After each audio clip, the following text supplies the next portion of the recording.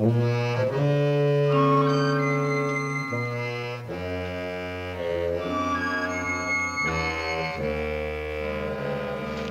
the matter, Sarge? I don't believe it. I just don't believe it. What don't you believe? I just came from Colonel Gray's office. He says that General Prescott's up in Los Angeles for a staff conference, and right afterwards he's due back here at the base for a general inspection. So? So, he wants a man from our outfit to pick him up and bring him here. So? Guess which man the colonel wants? He wants... Pyle. He's the best man for the job. Pyle, sir? You want Pyle to drive a general? Yes. According to his motor pool record, he has one of the top driver ratings on the base. But I've got lots of drivers, sir. Truck drivers, a bus driver, a cabbie from New York. But they don't have Pyle's mechanical aptitude. According to this report, Sergeant, he scored 95 out of a possible 100 points on the vehicle repair test. If they had some minor breakdown on the road, Pyle would be more than able to handle it. Yes, sir. And I'm most impressed with his record for punctuality. Now, that's very important with General Prescott. His nickname is Punctual Pete, you know. Now, the general's staying at the Chancellor Hotel on Wilshire Boulevard. Pyle is to pick him up at exactly 1500 hours this afternoon. Okay. Now, remember, Pyle, I'm General Prescott, and you're waiting out in front of the hotel to pick me up. Got you, Sergeant. I mean, General. Okay, now let's try it. This is the staff car. Good afternoon, General. I'm your driver, Private First Class Gomer Pyle. By the way, how was your meeting? What do you mean, how was my meeting? It's none of your business. After you salute, just open the door and let me in. Yes, sir. Just open the door. What are you doing now, Pyle? I was just dusting off the seat. Dustin, you should have done that before you started out. Yes, All sir. right, now I'm sitting in the back and you're driving. Drive. Yes, sir, Sergeant. I mean, General.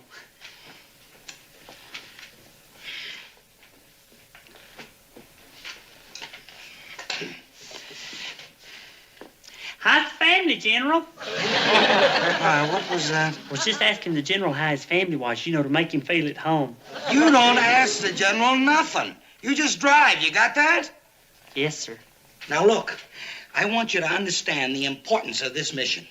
For 2 whole hours, all the way from L.A. back to Camp Henderson, the welfare of a United States Marine Corps general will be in your hands. Gomer Pyle. That's a frightening thought. I know it's a big responsibility, Sergeant. Believe me, I won't let you down either. Is there anything I can get for you while I'm up there in L.A.? Just the general, Pyle. Just come back with the general. Now, do you know how to get to L.A.? Well, I think I know. You don't think, Pyle. You gotta be sure. This is like any other mission. You gotta plan it. Yes, sir. Now, pay close attention. This is Camp Henderson, and this is downtown L.A. It's hard to believe, ain't it, Sergeant? What? All them dots stands for cities and towns with people in them. People just like you and me. Having their ups and their downs, their good times, their bad. Happiness one day, heartache the next. Pyle, will you knock it off? I'm trying to show you how to get to L.A. I'm sorry, Sergeant. All right. Now, stay on the Santa Ana Freeway till you get to the Civic Center. Then take the Harbor Freeway and get off at Wilshire Boulevard, and you're there. Seems real simple. All right? Get the staff car, get it gassed up, and take off. Sergeant, we just finished morning chow. I don't have to pick up the General till this afternoon at 3 o'clock. That's more than 7 hours away. That's right. Because you're not meeting just General Prescott. You're meeting Punctual Pete Prescott. You got that? Punctual. Always on time. Golly, Sergeant, it only takes 2 hours to drive up to L.A. That means I have 5 hours to wait. It never hurts to be early. Give me your finger. My finger? Yeah, we might as well make sure. Santa Ana Freeway to Civic Center. Santa Ana Freeway to Civic Center. Take the Harbor Freeway. Take the Harbor Freeway. Get off at Wilshire Boulevard. Get off at Wilshire Boulevard. Okay, now let's take it again from the top. Okay, now let's take it again from the top.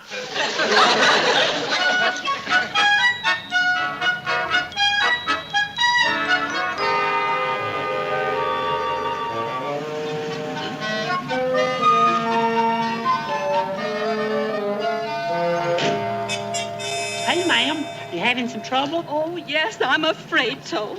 I was driving along, and all of a sudden the car went dead. I tried starting it again, but nothing happens.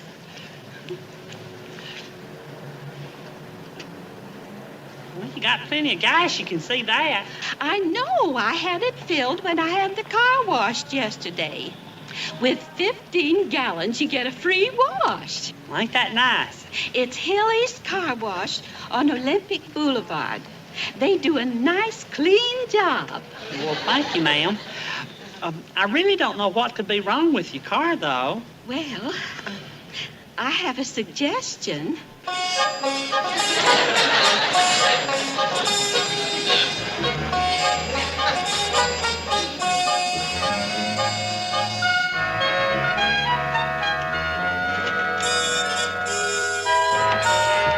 I just don't understand it, ma'am. I've been pushing you for miles, and she just don't seem to kick over. It's probably your generator, and I think you better call a tow truck. Oh, that's all right. I'm home now. Home? Yes, I live right over there. Thank you for pushing me all the way home. That's okay, ma'am, but could you tell me where we are? Van Nuys. Where? Van Nuys, the garden spot of the valley. Haven't you ever heard of it? Well, I'm afraid I haven't, ma'am. But is it anywhere near downtown L.A.? Well, no. By freeway, you'll make it back in no time at all. You just turn right at the next corner. And then you go 3 blocks till you get to the freeway ramp. And then all you have to do is follow the sign. Thank you, ma'am. Just follow the sign. Goodbye. And remember, defensive driving. Guys, what are you doing way over there? You're supposed to be downtown waiting for General Prescott. Well, you see, as I was coming off the freeway ramp, there was this nice lady standing by a stalled car. And you stopped to help her? Well, yes. I mean, I just couldn't leave her there standing in traffic. Look, Pyle, I don't care if she was on top of a skyscraper hanging by her fingertips. You're supposed to be waiting for General Prescott at his hotel. That's exactly why I called, Sergeant. You see, on account of my new location, I thought we better plot a new course. Boy, give me that map. Here we are, Sarge. Here's Van Nuys, right over by North Hollywood. All right, we got your pinpointed, Pyle. Now, let's see. Here's what you do. You get on the Ventura Freeway heading east, and then you get on the Hollywood Freeway, and you stay on it till you get to the downtown turnoff heading east. Then you turn on the Harbor Freeway heading south, and you get off at the 6th Street exit, and you're there. Okay, Sergeant, I've got a pencil. Go ahead.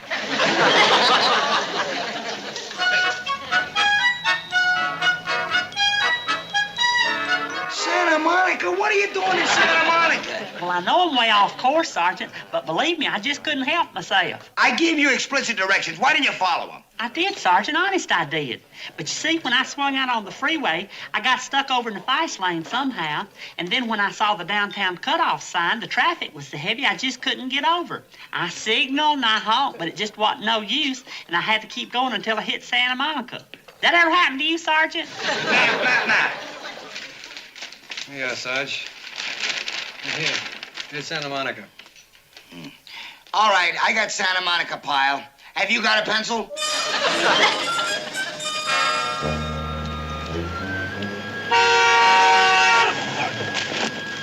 Brutto galo, non guardi che fai!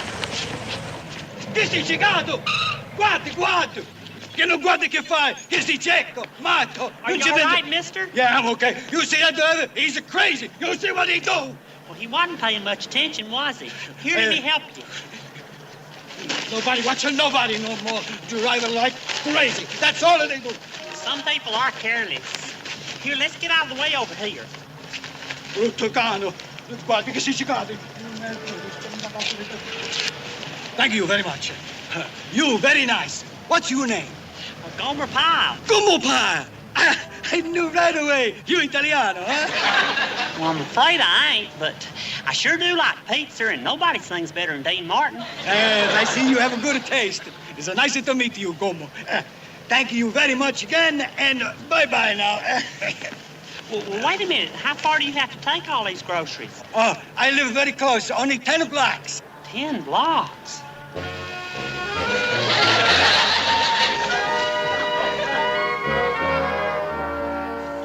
was a lot faster than walking, wasn't it? You're a very kind of man. Please, come in the house and meet the wife. Well, thank you, Mr. Barbella, but I'd better be on my way. But just for a few minutes, huh? My wife, she always say, nobody helping nobody no more. People, they just think of themselves. I want her to meet you and show there's some really nice people in the world. Well, that's real nice of you, Mr. Barbella, but I... Come on. We give you a call a drink. I've really got something very important I've got to do, Mr. Barbella. I just couldn't. Some more lasagna, Mr. Gomer Pyle, eh?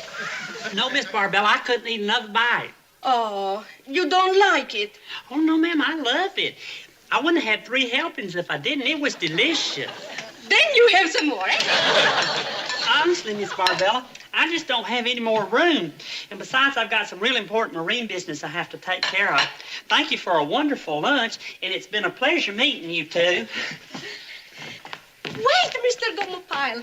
I bet you know our grandson, Private Tony Colucci. Tony Colucci? Cara mia, how many times do I have to tell you? Our Tony is in the army. Gomer Pyle is a Marine. How are they going to meet? Hey, Army Marine. Our Tony is very popular. He makes lots of friends. Look, this is his picture. So if you meet him, you know what he look like. Well, he's a real handsome boy, all right. Handsome? Oh, you should see him when he graduates from high school. Oh, if you only had time to look at all the pictures. And this is my sister Rosa. And these are all her children. Look. And here, Gomer Pyle, this is my brother, Mario. He's a gondolier in Venice. Oh, you should hear him sing. A regular Caruso. Well, now, I really want to thank you both for your hospitality, but I've got to be going now. If you'll just tell me which freeway I take to get downtown. Oh, that's easy. You go 2 blocks from here, and you see the San Diego freeway going south. No. That's a long way. You listen to me, Gomer Pyle. You take the Santa Monica freeway going east, and then you take the Hollywood interchange. No, what Hollywood? You want him to get lost? What's the matter with you? No, listen, Gomer Pyle, you go to the San Diego freeway. No. He don't know anything. You no listen to me. No, senti, è meglio che senti a me, perché lui non sa, si perde sempre quando tu in città. Senti, devi prendere la Santa Monica. Di Santa Monica si Ma certo. Ma che ti punge tu? Ma certo deve prendere la Santa Monica, perché sennò è troppo lungo l'altra. Ma io direzione mio, io sai. Perché le tue direzioni ti perdi sempre. 30 anni che Sì, si vede col 30 anni. Ma fratello. Ma fai piacere. Ma fratello, io non... La cena è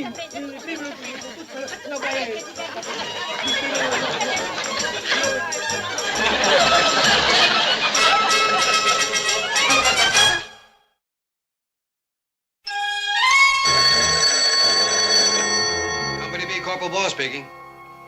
It's our man in Los Angeles again. You talk to him. If he's lost, I don't want to talk to him. Are you lost again? He's lost again. Let me talk to him. All right, Pyle. What now? I hate to keep bothering you like this, Sergeant, but I'm a little off course again. Where are you? Pasadena. What are you doing in Pasadena? Well, you see, I met this Mr. Barbella. That's enough. Now, you stay right where you are. I'm going to come up there and do the job myself. I'm relieving you of this assignment. Oh, no, Sergeant, don't do that. I can do the job. Honest, I can. Give me another chance, Sergeant. Just one more chance, please. All right, I'll give you one more chance. But this time you drive straight to that hotel and no detours. You understand? Yes, sir, Sergeant, and I won't let you down, neither. There's just one more thing, though. How do I get there from here? I'm about a half a block from the Rose Bowl. You know where they play that big football game every year. I know. Just think, Sergeant, if this is New Year's Day, I wouldn't be able to get anywhere near this place. The map. Colorado Boulevard, Pasadena Freeway going south, then cut over to the Harbor Freeway, and then straight on in downtown. Hi there. Where are you going? On a hike? Nowhere, I'm afraid. We're supposed to be on an outing, but we missed that bus that would have taken us downtown. Oh, well, that's a shame.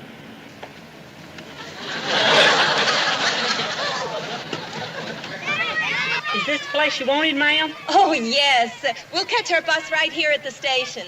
Thank you very much for the ride. You're very kind. Oh, it was nothing. But I have kind of lost my bearings. Could you tell me how I get to Wilshire Boulevard?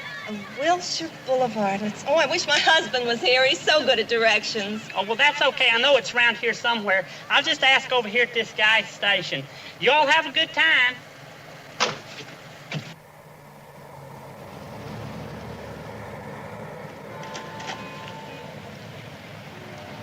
Hi there, buddy. What'll it be? Custom octane, golden high test, or supersonic supreme? Well, nothing, Hank. I don't really need any guys. I just wanted to ask Oh, I know. You're here for the Lucky Country Contest. Lucky Country Contest. Yeah. Here's a card with the map of half a country on it. If you get another card with the matching half of the same country, we'll send you there, all expenses paid. No kidding. 2 of our best customers just left this morning for Iceland. That's wonderful. But to be honest with you, that ain't the reason I come in. I only wanted to ask you how to get to Wilshire Boulevard. Wilshire Boulevard, 2 blocks up, and turn right. Well, thank you very much, and good luck with your contest. Wait a minute. Hang on a second, Marine. You forgot your demi-task cup. Demi-task cup. That's right. Just for stopping by. And the next time you come in, I'll see you get a matching saucer. Well, thanks so much. I'll be sure and tell all my friends about it. You do that.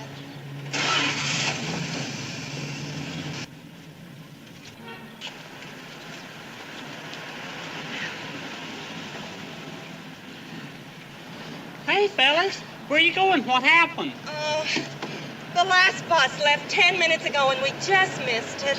The boys are so disappointed. You're at Disneyland. I hadn't really planned on it, Sergeant, but those little fellers look so disappointed. Now do you see why I sent you up there 7 hours early? And it still wasn't early enough? Knowing you, I should have sent you up there a week ago. Believe me, there's nothing to be concerned about. I'm leaving right now. And by the way, Sergeant, I sure do wish you was here with me.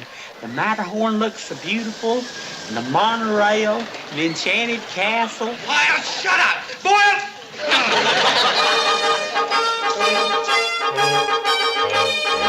Hello, Sergeant Carter? It's me again. Don't tell me, Pyle. Don't you dare tell me. Well, I'm not lost, Sergeant. I just called to tell you that I'm right here by the General's Hotel. You hear that, Boyle? I'll read it. What about the General? Where is he? Well, I'm a couple of minutes early, so I just took time out to call you and set your mind at ease because I knew how upset you was. All's well that ends well. All right, Pyle. You made it. Now, you just go out to the car and wait for him. Just sit and wait. Oh, I will, Sergeant. You can rest assured. Hey, there he is, Sergeant. There he is. It's him, Sergeant. That's the General, all right. And he's right on time. Never mind the comments, Pyle. Just hang up and go get him. Right, Sergeant. We're on our way. Hey, buddy, are you driving that staff car back there? Yeah. Listen, pal, you gotta help me. Could I get you a taxi, General? No, thanks. I'm expecting a staff car to pick me up. Should be here any minute. Well, here he is now.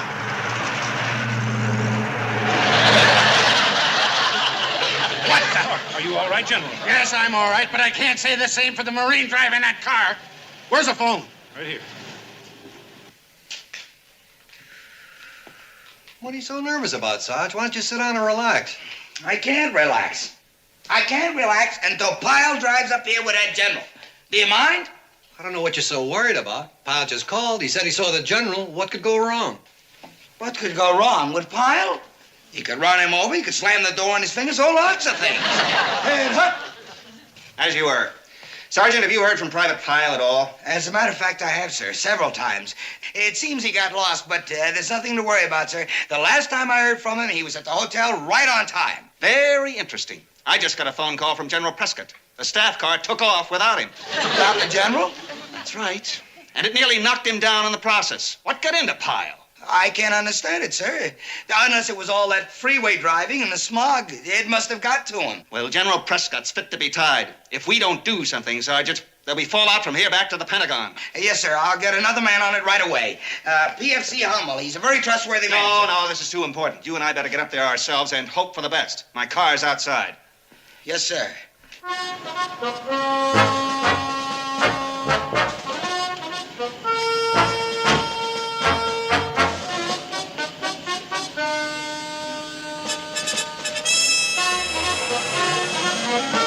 Well, Sergeant, what is it? Where's General Prescott? Well, I don't know how to tell you this, sir. I can hardly believe it myself. What is it? Out with it. Well, General Prescott, sir, he just left for the hospital. Hospital?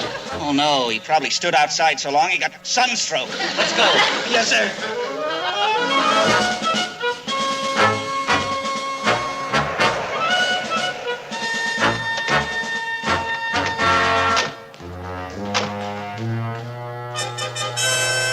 General Prescott.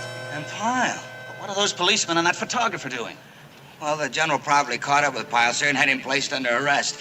Now, let's get one with just the General and Pyle here. General Prescott, I'm Colonel Gray from Camp Henderson. Colonel Gray?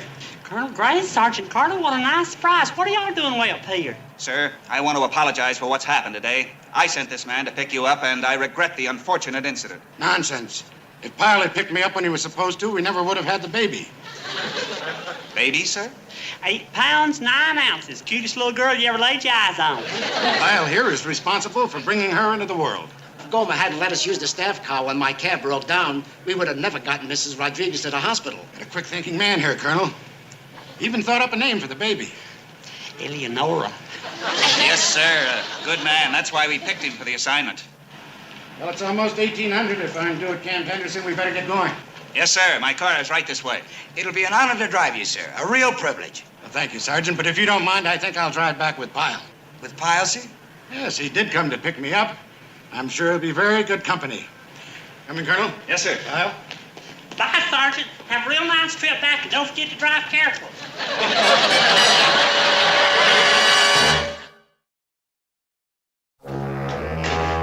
I just don't understand it. Where could the sergeant be? Yeah, I'm beginning to wonder myself.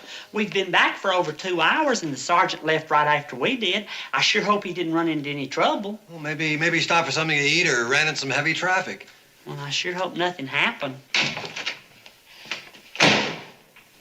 Sergeant Carter, boy, are we glad to see you. We was just talking about you. Why are you so late? Is everything okay? We were really getting worried, Sarge. You're 2 hours overdue. What happened? What happened? What happened? Did you guys have anything better to do than nose around? Yeah, but 2 hours, Sarge, that's a long time. Yeah, that's way too long, Sergeant. Did you get lost? None of your business. You did, didn't you, Sergeant? And I bet I can tell you why. When you went to take the Santa Ana Freeway going south, you took the wrong ramp and got on the Golden State Freeway going west. Is that what you did, Sergeant? Is that what you did? None of your business, Pyle. Well, that's terrible, Sergeant. How come you didn't give us a call? Where's the map, Corporal Bull? I can show you exactly what he did. At that particular interchange, the Santa Ana Freeway and the Golden State Freeway, they kind of come together. And it's real easy to take. Come on, Gomer, come on. It's still early. Look, we hop a bus to Tijuana for the Daily Double Caliente, grab a taco, and later tonight we take in the highlight games. What do you say? I don't know, Duke. That just sounds like too much running around, and I just feel more like relaxing. Relaxing? What do you want to do, feed the pigeons in the park? No, I didn't bring my breadcrumbs. What I thought I'd do is just wander around town here and do some window shopping, and then go over to the war surplus store. They're having a sale on some sweat socks. And then I thought I may have an orange slush and just head on back to camp. Well, that sounds like a real fun day. Well, you won't change your mind then? Oh, no, Duke. You go ahead and have a real good time. I'll see you. Okay, Gomer. Stay relaxed. Oh, I will. Don't worry about me.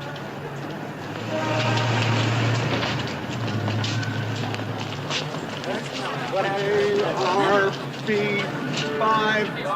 Got it. The reckless maniac. All right. Stand back, everybody. Stand back. Give him air. The boy's been run down. How bad are you hurt, son? But I'm not hurt, mister. I just kind of lost my balance for a Loss second. of balance. Let's hope it's not a concussion. Keep him warm. He's liable to go into shock. Somebody send for an ambulance. Oh, an ambulance? I don't need an ambulance. I'm fine. Really, I am. Lie still, son. My name is Wayne Henshaw. Lucky for you, I got the license number. I was eyewitness to the whole gruesome scene. That's very nice, Mr. Henshaw, but I really feel fine. Now, I'll just be on my way. Come on, son. Listen to me. You may have broken bones, internal injuries. Why, for all we know, you should be in the hospital. A hospital? Oh, no, Mr. Henshaw. Believe me, you got it all wrong. I feel fine. I wasn't even touched. Son, will you listen to me? There are legal implications in this. Mr. Henshaw, are you a lawyer? I'm glad you asked me that. And before I answer it, let me ask you a few questions. How do you know you're not hurt, Gomer? How do you know? Well, for one thing, I don't feel any pain. Nothing hurts. Nothing hurts, he says. Oh, you Marines, all courage. Well, I wasn't hurt, Mr. Henshaw, and I guess that's all that matters in the long run. That's all that matters? A hit-and-run driver is loose, killing people in the streets, and you say that's all that matters. Why don't we find out his name and address, and then I'll drop him a note and tell him how bad his driving was today, and in the future, just to please be more careful.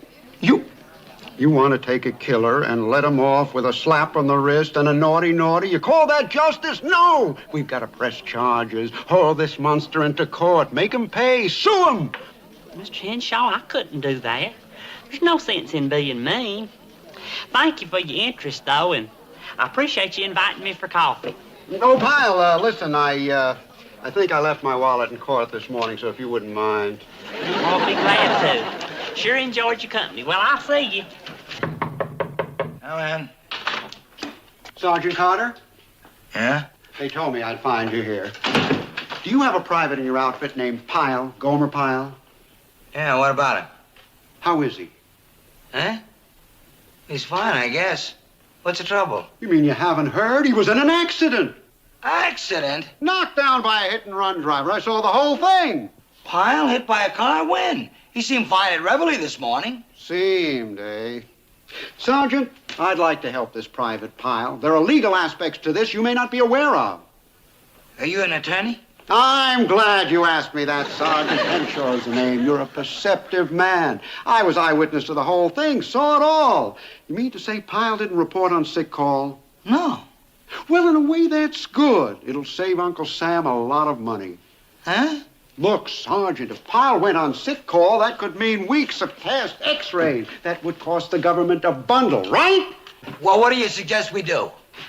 Do? We're gonna move ahead with our corpus delicti. Huh? Sergeant, maybe you can talk some sense into this Pyle, make him press charges, throw the book at that hot-rodding maniac. Oh, boy. Them knuckleheads can't even cross the street if I'm not there to watch over them. They need me around every minute of the day just to look after them. Precisely why I've come to you, Sergeant. He now needs your intelligent guiding hand to lead him out of this situation. Will you help? Well, okay, Mr. Henshaw. I'll see Pyle later, and I'll have a talk with him. Good. I'll leave you my card. You can get in touch with my office. Right. Oh, Sergeant, you're somewhere in the 30s, aren't you? Well, yeah, why? Have you ever thought of filing a will? A will? Well, think about it. You have my card. Golly, you can sure back feeling as sore as mine. What do you expect, Gomer, digging all those ditches? Personally, I've always enjoyed an afternoon of ditch digging, out in the fresh air and working with the dirt. But boy, it sure got to me this time. Right there in my back, right between my shoulder blades. Well, that's no wonder you were shoveling away like a bulldozer. But you needs a little manipulating to get the kinks out. Here. Right there? No, down a little bit to the left. Over here? Yeah, that's it. Ah! Pyle, what's the matter? What's wrong with your back? Oh, hey, Sergeant. We was just out digging, and I guess I overdid it. Digging, huh? How do you know it wasn't from the accident? Accident? What accident? Yesterday, when you got knocked down by that hit-and-run driver. I know all about it. Hit-and-run driver? Well, you must have been talking to that Mr. Henshaw. Did he come all the way down here? Gomer, you never said anything about an accident. Well, I didn't say anything because there wasn't nothing to talk about. I wasn't even hurt. How do you know you weren't hurt, Pyle? You could be laid up in the hospital for the rest of your enlistment. And you know who gets stuck with a bill? Us taxpayers. You call that fair? But, Sergeant, I didn't... And what about that hit-and-run maniac that's out there racing around? You gonna forgive him? What are you, Mr. Nice Guy, private suite? But, Sergeant, Pyle, from what this Henshaw tells me, there could be complications later on. But, Sergeant, I wasn't hit and I wasn't hurt. What about the pain in your back? Oh, little heat will take care of that fine. You know what I think I'll do? Is take a nice, long, hot shower. Then in the morning, I'll be feeling my... Oh! That settles it. We're seeing Henshaw right now. I was afraid of this, Sergeant. I was afraid it would show up a day later. It is the back, isn't it? Yeah. Where does it hurt, Pyle? But, Mr. Henshaw, there's really nothing wrong with my back. I can move around just as good. Pyle, I saw you all bent over. But, Sergeant, that was from the... What do you want to do? Cost Uncle Sam? Gentlemen, why are we wasting time on amateur diagnosis? Let's get the word of a professional man. But I don't need Pyle, can't you see that this is for your own good? Now, if you don't have brains enough to help yourself, let somebody else do it for you, for crying out loud. Right. Now, why not have my good friend Len Purdy have a look at you? Purdy, is he a doctor? I'm glad you asked me that, Sergeant. I don't really think that I need a doctor. No, son, a specialist. And luckily, he's just down the hall, finest bone man in the country. But we may not be able to get in to see him. Got more patients than he can handle. But if he knew it was a serviceman and a professional courtesy to me, well, it can't hurt to try.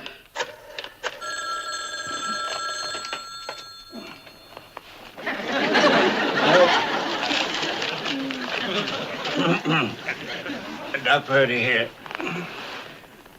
Oh, it's you, Wayne. Wade, what time is the gin game? Oh, I'm sorry, Doc. I hate pulling you away from a patient like this, but we have a little emergency here. Oh, really? Yes, a young serviceman, a Marine, knocked down by a speeding car in a crosswalk. Complains about his back. He got one of those, huh? Is it a winner?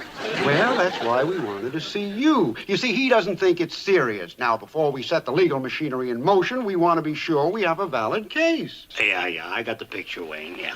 Now, look, before I get involved, let's discuss settlement. Oh, I know how busy you are, Doc, but if you could just check the boy over, we'd both be indebted to you. Indebted like how much? Let me mention a figure. 500. 5? 5 will be fine. We'll see you in 5 minutes. He'll squeeze us in as a personal favor. Come on.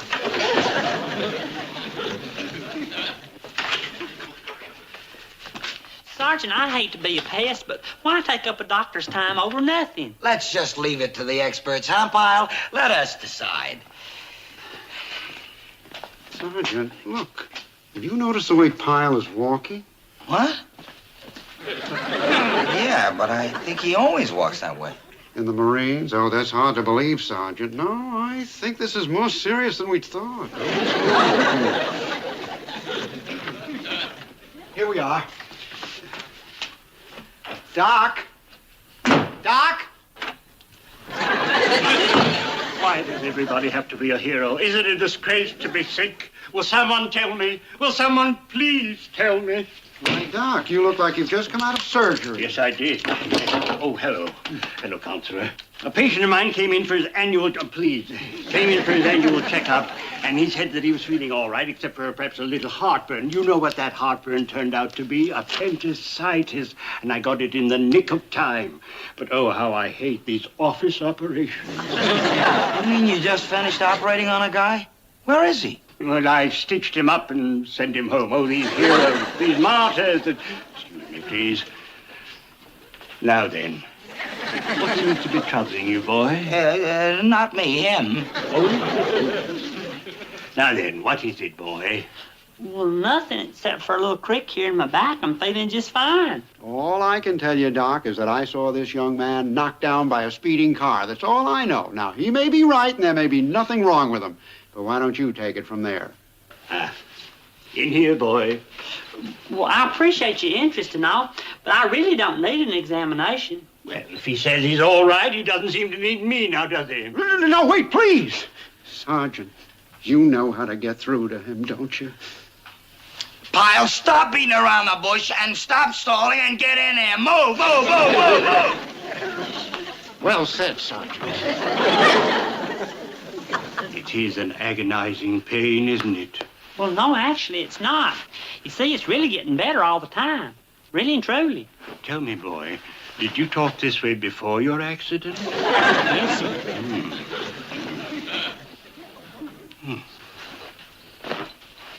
No. Oh, what's this? What's what? This mark on your shoulder. It looks like a tire mark. I see the tread. What? Oh, that's fine. Get up, boy. Get up. Now, let's try this.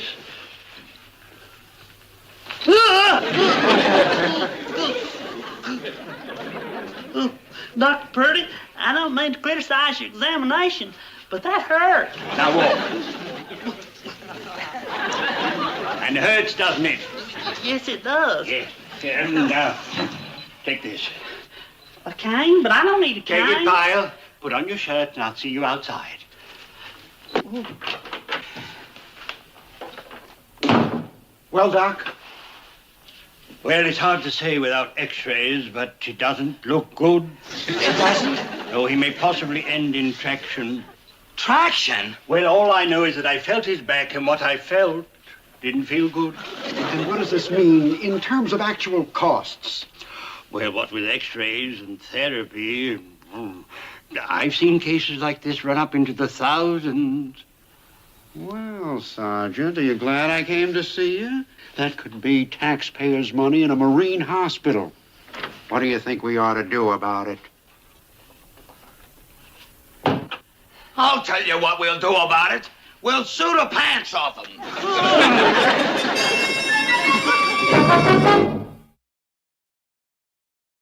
Sergeant Carter! Oh, Mr. Henshaw. I've got good news, Sergeant. Good news! Yeah, what is it? I found the hit-and-run driver. Finally tracked him down. No kidding. Hey, that's great. Yeah, he tried giving me a runaround, but I finally got him on the phone. His name is Clark. He's at the Ocean View Hotel. What do we do now? What do we do, Sergeant? We're slapping this guy with a suit for $50,000. $50,000? And we're not taking a penny less than $5. Well, sometimes it's better to drop your price and go for the quick settlement. Yeah, well, we'll leave all that up to you, Mr. Henshaw. Okay, Sergeant. Now, you and Pyle meet me outside the Ocean View Hotel in an hour, okay? Well, sure, but what do you need us for? Well, to show this guy we mean business. Once he sees the victim with his advisors, he'll write out a check on the spot. He has to. We're hitting him with the corpus delicti. Yeah, well, I'll go tell Pyle to get ready. I got him resting up in the barracks. Good. See you in an hour. Oh, and be sure Pyle takes his cane. We have to make sure there's no further damage. Right. Hey! Pyle! Pyle! What is this? What do you think you're doing? Well, we was just playing a little football. We're off duty. Football in your condition? What are you trying to do? Hurt yourself some more? Make further damage? They don't pay for football injuries. Sergeant, I think that diagnosis was wrong. My back feels fine. It hadn't bothered me at all, has it, Duke? No, Sarge, he hasn't complained at all. He's been running like a deer. Oh, you're the big medical expert, huh, Slater? What do you know about internal injuries? Now, come on, Pyle. Get dressed. You're going into town. Town? Why do I have to go into town? I'll tell you why, Pyle. Because you are the corpus delicti. That's why. Now, move. And get your cane.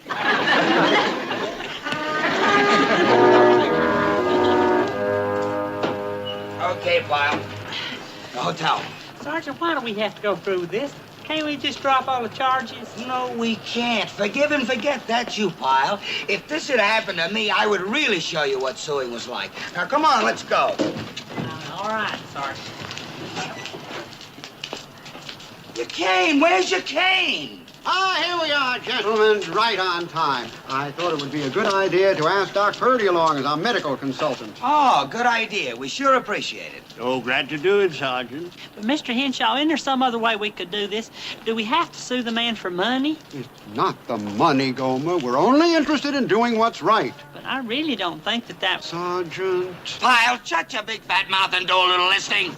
Touche, Sergeant. Now, remember, I'm used to dealing with this type, so let me do all the talking. This is really embarrassing, suing a perfect stranger. I tell you what, you all go on up and I'll just wait for you in the lobby. But Gomer, son, don't you understand? You're the evidence, Exhibit A. Where's your cane, boy? Shouldn't he have a cane, Doc? Oh, by all means, yes. But, Mr. Henshaw, I really don't need a cane. You don't, eh? Oh, well, perhaps he doesn't need a cane. Boy, let's see you walk. Sir? Let's see you walk. I want to see something. Come on.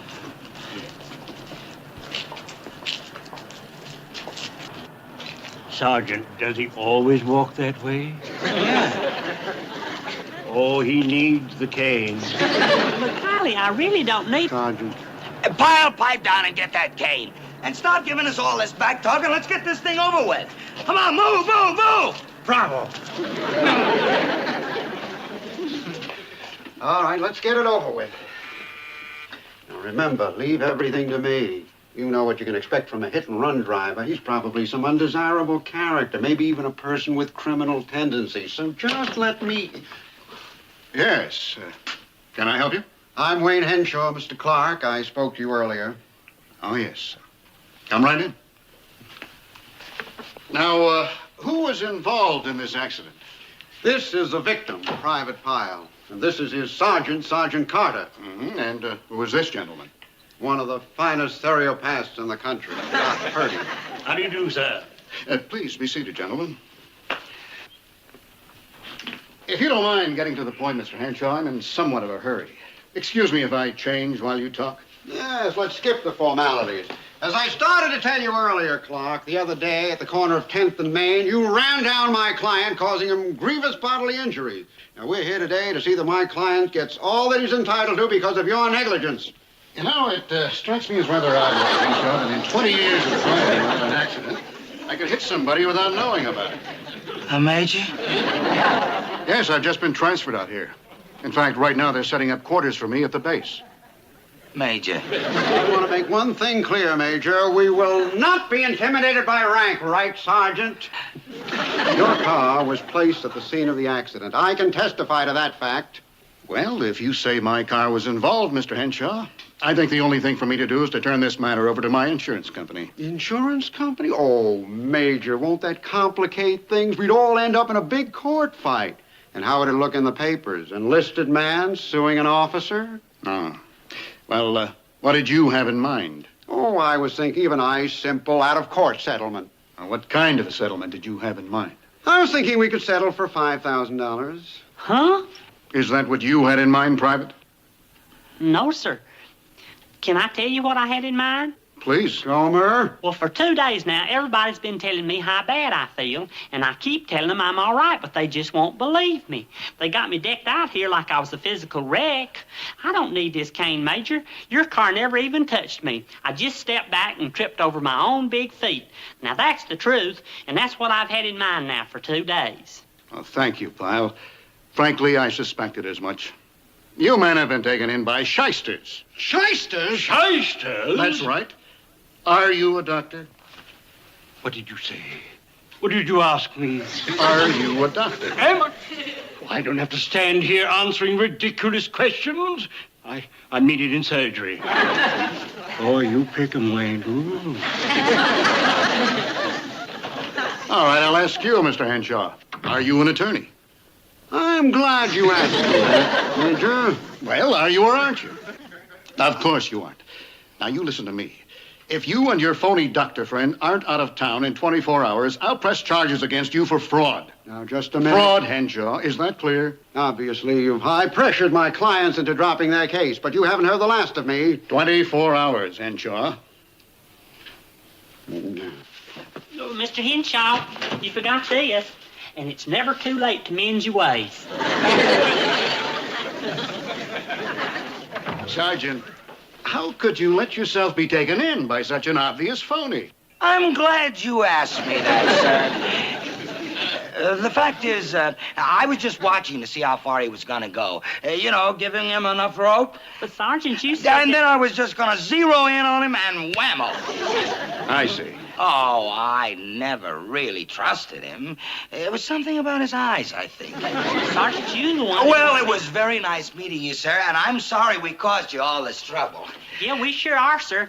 And next time you get sued, I sure hope they have a legitimate case. Come on.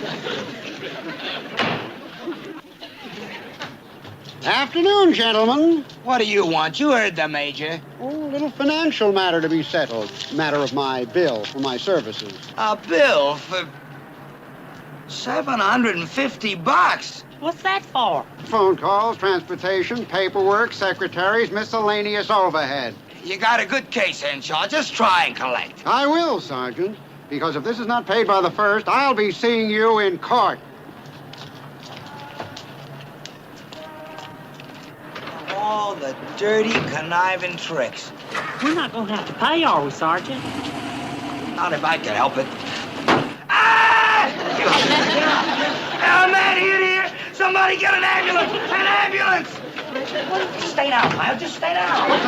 What's going on here? I'll tell you what's going on here. You just backed over Pyle in cold blood. Look at him lying there. Oh, this is gonna cost you a bundle. What are you talking about? I was an eyewitness. Now, let's see. After medical care, x-rays, time off the job. Oh, this could come to at least a couple of thousand. But we'll go for the quick settlement. $750? I think you're smart, huh, Sergeant?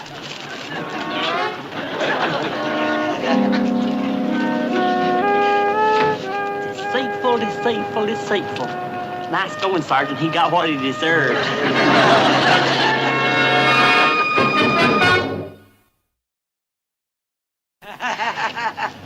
Fool around with us, huh, Pyle? They're sure fast thinking, Sergeant. J6. Hold it, fellas. I just saw the whole thing. Got his license number. How bad you hurt, son? Huh? Quimby's the name, and this is an open and shut case if I ever saw one. Huh? You boys have got a case. Hit and run. Don't you get it? You hear that, Pyle? We got ourselves an open and shut case. We'll sue the pants off of them. I'm all for that, Sergeant. But first we gotta get me to a doctor. Not a doctor, Pyle, a specialist. Now, let's see. Who could we go to? I got it. How about Doc Purdy? Do you know Doc Purdy? Know him? He got us $100,000 for our last accident.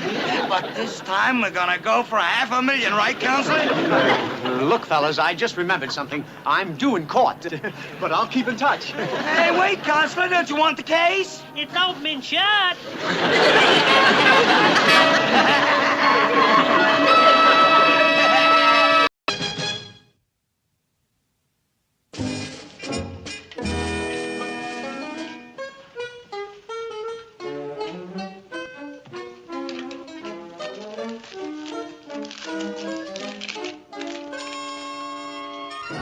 Hold it. Huh? Don't move, Gomer. Don't move a muscle. You see a bee? No, a fin. A great big genuine fin. How about it? You'll loan your old buddy the $5 for a very important date, huh? Please? Well, I'd like to help you out, Duke, but I can't. I'm sending this money back home to the community chest. The community chest? You mean the charity? Uh-huh. I give every year. Don't lick, don't lick. Well, I mean, it's a great idea sending money to the community chest, but couldn't you hold off a while, and maybe send it later? Oh, no. You see, it says right here that all contributions have to be in by the 15th in order to get credit. Credit? For the community chest drive. You see, Mayberry has always been 100% as long as I can remember. And, well, I just couldn't go back home and face anybody knowing that I was the one that brought them down to 99%. Oh, brother, how do you fight goodness? Hey, how about that? Yeah, sure, I can get them for you. For me? Just a second, please. It's for Pyle. This guy here... Pyle? How many times I told that knucklehead no personal calls on this phone? How many times? Besides... Hang up. We ain't taking no private calls of any kind of nature. None whatsoever. Especially for Pyle. But Sarge, it's the Peter Pan supermarket. Pyle just won the big vacation sweepstakes grand drawing. What? That's what the man says. Pyle just won himself a weekend in Las Vegas. All expenses paid. Yeah, I'm still here. Pyle won a trip to Vegas? Yeah, and they want to talk to him. Here, Sarge, you hold the phone while I go get Pyle. Hello? This is Private Pyle Sergeant speaking. He'll be right with you as soon as we can locate him. Yeah, it's real exciting news, all right. Lucky guy winning himself a trip like that. What do you mean it ain't for him alone? Really? 2 people, huh? Well, gee, it's too bad that Private Pyle ain't married. No kidding. Anybody at all, huh? A friend, a close buddy, somebody like that even? Oh, yeah. Yeah, that sounds good. That sounds real good. Hang on, here he comes now. Sergeant, is it true? Yeah. Look, Pyle, why don't you sit down over here and make yourself comfortable? I just can't believe it. I never have won nothing before in my whole life. Hello? This is Private Gomer Pyle speaking. Uh-huh. Golly, the Hotel Mirage, you say? And $50 in cash, too? All that for me? Well, it sounds wonderful, just wonderful. When do I go? This weekend? Well, golly, I don't know. I'll have to check and see if I can get Liberty first. You see, I have to... It's okay. Sergeant Carter says it's okay. I can go. Yes, sir. Just tell the messenger Company B. And thank you kindly, sir. I'm sure I'll have a fine time. Well, bye. Golly. Let me be the first to congratulate you, Pyle. Thank you, Sergeant. Imagine that, a free trip to Las Vegas. Yeah. By the way, who are you going to take with you? You don't have too much time, you know. That's right.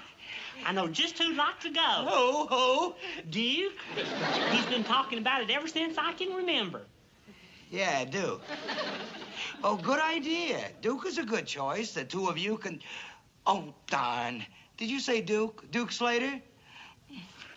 Let me see the duty roster. What's the matter, Sergeant? Oh, yes. Just as I thought. Slater has guard duty this weekend. Oh, golly, that's a shame. Isn't it? Gosh, I wonder who else I could invite. Well, anyone would enjoy taking a trip like that. A private, a corporal, a sergeant, anybody. A sergeant? I'll go. Well, that's wonderful, Sergeant. I can't think of anybody I'd rather go with than you. Well, thank you, Pyle. And it was nice of you to think of me. Real nice. And now that it's all set, why don't you hustle over to the barracks and start packing while I get the passes in order? Yes, sir, I'll do that. And, Sergeant? Yeah, Gomer?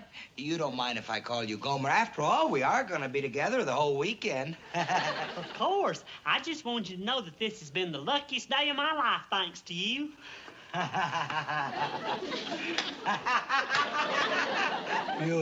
Beautiful. Here I was, sitting here without a nickel to my name. 2 minutes later, Pyle is begging me to go to Vegas with him. Could you ask for anything sweeter? Not offhand, I couldn't. Now, the plan. Right after we get registered, I'll call that little hat check girl that works at the Gold Mine Club. And then, after she's lined up, we'll really get on to serious business around the tables. She brought me a lot of luck the last time I was there. Sounds great, Vince. Yeah. With her blowing on my dice, I'll have no trouble at all running Pyle's 50 clams into a small fortune. No trouble at all. And I guess you won't have any trouble laying your hands on that 50, huh? What? Well, all you have to do is play him like a barracuda like you did just now. What are you talking about? Look, I'm doing him a favor. How do you figure that? Well, it's simple. A nice, innocent kid like Pyle comes into a town like Vegas, he don't know from nothing. He don't know where to go. That's where I come in. I take him around, I show him the sights, I see that he has a good time. Oh, you're making a sacrifice. Well, in a way, yeah. Sarge, you're all heart. I like to think so. Yeah. Tomorrow night at this time, there I'll be in the casino. Just me, a pair of dice, Irene, and the barracuda.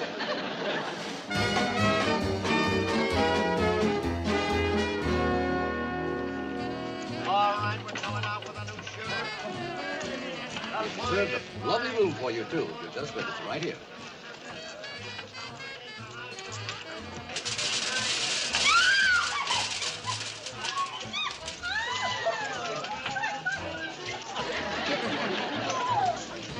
Excuse me, my dear. Room 207. Thank you kindly. We all set, all registered, huh, Pyle? Uh-huh. From now on, Sergeant, we're on our own. It's gonna be nothing but fun, ain't it? Look, Pyle, you've never been to Vegas before, right? That's right, Sergeant. That's the reason I made sure to plan the whole trip out real careful like. Huh? A plan? You got a plan? Mm-hmm. Listen to this. I figured it all out on the plane. First of all, we go to the Precious Metals Mining Museum. Huh? And then we take a sightseeing bus out to Hoover Dam. Hoover Dam? Listen, Pyle, I know this town. I'm the one that should show you around. Oh, no, Sergeant. I'm the host, and it's only right that I should show you around. Now, after we go to Hoover Dam, we're going to take a tour of... Listen, Pyle, I asked this friend of mine to meet us here. Both of us know this town real good. By the way, you sure you don't mind my asking her along? Oh, no, Sergeant. I don't mind at all. The more the merrier. Well, seeing she's cooped up in a nightclub all night, I thought we could liven things up for her a little. You know, give her a little change of pace, show her the sights. I know just what you mean, Sergeant. And so I figured the two of us... Oh, here she comes now. Not bad, huh? Hiya, baby. Needless to say, you're looking bigger and better than ever. Hiya, Vincey. It's been a long time. Too long. This is my buddy I was telling you about. Gomer Pyle, this is Irene. It's a pleasure, I'm sure. Hey, Miss Irene. Listen, Sergeant, I'll go make all the arrangements while you and Miss Irene get all your hellos done with. That way we'll save a whole lot of time. Yeah, you do that. Well, where do you want to go? There's a great daytime show at the Money Tree. You might like that. The girls are in nothing but $100 bills. What do you think? Well, And then there's the Double Whammy Saloon. I know all the dealers there. Or maybe you boys got something in mind, huh? Well, yes. As a matter of fact, we do. Well, anything you say, Vincey. After all, you're the boss. Where to first? The Precious Metals Mining Museum. What? What's that? It's a rock museum. You know, a museum with rocks. You gotta be kidding. A rock museum? Listen, baby, I can explain everything. A rock museum? Believe me, we're gonna have a ball. It's just that Pyle is the guy who won the contest I told you about. It's his money. You see, I'm just along for the ride. That is until I loosen him up a little. A rock museum? So if we play our cards right and then go along with him for a while, we got no problem. I mean, how much money can he spend in a museum? I don't know. I never been. Take my word for it. When we get back, we'll have enough left over for a little fun around the dice tables, and then, baby, it's champagne up to your knees. Believe me, Here he comes now. Just make sure you act like you're enjoying yourself. Are you ready? I got us a taxi waiting right outside. A taxi? What about the bus? I decided that a taxi'd be quicker. That way we'll get to see a whole lot more of everything. But a taxi? That could cost a lot of money. I know, but that's what the prize money's for, ain't it? To make everything real convenient for us. Well, I don't know. Please, Sergeant, it's my treat. I want to be sure you and Miss Irene have yourselves a day you'll always remember, even if it does cost a few extra dollars. Don't forget you two are my guests. Now, come on. We're doing it. We're actually doing it. We're going to a rock museum. We're going to a rock museum.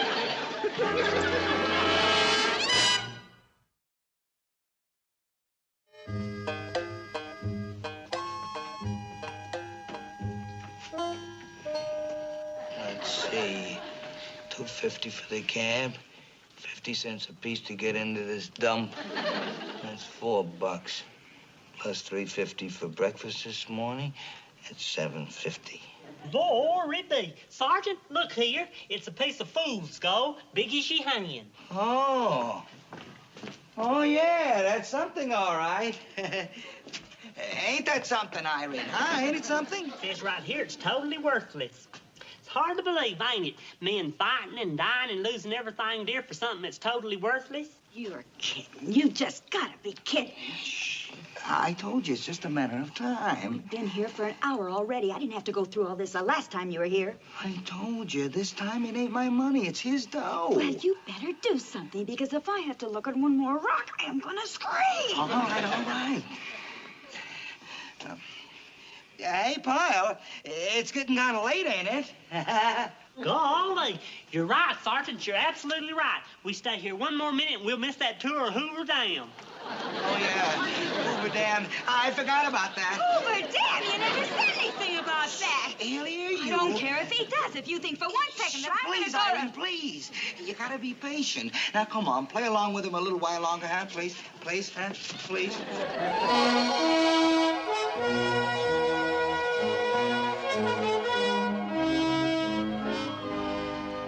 Now, this generator you see here operates at 60 cycles and produces 95,000 kilowatts of electrical power, or breaking it down to a more familiar household term, 95 million watts of electricity. Gosh, that's sure a lot of electrical power, ain't it? That's right, enough to light up the entire city of San Diego. San Diego? Hey, Sergeant, did you hear that? There's enough electrical power coming out of that one generator down there to light up the whole city of San Diego, that one generator. Oh, yeah, beautiful, beautiful. What about 2 generators? What cities could they light up? Boy, I gotta get out of here. Oh, come on, honey, take it easy.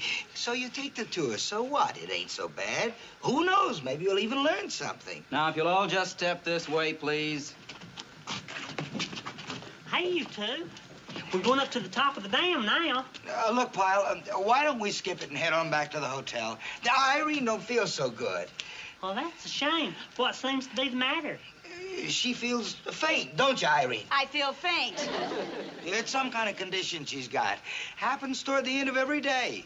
All of her muscles go limp, just like that. Well, maybe I can go get her something. I'm sure they got a first aid station at a dam this big. Oh, no. She'll be all right. It's just that she needs to sit down for a while, don't you? All I know is I feel faint, very faint. Well, then that's just what we'll do.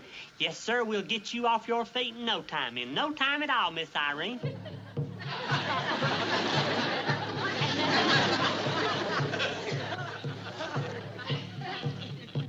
You're so smart, Vince. For a prize dope, you sure are smart. Well, I tried, didn't I? How did I know this is what he had in mind? Vince, so help me 5 minutes. I'm going to give you 5 minutes to get me out of this feather farm, or I'm going back to town alone, and I mean alone. Okay. Just leave it to me. Hey, Gomer, that rain dance he's doing, I think it's working. Huh? Look over there. A rain cloud if ever I saw one. And it's coming up fast. Where? I don't think I've Let's seen- get out of here before we get soaked. If you say so, Sergeant. How you talking?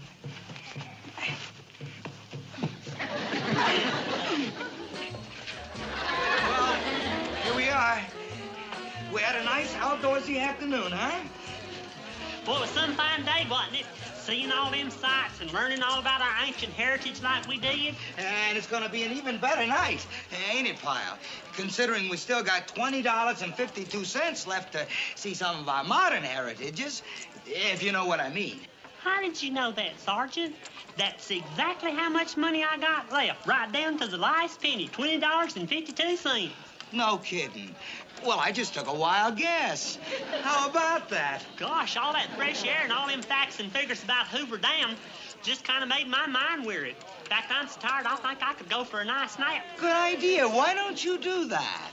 I think I will. Why don't you and Miss Irene take a walk and have a look around in the meantime? Yeah, that would be nice. And maybe you want me to take the 20 and kind of make some plans for this evening, huh? Oh, no, that won't be necessary, Sergeant. I've already made plans. It's going to be perfect, just perfect. Huh? Oh, what? Oh, what's going to be perfect what? The rest of the evening. Now, here's what we do. You remember that restaurant we passed up there on the corner, Hamburger Harbor? The one where it says, all you can eat for $1.95? Well, I'll meet you and Miss Irene there in an hour, and we'll have dinner. Then from there, we can go to a movie, and that way we'll have ourselves a real fine time. And I'll still have $10 left, just like I promised myself. Huh? For something special, something kind of close to my heart. Well, I better go on upstairs and get to bed if I'm going to meet y'all in an hour. I'll see you later. Nightclubs, huh? Fancy dinners, huh? Champagne up to my knees, huh? A little fun around the dice tables, huh? And believe me, Irene, I can get around them. Just be patient. Patient? I walk my feet to the bone looking at a bunch of rocks. I spend 2 hours listening to some square telling me how to light up the city of San Diego. And then I twist my legs out of joint looking at an Indian weatherman. And you want me to be patient? Goodbye, Vincey, and I mean goodbye. Wait a minute, Irene. Wait, huh? Please, will you listen? Wait!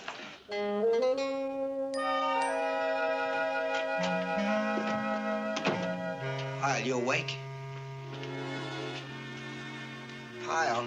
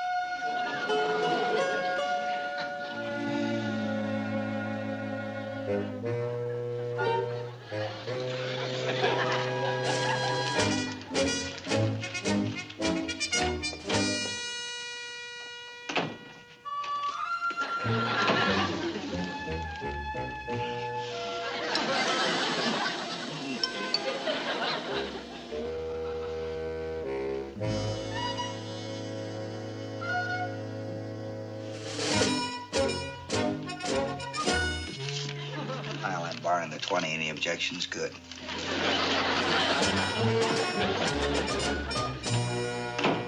$60. Boom!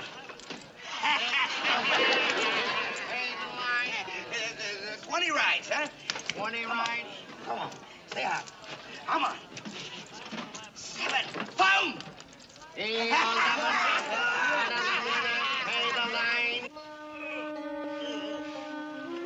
That was good.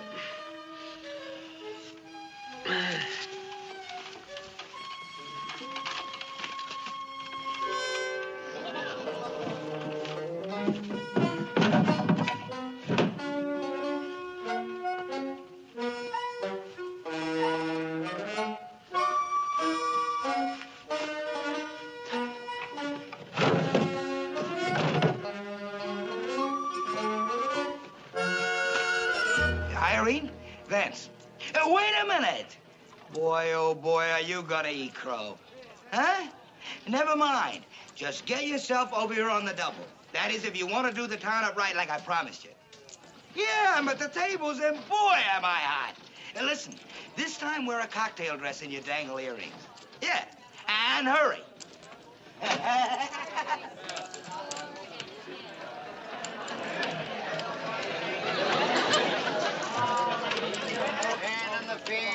The number is 8. The shooter wants 8. The hard way. The hard way. I've been robbed. I've been robbed. Have you seen Sergeant Carter? I beg your pardon? The fella that I'm sharing the room with. Have you seen him? I gotta find him right away. Oh, but never mind. There he is now. Come on, Five. Sergeant Carter, I Come was on, robbed. Five. Come Somebody on. robbed me. Huh? For $20. Remember, $10 was for dinner. Whoa, and the whoa, movies, and the other whoa, 10 hold it. Whoa. Pyle, I got a confession to make. You wasn't robbed. That money was borrowed, is all. Borrowed? And that's right, by yours truly. Pyle, look at all them chips there. That's your money. Your money, Pyle, and my luck. Golly. You see, you were getting all excited for nothing. Pyle, I know how you feel about gambling, but I never lose, Pyle, never. You mean all that's my money? Your money quadruple twice over. That's what I was trying to tell you up in the room, but, well, you were napping. And all that money, it's all mine. Of course. Well, I'll be. I'm the winner. Hey, that's me. That's me right there, huh?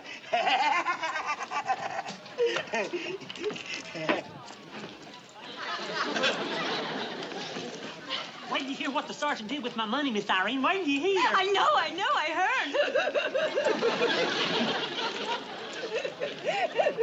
Oh, hiya, baby. What's not right? Look at that. $200, 200 Iron Men. I told you I was born lucky. Not bad, Vincey. Not bad at all. There's another thing about me, too. I'm smart. I never push my luck. I know when to quit. From now on, baby, it's just you and me. Just you and me, baby. First we'll have cocktails at the Sierra Home, and then we'll catch the dinner show at the Silver Dust Inn. I'd like to cash in, please. All tens. Keep going. Keep planning, baby. Just make sure it's first cabin all the way. Sergeant Carter? There he is, ma'am. That's Sergeant Carter right there. And this is the money. Huh? $10. After all, I did promise Sergeant Carter and Miss Irene I'd take them to dinner and to a movie. I sure wouldn't want to let them down. Thank you. The Red Cross thanks you very much. You're very kind. Don't thank me, ma'am. Thank Sergeant Carter here. After all I had to give you was $10. It was Sergeant Carter here that built it all up. Wasn't it, Sergeant? I can't tell you how much we appreciate this gesture, Sergeant. And you may be sure the money will be put to good use. Must make you feel warm all over, Sergeant. Just think of all those poor unfortunates you're helping out just 'cause you had some good luck. It's almost like the fates was being good to you on purpose.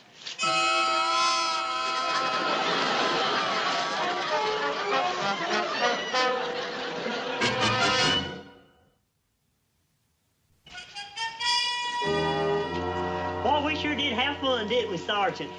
Yeah, Pyle. It was a weekend to remember, all right.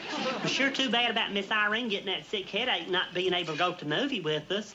Poor thing, I never saw anybody take changes for the worst as fast as she did yesterday, did you? Look, Pyle, the weekend is over. Finished, kaput. Let's just hop a plane back and be done with it. Is that asking too much? Right, Sergeant. Hey, Sergeant, you know something? I never did get to try one of these things. Do you think I should so I can say I tried my luck? You, Mr. Pure and Simple? I know it, but since as we gave all that gambling money to charity, I don't see anything so unrighteous about it, do you? No, go ahead. Live it up. Here, I got 2 quarters. You take one, I'll take one. Thanks. I ain't even gonna look. Got a plum, you got a plum, and a cherry, and a lemon. Naturally a lemon. One big lemon. Now I'm gonna try mine.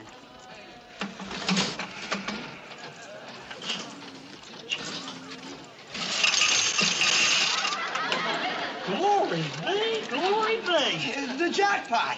You hit the jackpot. There must be $40 in there, Pyle. What are you gonna do with it, huh? What are you gonna do with it? Well, golly. Since I was the one that decided to give yesterday's winnings to the Red Cross, I think it's only fair to turn all this money over to you. To me? You really mean it, Pyle? To me? I sure do, Sergeant. This time you pick the charity. After all, fair is fair.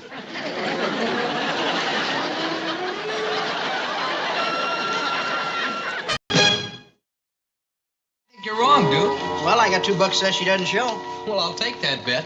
I don't see how you can say that. That's terrible, dude. Just terrible. Oh, come on, Gomer, it's happened before. Big movie star says she'll show up and then she doesn't. What's so terrible? You know what it shows on your part? It shows the lack of faith on your part. Gomer's a little prejudiced, fellas. You'll have to excuse him. Gloria Morgan does happen to be my all-time favorite. That's right. Oh, you got a thing about Gloria Morgan, have you, Gomer? Huh? I don't exactly know what that means, Duke, but the lady is my favorite actress, and I don't appreciate talking loose-like about her around the men's barracks. Okay. So when she shows up for the dance tonight, if she does show up, why don't you ask her to dance with you? Huh? Ask her to dance. Your favorite movie actress, you'll be able to hold her in your arms and dance. Don't appreciate you talking about her like that. Who are you taking to the dance anyway, Gomer? Just me, myself. I do plan on doing a whole lot of staring at Miss Morgan, though. That sounds pretty exciting, all right. Just hope it don't make her too edgy. You know, a lot of folks get real edgy after you stare at them a long time. Well, if she just gets edgy, you walk right up to her, put your arms around her. I don't appreciate talk like that about her, do you? Okay, Pyle, what did you do this time? About what, Sergeant? You're wanted in the colonel's office. The colonel? He wants me? Well, he asked specifically for you. There's only one Gomer Pyle. I don't think the world is ready for another Gomer Pyle. I wonder what the colonel wants. Well, there's only one way to find out, Pyle. Get over there on the double. He didn't tell you what... Move it!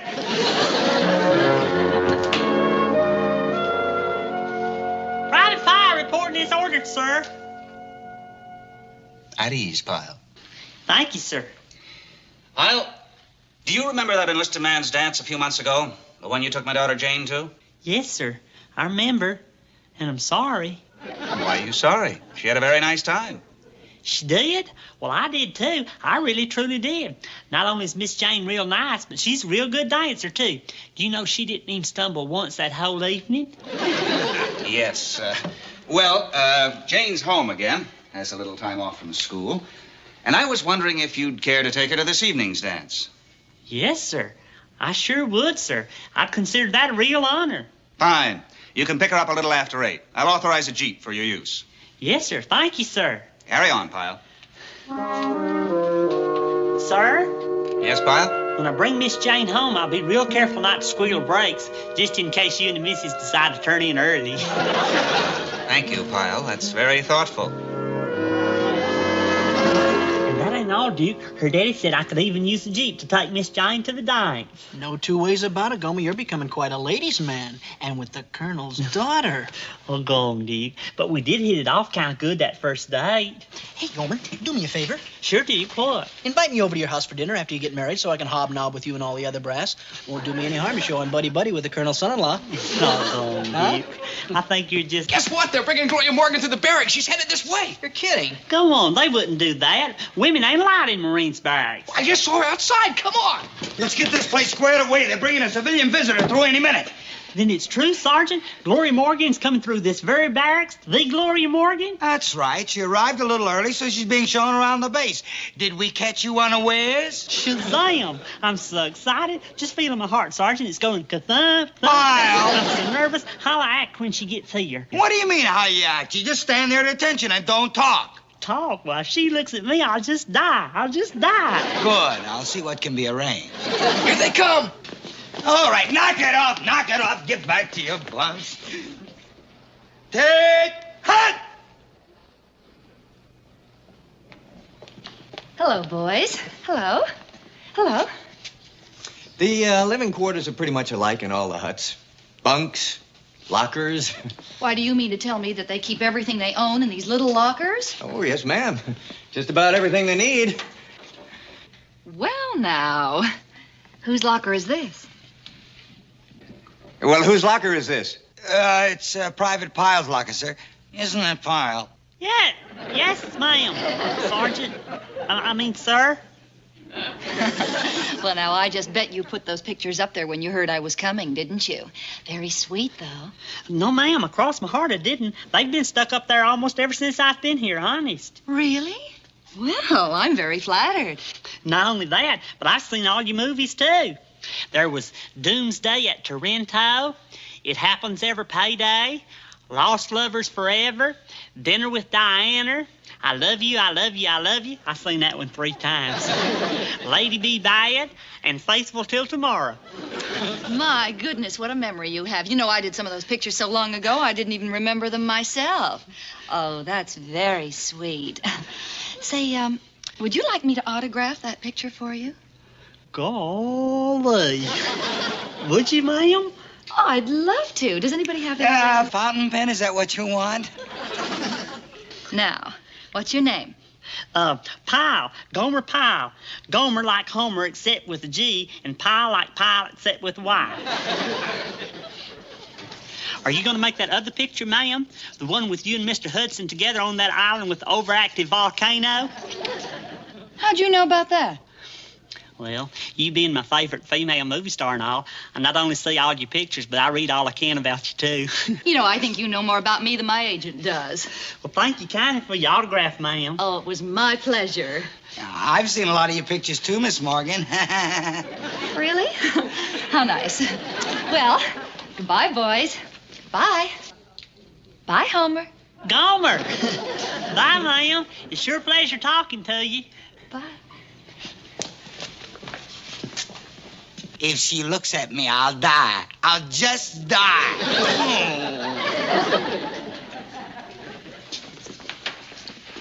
Gloria Morgan. She wrote it in her own hand on my very locker. Well, I can see it already in Hedda Hopper's column. What well-known movie actress and what Marine private are past the hand-holding stage and rumored to be altar-bound? Oh, stop that, Dick. Gomer, I'm just looking into the future, and I see you and Gloria off on an island with an overactive volcano. And there... Hey, movie fan. Me, Sergeant? You. It's your turn to clean up the duty hut. Yes, sir. And Smith and Sullivan, you police up in front of this hut. Hey, Sergeant, you see what Gloria Morgan wrote on my picture? I saw it. Sincerely, Gloria Morgan. Swell. Move it, Pyle. And if she wrote sincerely, she meant sincerely on account of she's a sincere person. Did you see her in Faithful Till Tomorrow? She was so sincere. Pyle, did you hear me? On the double. Yes, sir. Sincerely. She wrote sincerely on that.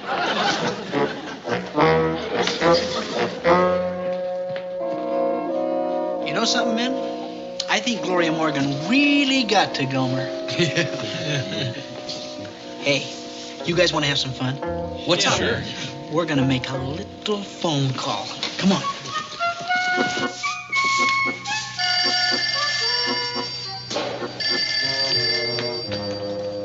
Sergeant Carter's quarters. Let me talk to Sergeant Carter. Well, he ain't here right now. Can I take a message? Well, I'm trying to get in touch with the Private Gomer Pyle. Oh? Well, this here's Gomer Pyle talking. Hold on a minute, Private.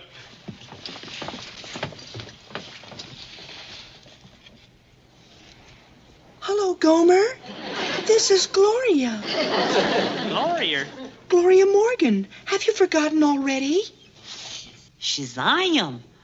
Hey, Miss Morgan. Excuse me for not recognizing your voice, but you sure sound different. I do? That must be because this is my telephone voice.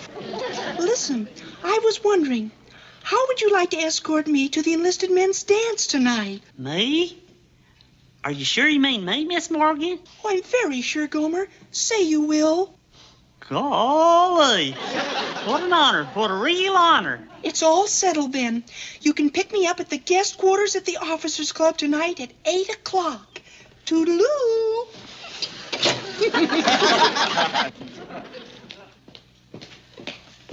She called me Gomer. What?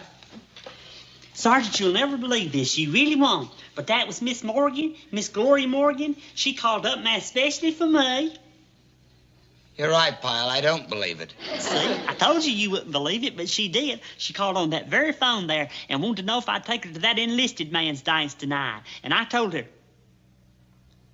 oh, Lordy, I clean forgot. I'm supposed to take the colonel's daughter to that dance tonight. Well, aren't we, Mr. Popular? That's what you get for not checking in your date book, Pyle. But this is serious, Sergeant. What an embarrassing predicament. How could I make such a dumb mistake? What'll I do? Pyle, don't bother me. But this is serious, Sergeant. I can't take both those girls to that dance. What'll I do? Please tell me. Well, it's simple, really. You just call up both gals and you tell them you're sorry, you can't take them to the dance because you won't be able to dance tonight. Huh? Why won't I be able to dance? I forgot to tell you. Before you call, you shoot yourself in the leg.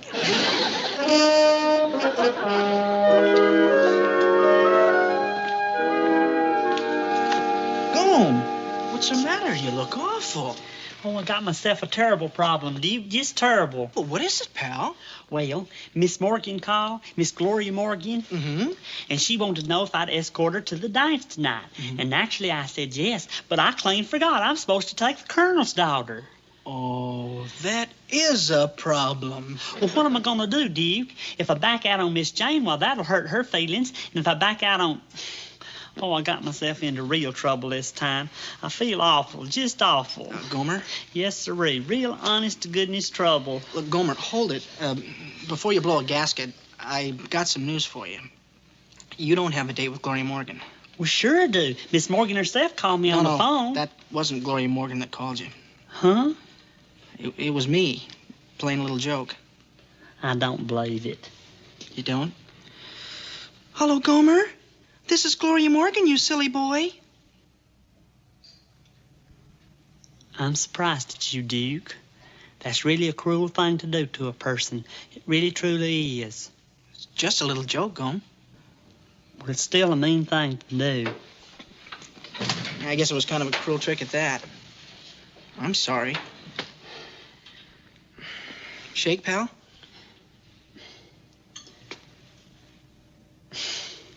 Okay, good buddy. Then I really don't have to take Miss Morgan to that dance tonight. You sure don't. You got a date to take me. And you'd like your escort to be one of the men here on the base? A private? Yes, if I may. Fine. And very appropriate, I might add, since it is an enlisted men's dance. Now, if you'll excuse me, I've got to get home. My daughter just arrived from college for a few days, and I must tell her that she, too, has an escort for tonight's dance. Captain, help Miss Morgan locate the Marine in question. Yes, sir. Thank you, Colonel. Thank you, Miss Morgan. Now, if you'll excuse me. Certainly. Well, now, just what is the name of the private you'd like as your escort for the dance tonight? Oh, now let me see. It was a strange name. Homer? No. Gomer like Homer, except with a G. Pyle like Pyle, except with a Y. Gomer Pyle.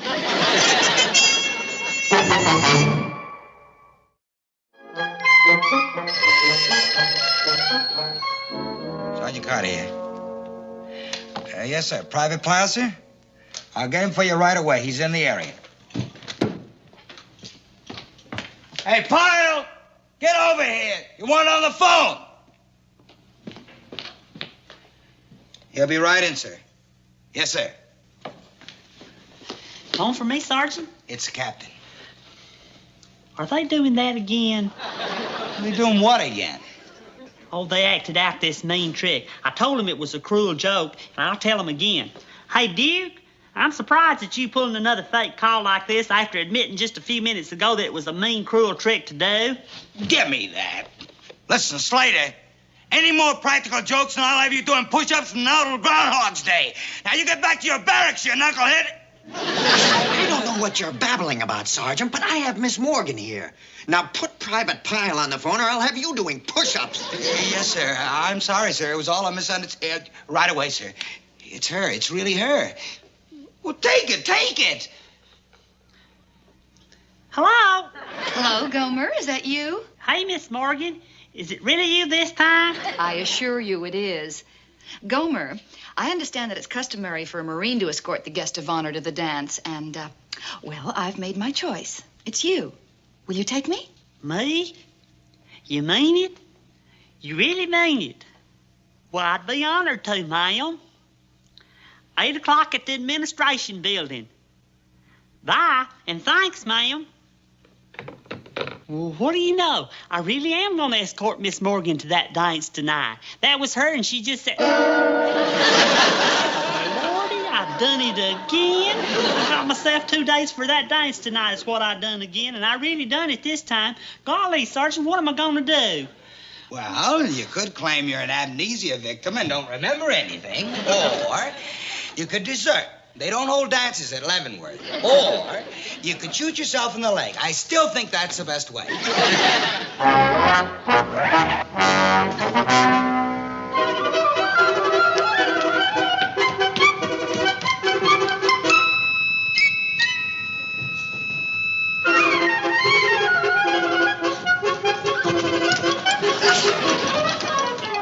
Gomer, you didn't even let me finish my makeup. Are we late? I just want to get to the dance.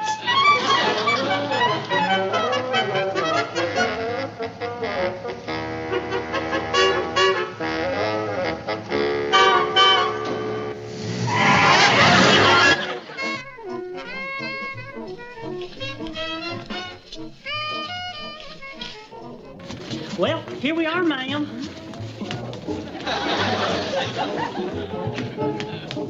Gomer, why do you keep looking at your watch? Oh, I guess it's because that the Marines do everything by the clock, ma'am. Shall we dine? Well, I thought first we should take a walk.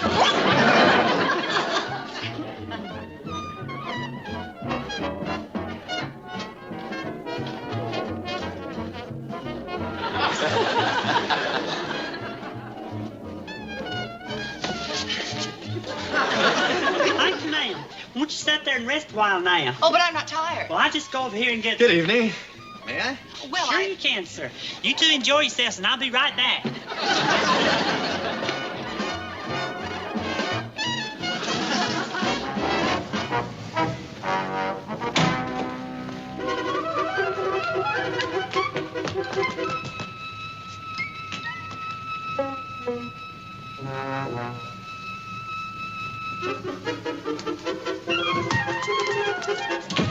For heaven's sake, she didn't even stop to say hello. Oh, hello, Miss Jane. Well, let's go.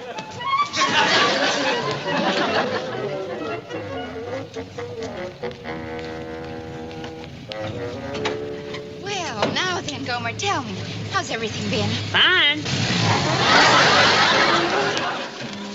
The place sure looks nice, doesn't it, Gomer? Sure does. Oh, look, there's Gloria Morgan. Where? Over there.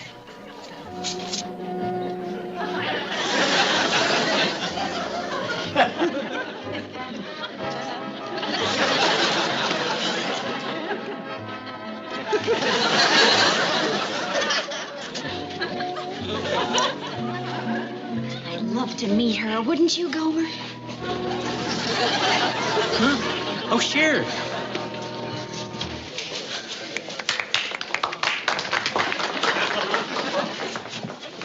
Excuse me, ma'am. I'll go get us some punch. Oh, but Gomer, I really...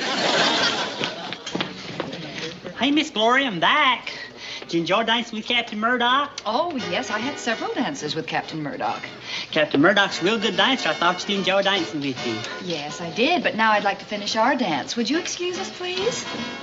Gomer? Yes, ma'am.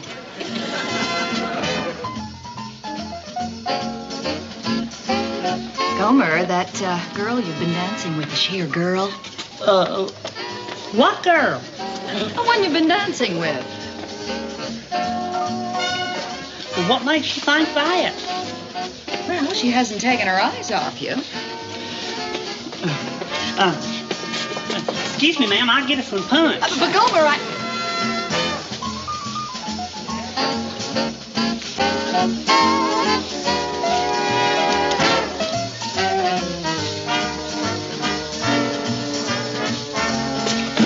Here's our punch, Miss Jane. Thank you, Gomer. I see you were dancing with the guest of honor. Yes, ma'am. I figured that's the least I could do with her sitting along the wall like a wallflower and all. It was very thoughtful of you, Gomer. She's very pretty, isn't she? I guess her features do go together in kind of an interesting way at that. I'll get us some punch. Gomer, we have punch. Yeah. Mine's all gone. You mind if I get me some more? By all means, Gomer, do go get some more punch. I guess the night air's made me kind of thirsty at that. Well, don't bother. Here I am again, ma'am. Where's our punch, Gomer? Oh, well, I'm Gomer. Look, Gomer, if you have another date, I don't want to Oh, you're not. Excuse me, ma'am.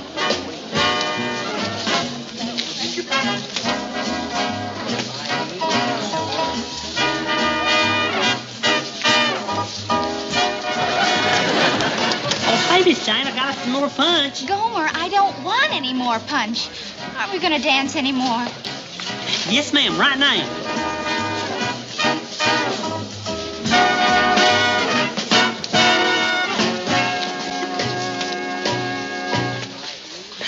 Well, what do you know? The music stopped. Miss Morgan? Oh, won't you sit down, Captain? Thank you. Well, are you enjoying the dance? Oh, yes, very much. Where's your escort? My escort? I'm afraid I've been abandoned.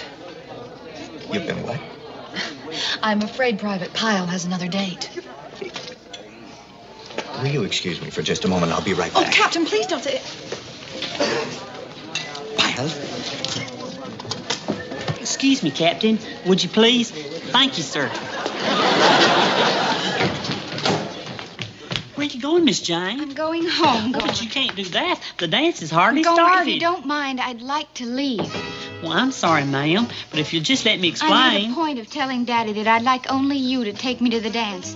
I just feel very foolish. Well, I'm sorry. I really did want to take you, and then... Gomer, it's all perfectly obvious. Good night. Well, it may be perfectly obvious to you, but it ain't the truth.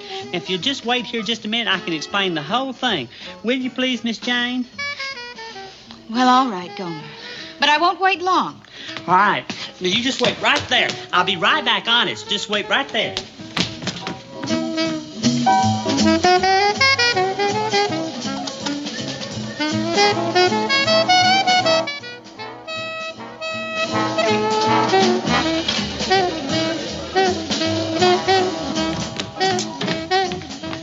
Miss Jane? Miss Jane, this is Miss Morgan. Miss Morgan, this is Miss Jane, Colonel Gray's daughter. How do you do? Hello. I know both you ladies are mad at me, and I'm sorry, but truly I didn't know what else to do. You see, Miss Jane, when your daddy asked me if I'd like to take you to the dance, I was real happy to. And then Miss Morgan called me and asked me the first same thing, and my brain sort of froze and my big mouth took over and found myself with 2 dates. Now, I know what I should have done, but I was afraid I might hurt one of you's feelings, and I couldn't do that with you being my favorite movie lady, Miss Morgan, and you being my favorite in the flesh lady, Miss Jane. I just hope you 2 ladies can find it in your heart to forgive me. Miss Morgan? Miss Jane?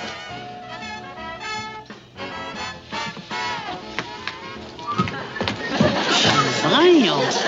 I declare. Hey, Sergeant.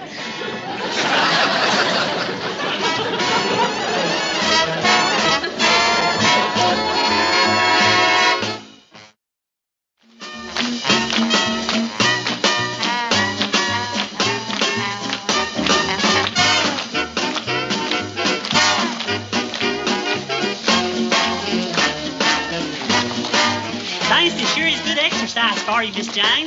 The way you do it, it certainly is, Gomer. Sure am glad that you and Miss Morgan ain't mad at me no more. You know something, Gomer? I think you should take 2 dates to every dance you go to. Then one partner can rest up while you dance with the other one for a while. That sure is something to think about. I know one thing for sure, though. If it ever happens again, I'm going to be sure and tell both parties beforehand.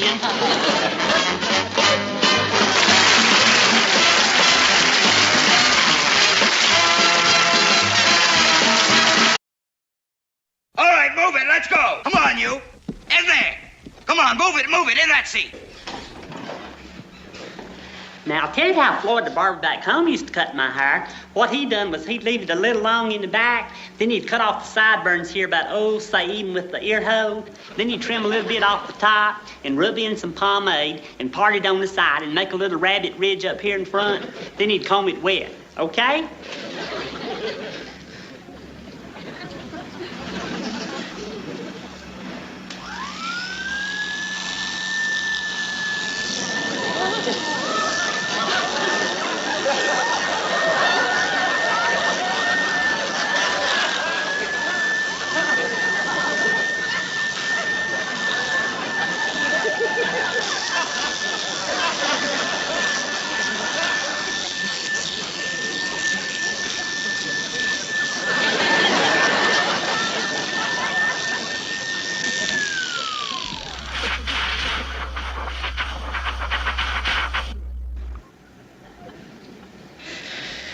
Well, it ain't exactly like Floyd the barber back home would have done it, but after all, it's just your first time.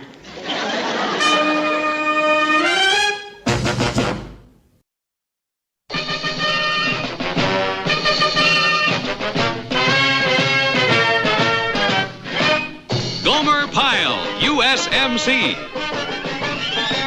Starring Jim Neighbors as Gomer Pyle. Also starring Frank Sutton as Sergeant Carter.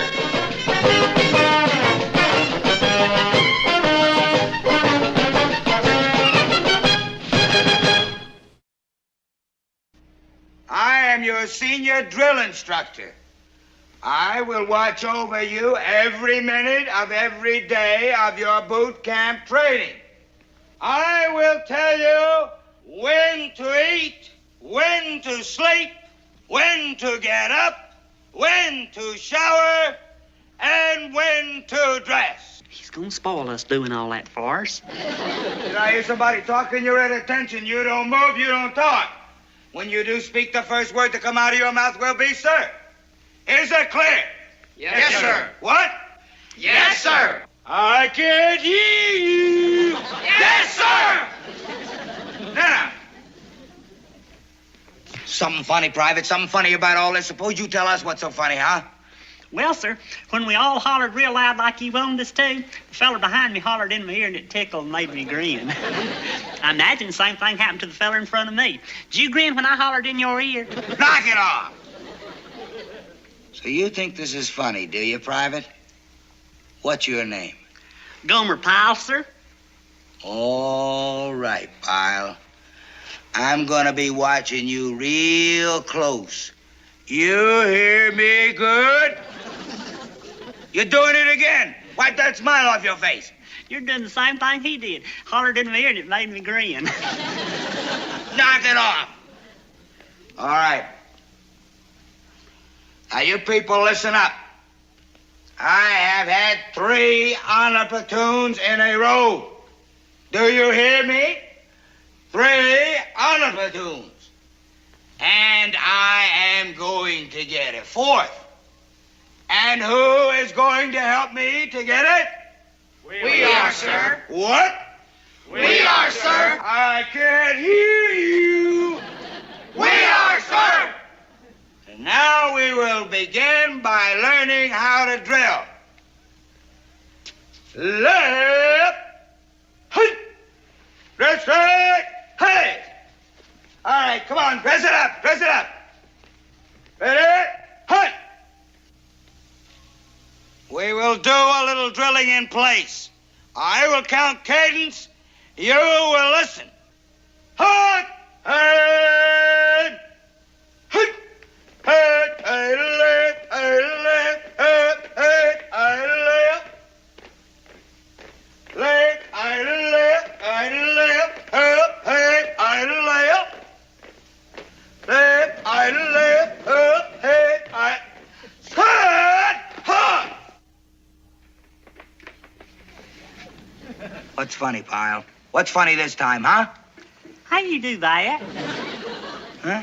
How you do that with your voice? That's good. It's real good. What? That there cadence counting, it's real good. Oh, you really think so, huh? I mean it. You ought to sing in your church choir if you don't already. You like my voice, do you? Yes, sir, I really do. Well, since you like it so much, I'll let you hear it some more. Good. While you do about 50 push-ups. Sir? Push-ups. Come on, Pyle. Hit the deck. Ready? Exercise. Hey up, hey up, hey up, hey up. That's good. That's real good. Keep working, keep working. Hey up, hey up. You have seen this obstacle course demonstrated, and you will now run it. You move and move fast.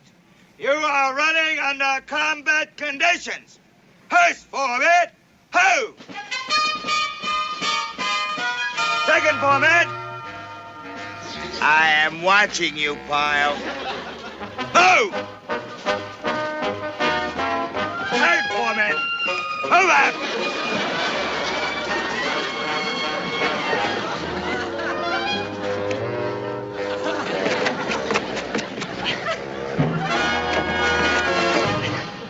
What are you doing, Pyle? What in the world are you doing? Are you playing a game? Are you having fun? No, sir, this wall's a whole lot higher than I thought. Well, would you like me to get you a little step ladder?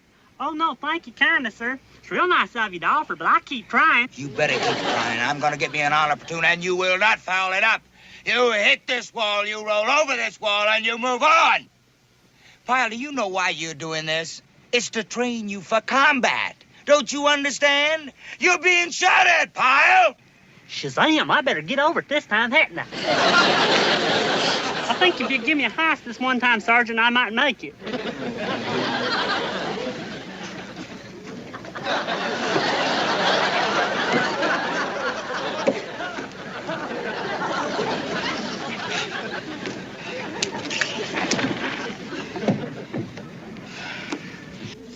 Much obliged, Sergeant. Move, move, move! Come on, move it, Pyle, move it. Get in there, move on through. All right, come on, move it, move it, move it. Pyle, what are you doing in there? Taking a nap? Move it, move it.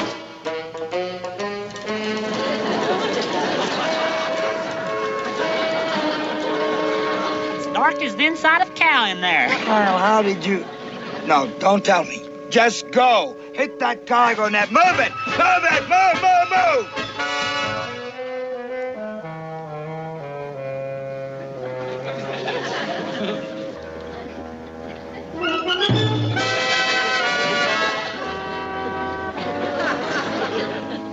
Hey, Sarge. Is that any way to go up a landing net, Pyle? Feet first? Are you trying to be different? No, sir, I was just trying to... Pyle, do you know your feet from your head? Yes, sir. Then how come your head's down here and your feet's up there? Well, that is a poser, ain't it? Pyle, I got an 80-year-old grandma that can go up a net better net. Well, bless her heart. Get out of there, out of there, out, out, out, out, out. You swing across. Swing across. You don't swing hard enough, you land in the drink. First floor, move it.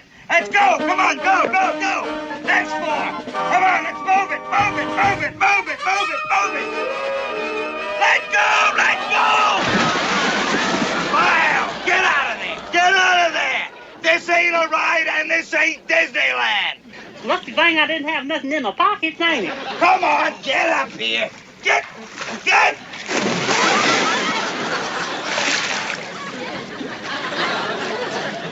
It ain't very cold, is it? Pyle! How you spell friendly? I-E or E-I? I.E. Why? I was just writing to folks back home. Oh. And I suppose you're telling them how much fun you're having and how friendly your DI is? How'd you know? What? You're actually writing that? I was kidding, Gomer. RDI friendly? Oh, he's a fine feller. And you like him? You actually like him? Oh, I like him fine, don't you? How can you like anybody who yells like that? He hollers all the time. Oh, I expect he's got to do that to hold your attention. Why, if he talked soft, your mind would go to wandering, and you'd probably stand there and stare at his nose. Oh, he's got to holler. Gomer. 10 hut! Pyle! Private Gomer Pyle! Report to Sergeant Carter in the duty hut right away. Yes, sir. Be right there. I won't tell him we was talking about him. Come on now, Trouble. Move, move!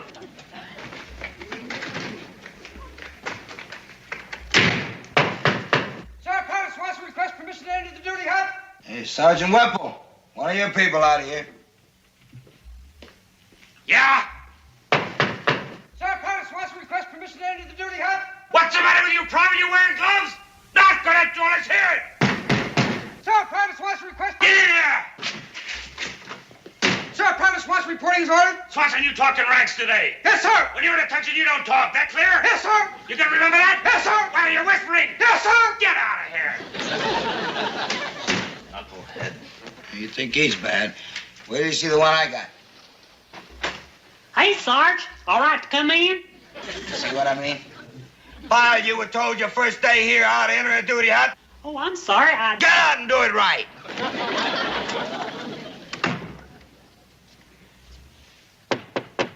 Sir, Private Pyle requests permission to enter the duty hut.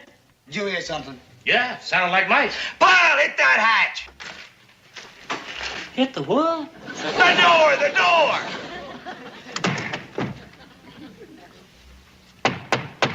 Sir, Private Pyle requests permission to enter the duty hut. I can't hear you.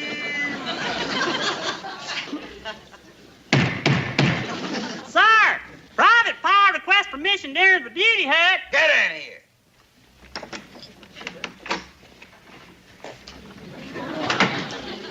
Over here. Sir, Private Pyle reporting as ordered. Corporal said you wanted to see me. You? You? What's a you? You's a sheep, ain't it? It sure is. It's female sheep. Is that what I look like? No, sir, you don't look like no female sheep. Do I look like a male sheep? Well, not that neither. Though they do say some folks look like animals. Wally, the feller I worked for back home, everybody said he looked like a gopher.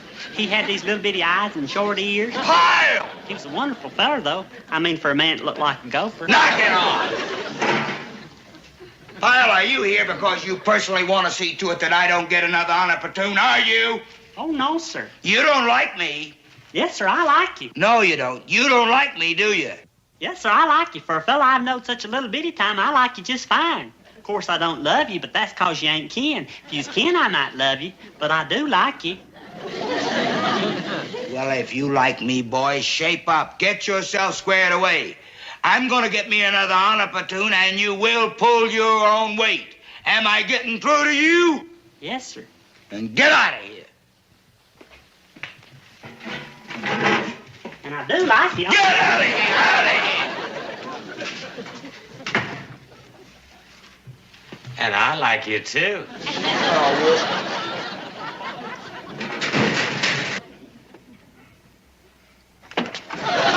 Sorry, sir.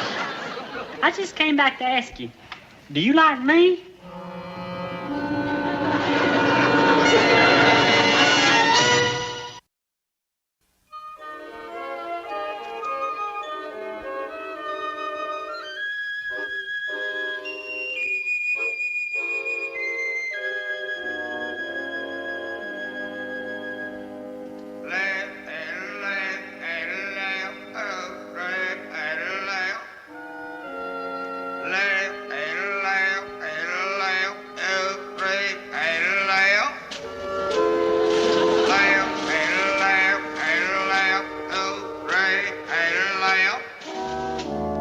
You think it's funny, Private? Something funny about all this? You run this obstacle course, you run it right. I want an honor platoon. Get over that wall. Get over it. What are you doing to me? Pyle! Pyle! Pyle! Pyle!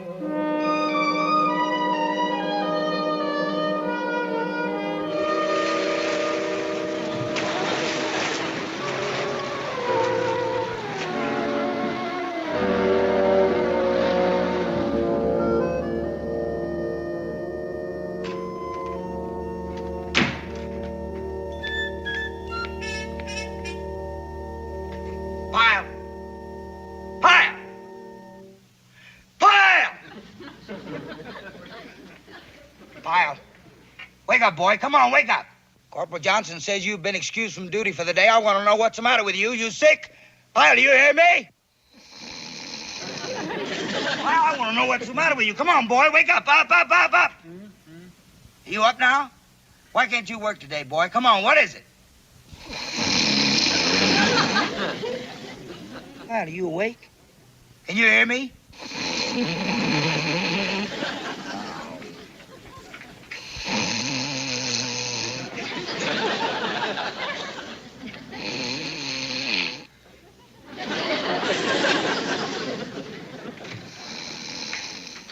Hey, Vince, I meant to ask you. How's your problem, child? Huh? Gomer Pyle. What do you mean, how is he? He's a knucklehead. That's how he is.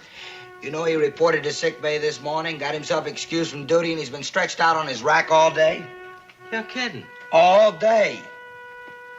People are all secure, Sergeant. What about Pyle? He's still asleep.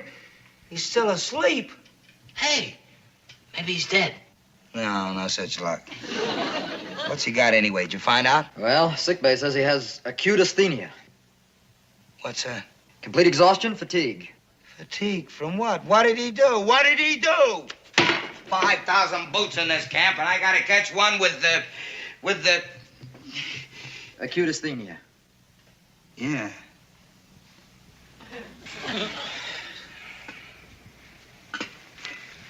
Hey, you. Gomer, how do you feel, buddy? Fine. You ain't sick? No, I feel real good. Y'all ready for breakfast? Breakfast? Man, it's time to go to sleep. You're really sacked out, buddy. You've been sleeping all day. All day? Mm-hmm. Shazam. Was the sergeant mad? Well, he said so far it looks like you're the only one standing in the way of him getting another honor platoon. He said that? Yeah, because you can't make that obstacle course. Good night, buddy.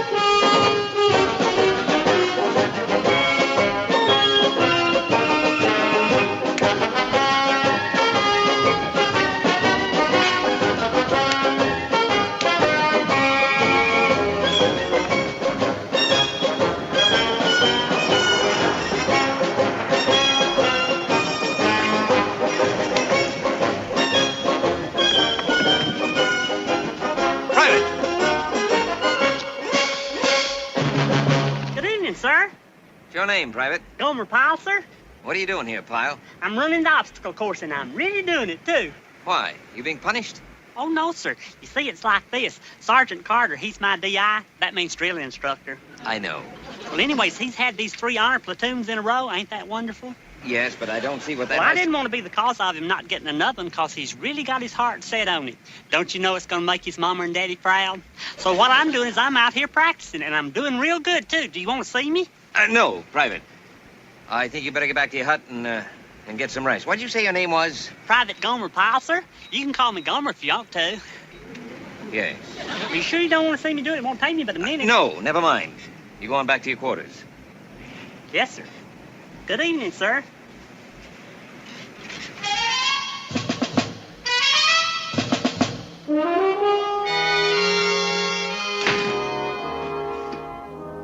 Don't tell me. Pyle's in sick bay again. Right. Yeah, and it's that same Acute asthenia. Oh, we'll see about that. Where you going? To see the battalion commander and get him thrown out of here. Him and his asthenia. I know. Come in.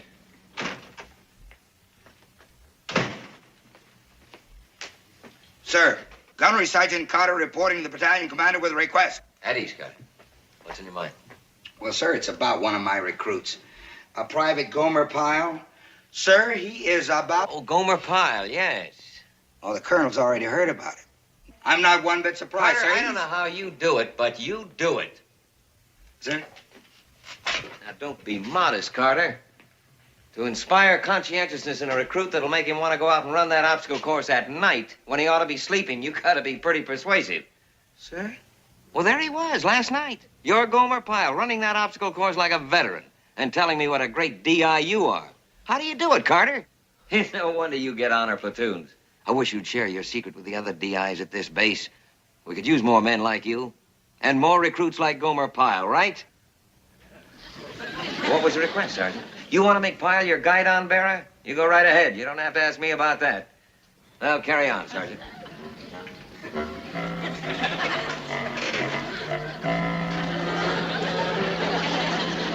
Is there anything else, Sergeant?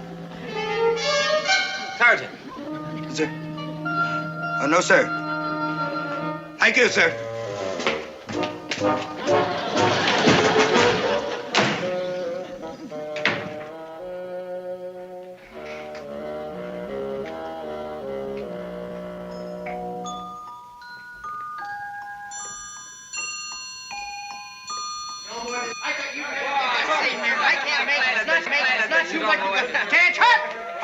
Hold it down. What's the matter with you knuckleheads? Did you see we got a man sleeping here? As you were. Pipe down. This boy needs to sleep. He's got acute athenia.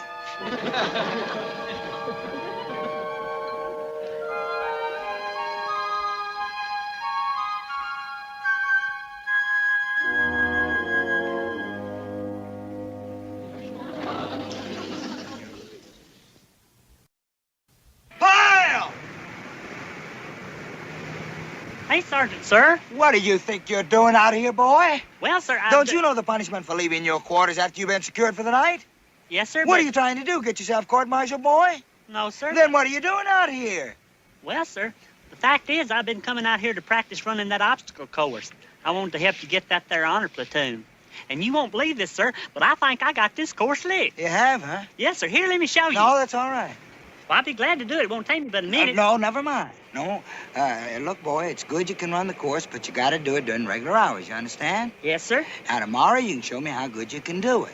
Yes, sir. And I do it real good, too. I shove off just right and go right across and everything. Here, let me show you. No, tomorrow. Hey, you get back to your quarters now. Yes, sir. Where's your cap? You're standing on it, sir. Oh.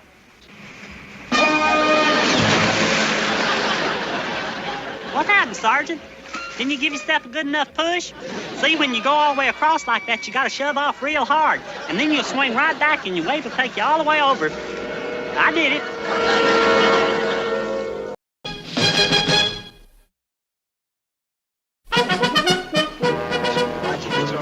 All right, you man ready, Hacker? Anytime, Vince, anytime at all. Remember, I'm counting on you, McGuire. All right. You ready? Begin! Come on, McGuire.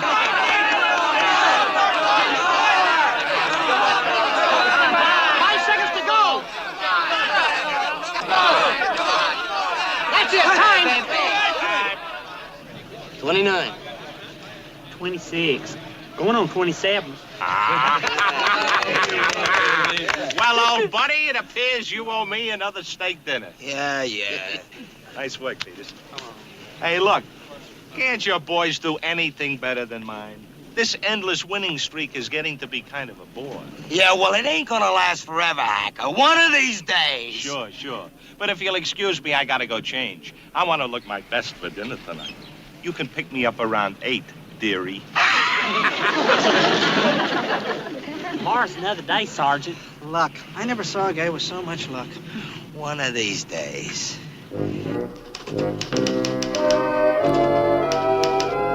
Morning, Sergeant.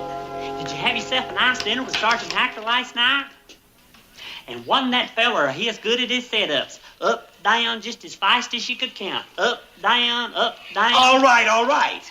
And you took it so nicely, Sergeant. That's one of the things I admire most about you, is you're such a good loser. Well, I've had an awful lot of practice lately. But it's a wonderful virtue. My daddy used to always say back home, anybody can be a good winner, but it takes a whole lot to be a good loser. Yeah, and it takes a heap of living to make a house a home. Will you just clean the windows? That Hacker. I have to listen to his big mouth every day, and I have to pay for his meals every night. This is even worse than being married. Don't worry, Vince. You'll catch up to him yet. You'll see. Well, it better happen sooner. I'll have to quit the Marines and sign up for the poverty program. These guys have been beating hours at everything. Football, baseball, basketball, what's left, huh? Knitting, mahjong, what? Hey, Sarge, we're in. Wait till you hear this. What is it, Slater? This is Larson, one of the new men we got in on those transfers. Yeah, I know, so? So you know what Larson was before he joined up, Sarge? An archery instructor. Archery? Archery, you know, bows and arrows. So he's good at archery, so what? Oh, I mean, he's really good, Sarge. Good enough, I would say, to put your money on. I mean, a real pro. Archery, huh? And you're pretty good? Well, I taught at the Y. He's got a room full of trophies at home from contests, Sarge. Tell him, Larson, don't be so modest. You mean you actually did this bow and arrow shooting in competition? Well, I won a few. No kidding. How about that? We can knock old Hacker off with a bow and arrow. That's what I mean, Sarge. Welcome to the 1st Platoon. Come on, let's get over the rec hut and grab some equipment. Bows and arrows, how about that? Hacker's out there. Look, we gotta keep this under wraps. Slater, you get Larson back to the barracks, the back door, and see that he keeps rested. Right, Sarge. Come on, boy, you and me grab the equipment. Right, Sergeant. Sergeant, anything you want me to do? Huh? Oh, no, nothing. I want you to stay clear of this. I don't want any foul-ups. Archery. How about that? Well, my old friend Sergeant Hackett. Did you enjoy your steak dinner last night? Fine, like always. Good. We'll have to do it again sometime. Oh, by the way, you did say you would compete with us in anything, didn't you? Good. I'll be over to see you a little later. It's a lovely morning, isn't it, Boyle? Just lovely. See you later, Jensen.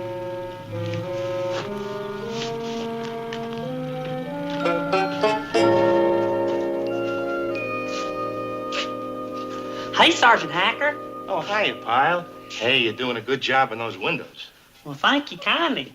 Corners still need another touch, though. You know, corners is such a gathering place for dirt and grime, and once it gets baked in there, why, it's Yeah. Well, you see, I just brought over the movie schedule for Sergeant Carter. He's not here, huh? No, sir, you must have just missed him. Any idea where he's off to? Oh, yeah, he went over to the recreation hut to get the archery equipment. Archery? You know, bows and arrows. Oh, archery. Say, I didn't know he went in for that. Oh, it wasn't for him. It's for this new fellow we just got in. He used to teach it at the Y. Oh, he did, huh? He's won contests and everything. Isn't that interesting? Yeah, it sure is. Well, don't forget those corners. Oh, I won't. On account of once that dirt gets baked in there, it's really hard to get out. I remember one time back home, I never could get it out.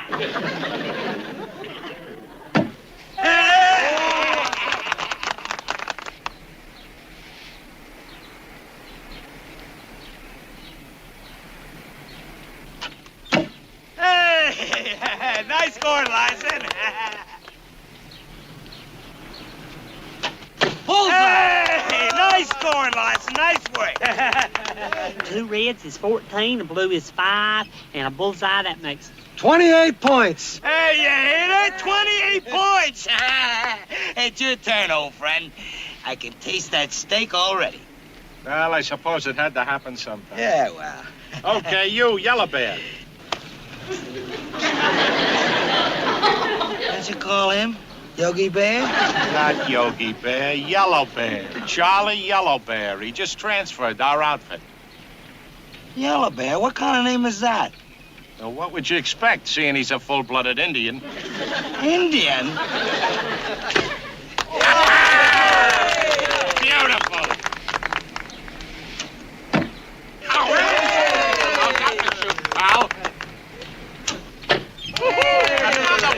How about that? Sergeant, a real honest gosh Indian. He's good, isn't he?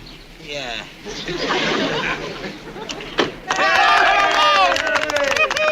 Shazam! Boy, that's awful good bow and arrow in, Charlie. Just about the best I've ever seen. Wasn't that good, Sergeant? Shooting like that, it makes you wonder why the Indians never did beat the white man. They just did. Teach me how to do that. Hey, wait a minute, Hackett. Where did you get that Yellow Bear anyway? Oh, that. Well, I needed a replacement, so I went over to headquarters and I checked some personnel records there. Yeah? Yeah, I come across Yellow Bear. He's in Parker's platoon. And when I find out he's an archery expert, I go over and talk him into joining my outfit. Because you never know when you're going to need an archery expert. Right, Vince? Does that answer your question? Yeah. The Bluebird Cafe tonight? Yeah, the Bluebird. Say, Vince, could we make it a little later tonight? Say around 9 o'clock? Or 2 hours after sun go down behind TP?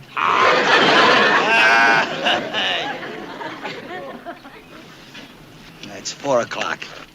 Hey, Pyle! You'll find Persky over at the mess hall. Tell him I gotta borrow $10. And get that stuff back to the rec hut. Yes, sir. Boy, wasn't that Indian... On the double! Move it! Move! Ow. He did it to me again. Must have got tipped off about the archery. Showing up at an archery contest with an Indian. Funny. Very funny. There's gotta be a leak in this organization, and when I find out who... Hey, Sergeant, Corporal. Well, what are you doing here? I told you to pick up that dough from Persky. Oh, I did. Here it is. And I took all that archery equipment back to the rec hut. Already? Sergeant told me to do it on the double, and that's just what I done. I run every step of the way. What's this? Oh, that's the movie schedule. Sergeant Hacker brought it over and wanted to give it to you personal, but I explained you was out getting the archery equipment. Oh. You explained to him that I was out. So that's why. I knew it. I knew there had to be a big mouth somewhere. I might have known it was Pyle. Pyle, you were in for it. You see this? Take a good look at it, because that's all you're going to be seeing for a week. You're going to scrub down this hut. You're going to scrub down the barracks, the mess hall, the rec hall. My one chance to climb back. Did you say that you ran to the mess hall, the rec shack, and back? Boyle, do you mind? You're going to have dishpan hands and knees and feet. But Sarge, don't you see? That's over 1.5 miles. So? Why, he ran it in less than 9 minutes. He ran all that way in less than 9 minutes. Over 1.5 miles. 9 minutes? That's good, ain't it? It's better than good. It's crazy. You got a track star on your hands. Yeah. Well, if I'm gonna do all that swabbing, I guess I better get started. Swabbing? What swabbing? Take a little joke. As if I'd ever want you to do anything like that. Here, come on over here and sit down. Take it easy. That's right.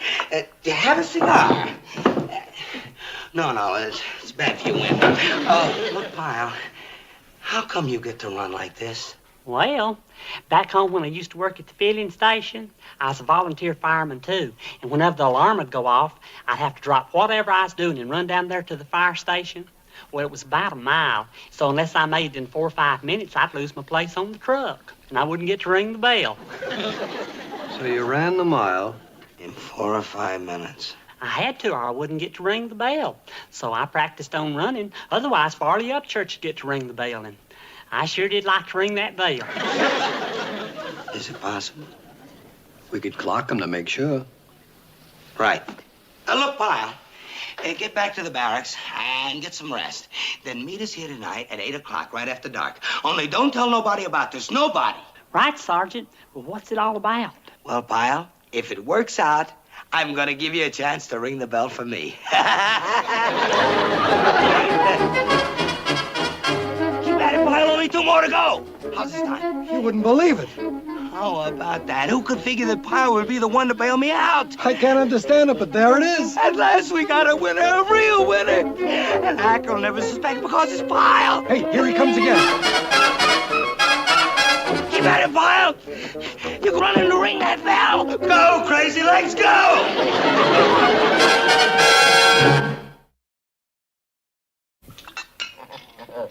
Now I've heard everything.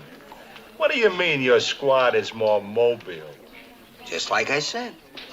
All right, you got your guys doing push-ups and set-ups until they're muscle-bound. That's yesterday's stuff. We're geared for today.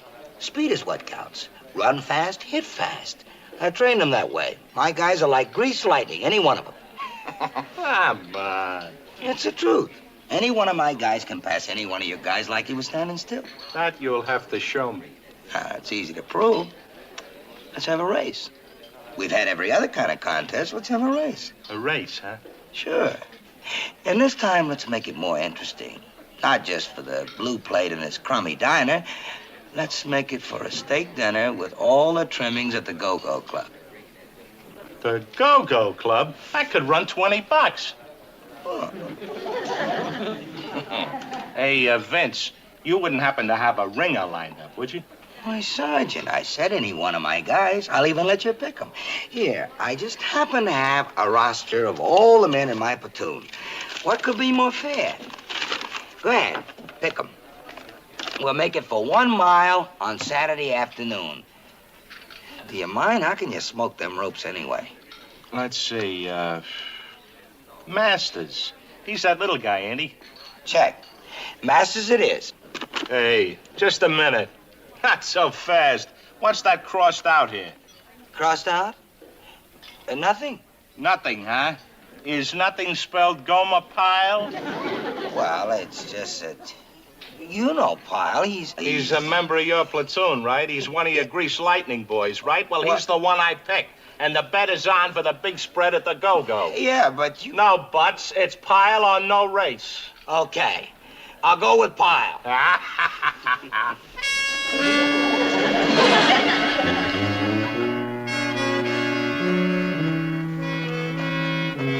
You see, Pyle, we really should try another time trial tonight. After all, the big race is tomorrow. If you say so, Sergeant. Yeah, so do just like you did the other night. Ready? Go! Just like I've been figuring, there's something fishy. Get out your stopwatch. Come on, Pyle, let her rip. How's his time? He's even faster than before. Hit it, Pyle, a big, strong finish now. You got his time? Well, how is it? Either this watch is busted or we're gonna be. He's that good, huh? Can Yellow Bear take him? Never. Looks like Carter's finally gonna win one, and a big one. What a rotten trick. Getting sucked in by that marked list. And the worst of it is to think that a chowderhead like Pyle is gonna do it. Well, they were about due. Hold the phone. That's it. We can still win because Pyle is a chowderhead. All his strength is in his feet. He's got nothing upstairs. So? So he'll believe anything. Leave it to me. I'm about to knock him off with some psychological warfare. Come on. Nice going, Pyle. Now, back to the barracks, Pyle, and get a good night's sleep. I'll run it again for you if you want me to, Sergeant. No, save your strength for the big one tomorrow. Right, Sergeant, whatever you say. Good night. Good night, Pyle. How about that, Vince? He was all set to run it again. Yeah, tomorrow's gonna be a beautiful day. With a runner like that, I ain't settling for no steak dinner. Huh? First thing in the morning, we start picking up all the bets we can get. Hey, look at that. Some prize knucklehead's getting awful careless. What is it? It's still lit. Somebody was just out here watching. Maybe clocking. Not just somebody. Can't you smell that? That's one of them crooked cigars that Hacker smokes. Hacker? Then he knows how fast Pyle is. Yeah. Still, what can he do about it now? All he knows is that he's beaten. Not Hacker. He don't play square like we do. He'll try to come up with some crooked trick. Well, like what? Let's see. If I was Hacker and I knew Pyle could win it, what would I do? Hey, Sergeant Hacker. Are you looking for Sergeant Carter? No, I was going to go to the movies, but, well, I wouldn't enjoy myself. You wouldn't? No, I couldn't. You'll understand when you're a sergeant, Pyle. When one of your men is about to suffer sorrow, there's no laughter in the world for you either. One of your... Who? Charlie Yellowbear. Sweet, trusting Charlie Yellowbear. What's wrong with Charlie? Nothing now, but... Well, I hate to think what'll happen tomorrow if somehow he should happen to lose that race. He's running against you, you know. You mean that foot race? Why, that's just a little sporting contest. To you, but not to Charlie. Let me explain. You know that Yellow Bear has served out his full hitch, and in a few more days he'll be leaving the Marines. Then he goes back to the lodges of his fathers, deep in the pine forests of Gitche Gumee. But what a tragedy. If the last memory this noble red man has of service for his great white father in Washington is that of failure and defeat. Do you know what pride means to the noble red man? Especially Yellow Bear, who wants so badly to be a legend in his tribe. But he's good. He's fast. What makes you think he won't win? He's fast, all right. But let's face it, Pyle, you're faster. Well, Sergeant Hacker, are you trying to tell me that I should let him win? It's not for me to say, Pyle. It's for you to search your own heart and decide. But let me remind you that if you win, it's only a little sporting contest. But if Yellow Bear wins, you will have given dignity, pride, and meaning to his life at the moment he needs it most, as he reluctantly sets aside the uniform of his adopted country. Vince, you don't think he'd try to Shanghai Pyle, do you? I don't know. I do know he'll be trying something. You think he might try to rough him up? Well, just to be on the safe side, one of us better stay close to Pyle right up until race time tomorrow. It's an opportunity that few of us have in our lifetime, Pyle. A rare opportunity. It has been written that sometimes a man can truly win by losing. That's what my daddy always said.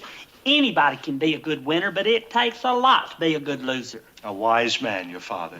Pyle, I'm only asking you to do what's right. Must this man go back to his tribe, smarting with defeat, to be scorned and laughed at? Must he sit by the ashes of the cooking fires with the squaws, to gnaw on bones and table scraps they toss to him? Oh, by your good deed, will he return with head held high, feathers in the wind, to lead a long, happy, useful life for many moons to come, until at long last he goes to the happy hunting ground, and the legend of Charlie Yellow Bear will be told with respect around the council fires for generations to come. Think it over, son. I know it won't be easy, but I know you'll do the right thing. Peace.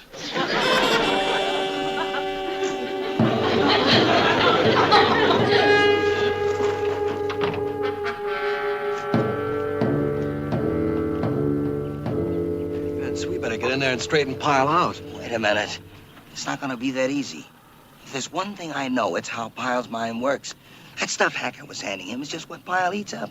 A chance to help out a poor, deserving unfortunate. Yeah, but we could explain it. Explain what? If we want to clean up making bets on him, you know Pyle and gambling. So we're back in the red again. No. Now that we know Hacker has the race fixed, we can ride along on his work. And clean up, too. Yeah? Yeah. Now, here's what you do first. Let the news leak out that Pyle is terrific. Let him spread it around, just how fast he is, so some outsiders can get in on the action. You got it? Yeah, and then? And then we switch over to the Indian.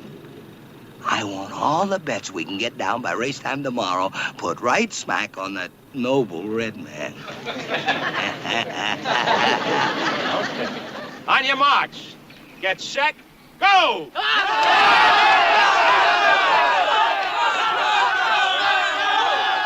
And may the best man win. My thoughts exactly. Pure sportsmanship. Absolutely. Hey, keep an eye on him, Slater. Right, Sarge. Vince, you think Pyle's gonna go through with it? I mean, throw it? That's not a nice way to put it. It's an act of human kindness, and Pyle does a lot of them things. Get some more dough down on Yellow Bear. Come on, Pyle, let her rip! How they doing, Slater? Pyle's in front about a yard. Sarge. He's just making it look good. Don't worry. Pyle's still in front. Pyle's still ahead. Sarge. Just making it look good. Don't worry.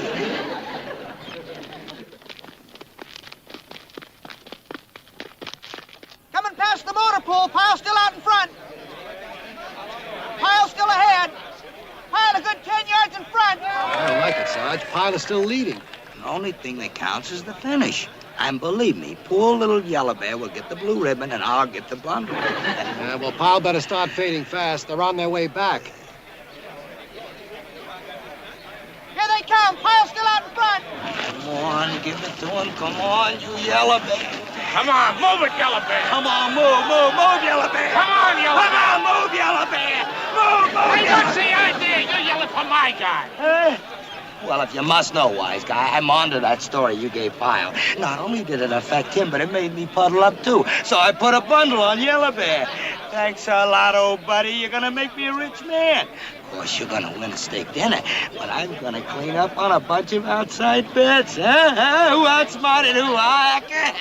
Hey, here's the finish. Come on, Yellow Bear!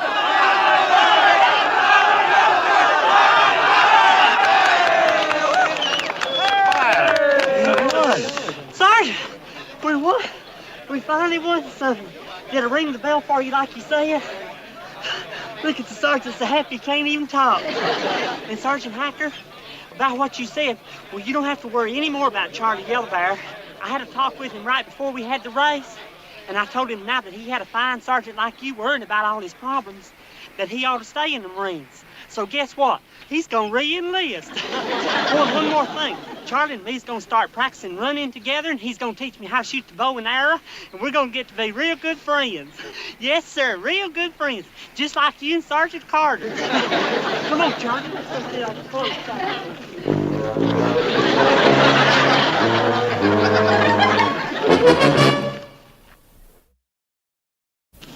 What a nightmare. It'll be 6 months before I can pay off all the dough I lost in that race. Well, at least you get a dinner out of it. Who can eat? Sergeant Persky came by twice this morning looking for that 50 you owe. That Pyle, oh, that Pyle. He'll never get a chance to cross me again. Hey, some guys are following us. Huh? One of them looks like Persky. Come on. Here. This ought to do it. We'll wait here. Sarge. Nah, like the shadows in the night. 10 years of camouflage. Oh, hi, Persky. Yeah, I was just looking for you. Sure. Out here in the bushes? Hey, how did you know we were out here? Hey, Sergeant. It worked just swell. Charlie Yellow Bear here's been teaching me how to track just like the Indians do. And I tracked you right here to this place, and here you are. How about that? Yeah. How about that?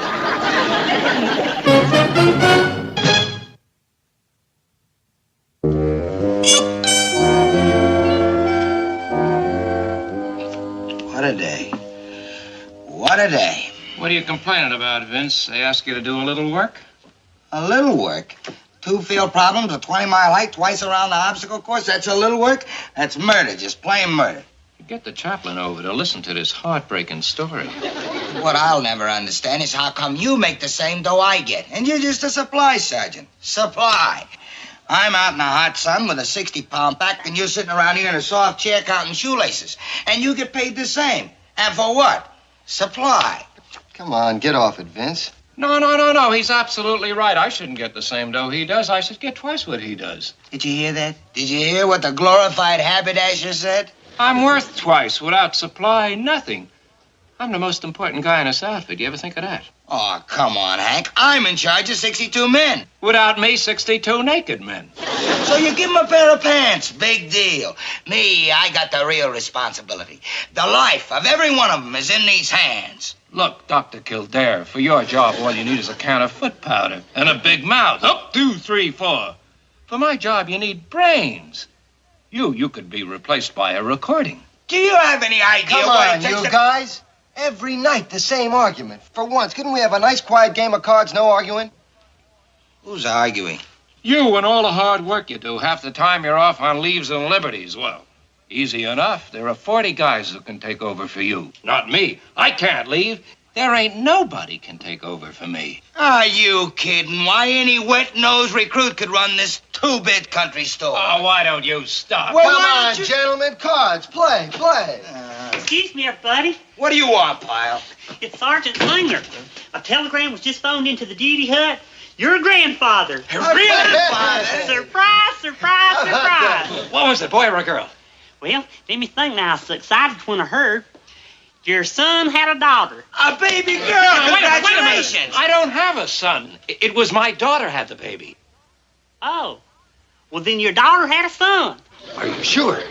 Absolutely. If you had a son, he had a daughter. If you had a daughter, she had a son. I remember because they was opposites. A boy, that's even better. Hey, what else do they say? Everybody all right? Just fine. And the little feller weighed 10 pounds, born at 6 o'clock. Hey, 10 pounds, that's some baby. Yeah, he's ready to be a Marine already. Or was it 6 pounds born at 10 o'clock? Well, which is it, Pyle? Well, I ain't exactly sure. Like I said, I was so excited and everything. And... Hey, I gotta go call her. Nice going, Pyle. You got everything perfect. Well, I was so excited. This is the first baby I ever reported on, and I didn't know what to do. It's a boy, and he weighs 10 pounds. 10 pounds, born at 0600. You sure it wasn't 600 pounds, born at 10 o'clock? Hey, guess what? They're gonna name him after me. Henry. Boy, that's starting out with a handicap. Henry Wadsworth Steinkamp. That poor kid. Oh, would I love to see that kid. I'd give anything to go. So what's stopping you? Oh, I can't get away. The trip will take a whole week. I couldn't find anybody to take over for me. Are you gonna go into that again? Come on, Hank. Anybody can handle your job. No, I know. You told me that before. Well, I mean it. You want to see the kid so bad? Take off. What can happen? What can happen? In a week, the supply room would be a shambles. Nobody would be able to find a thing. Take off, he says. I said it before, and I'll say it again. Any knucklehead can do your job. Now's as good a time as any to prove it. I got a good mind to take you up on that. Then why don't you? For how much? You name it. Name it yourself. A month's salary? You're on. Good. You're a witness, Boyle. You heard the bet. I say by the time I get back, the place will be a mess. And I say any knucklehead can handle his job perfectly. Right. Now, let's see. How about that knucklehead who delivered the telegram? Pyle? Yeah, him. That knucklehead? You said any knucklehead could do it. What's the matter? You want to back out? What? And miss the chance to show you up? No, it's a bet. You're on. Good. So Pyle's my replacement. Okay, I'll go get my leave papers. An extra month's paid. I just about covered a trip. Thanks.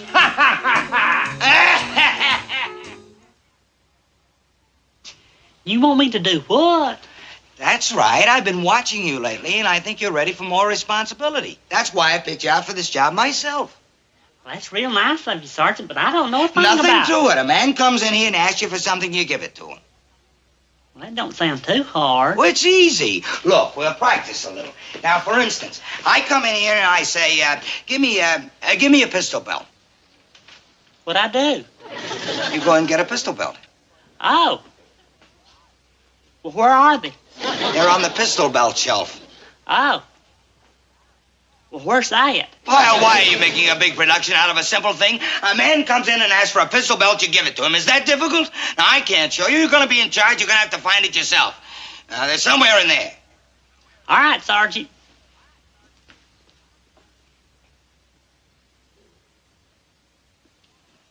Can you give me a hint? No hints.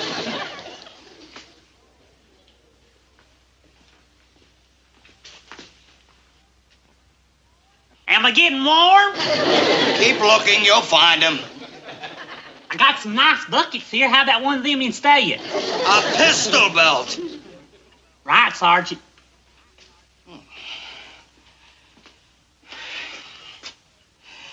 Well, it'll take him a little while to know where everything is. Yeah, sure, Vince. You can't expect him to know everything in 5 minutes. Mm-hmm. He's got to work at it. Yeah. I'm dead, ain't I? A whole month's pay. What am I going to do? Sergeant Carter? What do you want, Hummel? I've just completed the platoon S10 forms. They need your signature. They are due to the end of the week. What's your hurry? Well, I thought you might like to have them ready. Copies in the duty hut and the Y8s have been posted. Good. I always say, plan your work and work your plan. I can't find them pistol belts nowhere. If you're looking for pistol belts, they're on the second stack behind. How'd you know that? Oh, I've had occasion to requisition items. Simple power of observation and retention. Thanks, Lester. Observation and retention. You had experience in supply, Hummel? Some. It's a simple matter of cataloging and keeping a permanent inventory. I had a course in business administration back at school. Really helps. Business administration. Are you going to be around long? Well, at the company office, Sergeant. I'll be over in 5 minutes.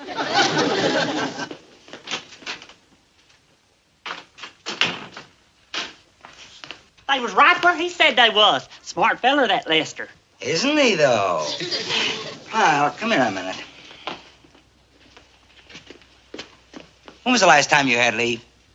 Well, let me see. I think it was back in about... That long? I had no idea. Well, you're way overdue. And if you got a leave coming, you have to take it. It's good for you. You know, get away for a while. What about the job here, Sergeant?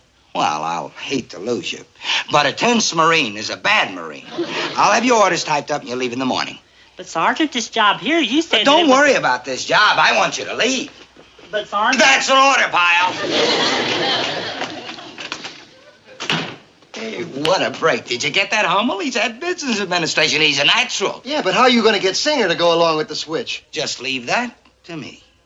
All set to go? Yeah, just going to pick up a couple of presents at the PX. Hey, where's our knucklehead? He's coming, ain't he? Pyle? Oh, sure. He'll be on duty here, subject to military obligations, of course. Huh? Say, it's a nice day for your trip. Sergeant, here are the leave papers for the platoon. You want to check them? Oh, yes, thank you. Yes, sir, it's a perfect day for a trip. It's 72 degrees right now, Sergeant. Scheduled to go to a high of 85. Well, what's this? Private Pyle has gone on leave. Who's on leave? Pyle. You know, the knucklehead we picked. Well, then he's out. Like we said, subject to military obligations. Oh, that's too bad. He would have been the perfect goof to come in here and prove my point. Hey, what did a slave Well, there's nothing to do but to try to think of another knucklehead. Let's see this. You're not going on leave, are you? No, Then you'll have to take over. What's your name again? My name? Hummel, Sergeant. Hummel, Sergeant Singer's gonna be away for a week, and you'll just have to try to fill in as best you can. Okay, Singer, we got our man. All right, if he's the one, let's go. Let's get started. Come on, Hummel.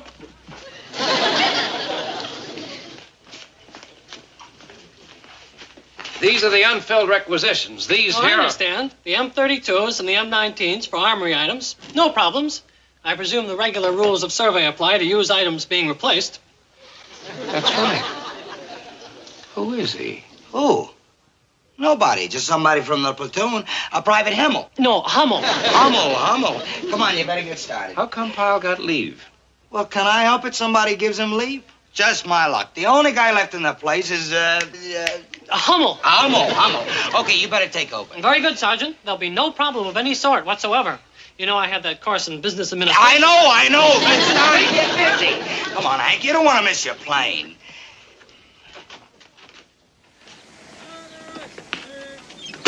That Hummel seems pretty sure of himself. Well, he's not as big a knucklehead as Pyle.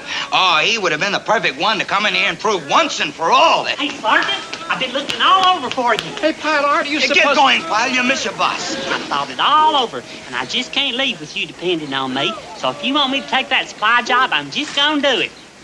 Huh? I know you're just trying to be nice, ordering me to go on leave, but I can't leave you in the lurch, so I'll do it. Well, that's all I wanted to tell you. I'll see you later. That's what we call dirty pool, Vince. Shame. You started to worry. Maybe it takes a guy with half a brain so you switch guys on me. What's this, Hummel, a college boy? Well, can I help you know him? what? You want Hummel in there, put Hummel in there. I don't care if you go in there, work yourself. Because, like you said, any knucklehead can do it. And I still say it. And you want to know something? I'm going to put Pyle in there to prove it once and for all. Yeah, any knucklehead can do it. I say it again. Right, Pyle it is. Yeah. Good.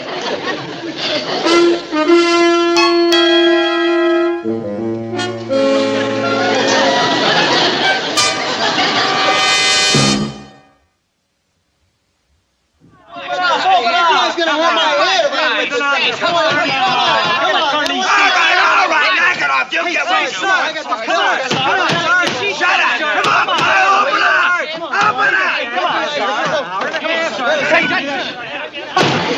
Can't keep him out there all day. What are you doing anyway? What am I gonna do, Sergeant? I was just trying to neaten up a little bit. Well, you've been in here 6 days. Is this the best you can do? Just looky here, Sergeant. I had no idea when I started this job it'd be so complicated. There's all these itsy-bitsy items. There must be hundreds and hundreds and thousands, and I don't know where... Pyle! Get a hold of yourself. Now, look, Pyle, you're an intelligent man. You really are.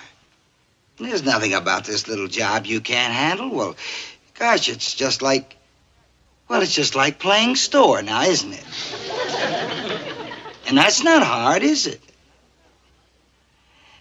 Then see if you can get this mess straightened out before Sergeant Singer comes back tomorrow, okay?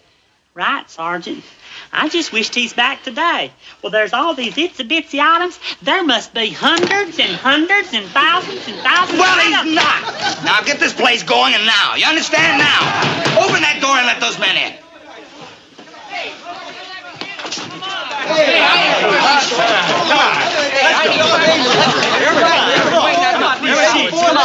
All right. Knock it off. Hold it. Now, get in line. Knock off the chatter. You get taken care of. Him first. 5 shelter halves. Check. Shelter hides right away. 5 shelter hides. Shelter hides. Shelter hides. You did say shelter hides, didn't you?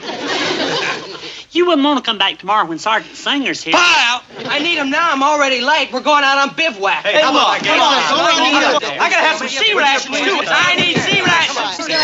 Come on. So, what about my sea? I need some sea rations. Well, knock it off. You'll get your sea rations.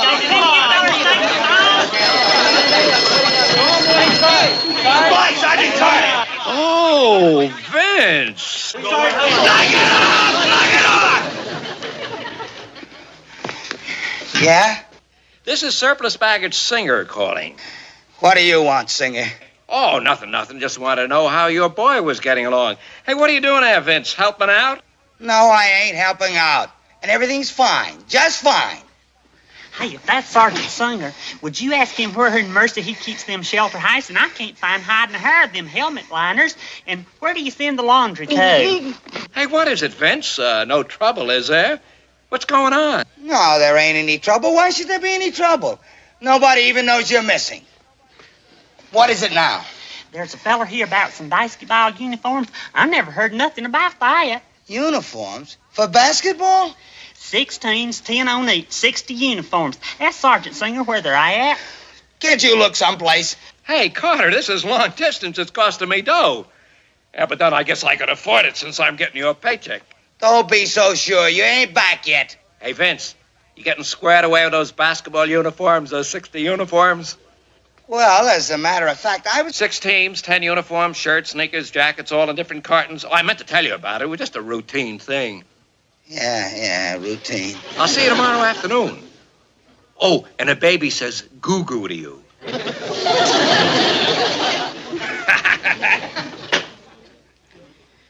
Dead. I'm dead. Did he tell you where the uniforms are at? You find them, Pyle. That's your job. But, Sergeant... That's an order. Sergeant...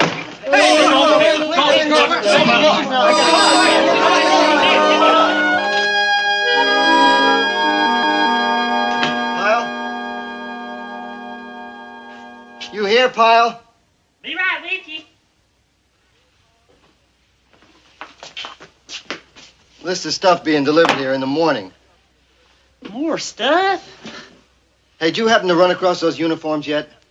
Tell you the truth, I can't hardly find nothing around here. Sure good thing Sergeant Singer's coming back tomorrow. It may be good for you, but not for Carter. Why's that? Because your dear old sergeant is about to get clobbered, but good. What do you mean? Look, Pyle, for the last 10 years, Carter's been riding Singer, telling him what a soft touch this supply job is here and that anybody could handle it. Well, Singer finally took him up on it, and that's why you're here. Now, you can see what happened. Shazam! I had no idea. Now, Carter's not only going to lose the month's pay, you bet, but Singer's going to ride him about this from now on. He counted on me, and I let him down. You sure did, buddy boy. If Sergeant Carter depended on me, then I just got to deliver for him. Yeah, how? Well, I got all night to straighten things. Could fix the place up, couldn't I? Maybe. They fixed Berlin. Well, what do you say, huh? Come on, Hank. This is just the first time. Have a heart, huh? Give me 3 out of 5, huh? 3 out of 5. Hey, that bad, huh? Oh, now, ain't that awful?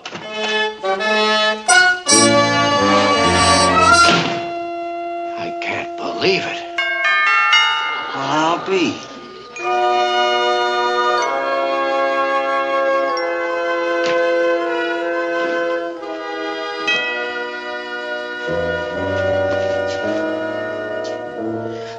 Sergeant Singer. Welcome back. Place looks pretty good, don't it? Of course, it ain't the same as it was. I moved some of the stuff around so as I could find it easier. Put in my own system. Your own system? You made up a system? Uh-huh. I divided the whole room into 3 parts. Animal, vegetable, mineral. Now, that part back there in the back, leather stuff like that, that's animal. Then the stuff that's made out of cotton and wood and the like, that's vegetable. Then all the rest is mineral, all the metal things. And all you gotta do is play animal, vegetable, or mineral? It won't work. Blanket, poncho, and a bayonet. Right. Blanket, animal, poncho, vegetable, bayonet, mineral.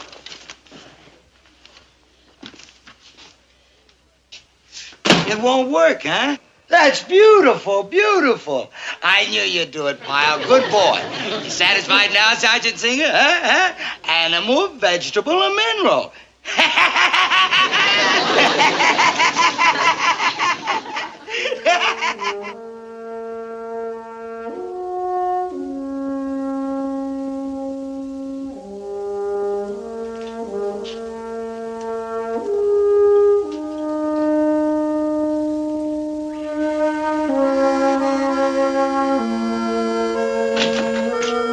Hiya, Hank. How's my pigeon? Hey, come on, let's get the game started. It's been a long time.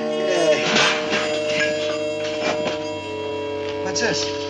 Our bet, that's the check I owe you. Well, you don't have to pay me now.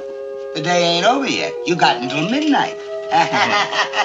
The deal of cards, boy. Boy, Hank, I've been waiting 10 years to prove this point. Hey, how did everything go at home, man? Oh, fine, fine. Hey, baby, okay? Yeah. You want to know something? That trip was a blessing in disguise. Huh? I mean, I found out something, you know, it's good to know. I don't have to feel like I'm walking out on a job. I can start thinking about retirement. What are you talking about? My daughter has a spare room over the garage. I could be a big help to them. Help them on babysitting, things like that. How can you go from being a Marine one day to a babysitter the next? Why not?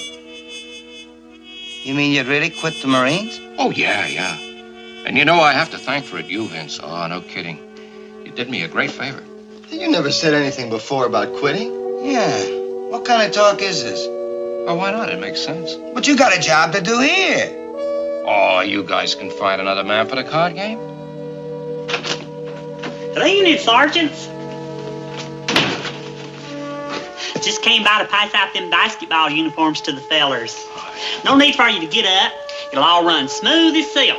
No need for you at all. Yeah, get out of here. It'll all run smooth as silk. Go on, get out.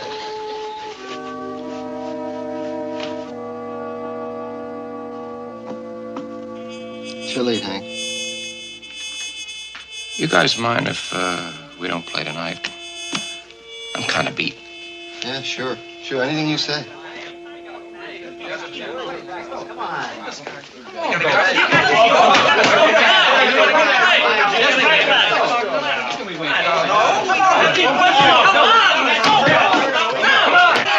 Sergeant, are sneakers made out of cotton? That makes them vegetable? Or them leather patches on the sides, that make them animal? I know they ain't mineral, but I've looked all over. Or basketball's plastic or leather? I can't seem to remember. I'm doing the best I can.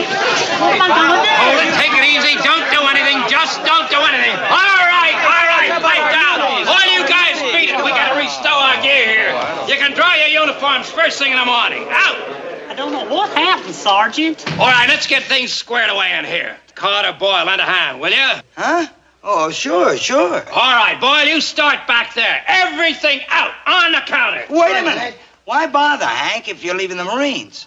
Leaving? How am I gonna leave? Are you kidding? I'm stuck here. Where am I gonna find somebody to take over for me? Where? Come on the counter. On the ball, get this place straightened out.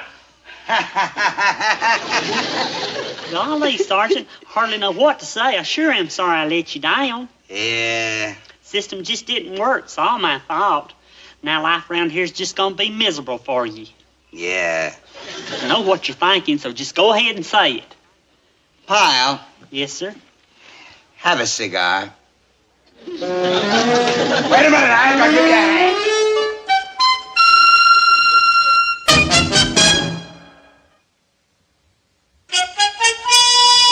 You see, Pyle, you gotta go by the book. These jury-rigged systems never work. It takes experience. Hey, Hank. U.S. government check. My whole month's salary endorsed to you. Nah, it was a silly bet. We never should have made it. Keep the check. Never. You won it fair and square. It's yours. No, the bet's off. You take it. What do you think I am, a welcher? I'd throw it away before I'd take it. Here, Pyle, you tear it up and throw it in the trash. Now, will you take it? Not me. Well, I gotta go check the warehouse. Oh, look, why don't we forget the whole thing? I'll keep my check. You keep yours. I'll take it out of you at the card game. You feel that way about it, okay.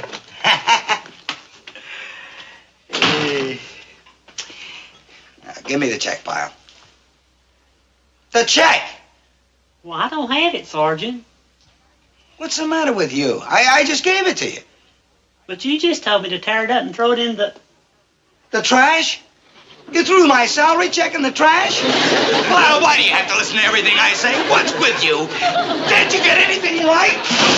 Sergeant? Well, come on, help me look for it.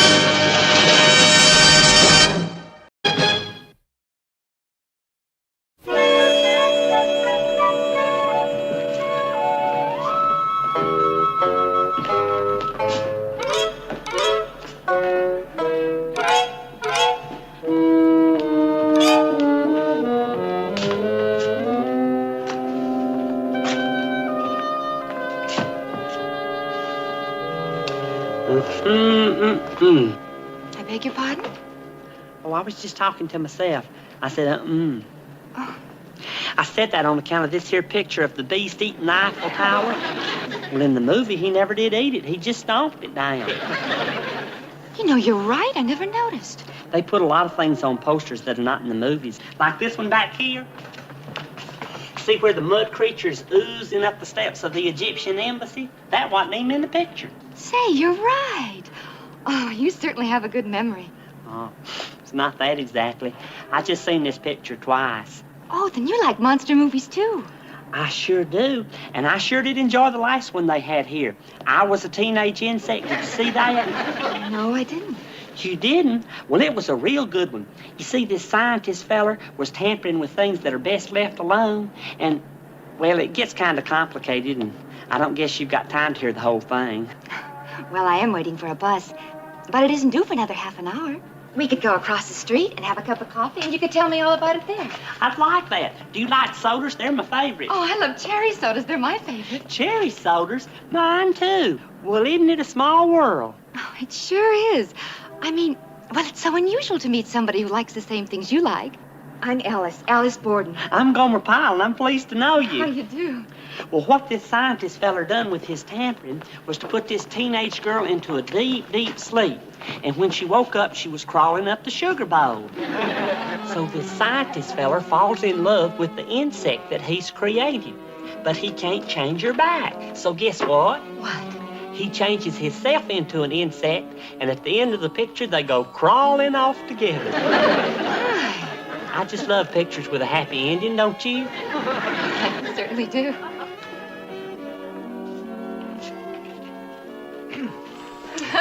Hey, Gome. Hey, Duke. Hello there. This is my buddy Duke Slater. This is Miss Alice Borden. How do you do? Hello. Won't you sit down and join us, Duke? Huh? Oh, no, I'll move on. You two look like you want to be left alone. Duke. What? It was just Duke clowning around. Would you like another soda? Well, I think Oh, dear, I missed my bus. Oh, I'm sorry. It's all my fault for rattling on so. I don't mind, really. I just enjoy talking to you. Well, since you do have to wait on the next bus, did you ever see the movie where the giant moth lit on Japan? No, I didn't. Well, that was another good one. You see, this scientist feller was tampering around with things that are best left alone, and one day he was experimenting, and so he was there in his lab. Where are you going, Gome? Oh, into town. You got a date? Uh-huh, sort of. That young lady you met last night. Yeah. Hey, I haven't had a chance to ask you about her. Who is she? Where'd you meet her anyway? At the movies. We got to talking about monster movies. She likes them, too. You picked her up in a monster movie? Well, it wasn't like that, Duke. We just met. Well, call her what you want. Hey, Casanova, way to go there, and good work. You shouldn't talk like that, Duke. That poor girl's had a lot of grief. Yeah? That's right. She's lost her parents, and her brother are staying at this motel, and they're working their way to Oregon to start a new life. Oh, well, she seems like a very nice girl. She is, and we got a lot in common. We both like cherry sodas and popcorn and monster movies. You know, I'd try it myself. Find something real cute like that at a monster movie. I'm afraid that's what I'd wind up with, a monster. You're just cynical, Duke.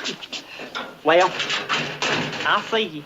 Hey, Gomer, if she's got a sister, nah, forget it. She'd probably be a monster. Cynical.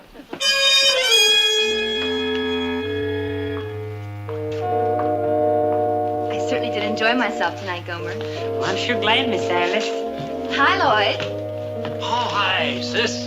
Gomer, this is my brother Lloyd. Lloyd, this is Gomer Pyle. Pleased to meet you, Lloyd. Same here. Gomer, it's so early. Why don't we sit in the swing and talk for a while? If you'd like. Well, I guess you two have things to talk about. I'll go on inside and read. Don't let us run you off, Lloyd. Oh, that's all right. The light's better inside.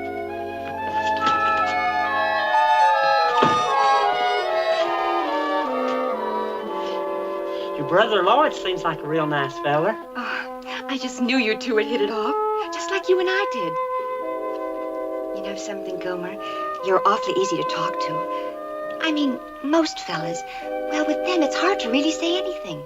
It's just the same old talk that you talk to people that you really don't know how to talk to. Well, thanks.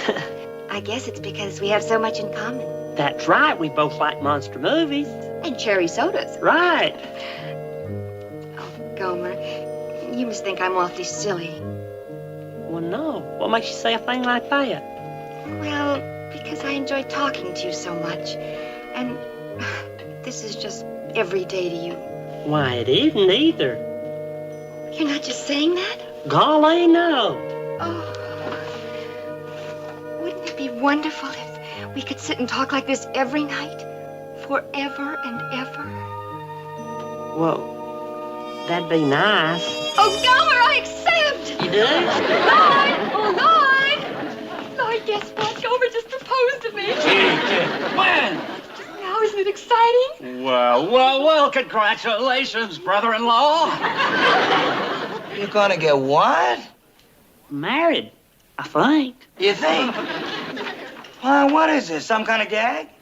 No, Sergeant, it's a surprise to me, too. I mean, that's my problem. She said yes before I realized I'd made a proposal. What's that supposed to mean? Just means that she was answering questions I didn't think I was asking. Pyle, did you propose to the girl or not? Well, I didn't mean to, but I guess she took it that way.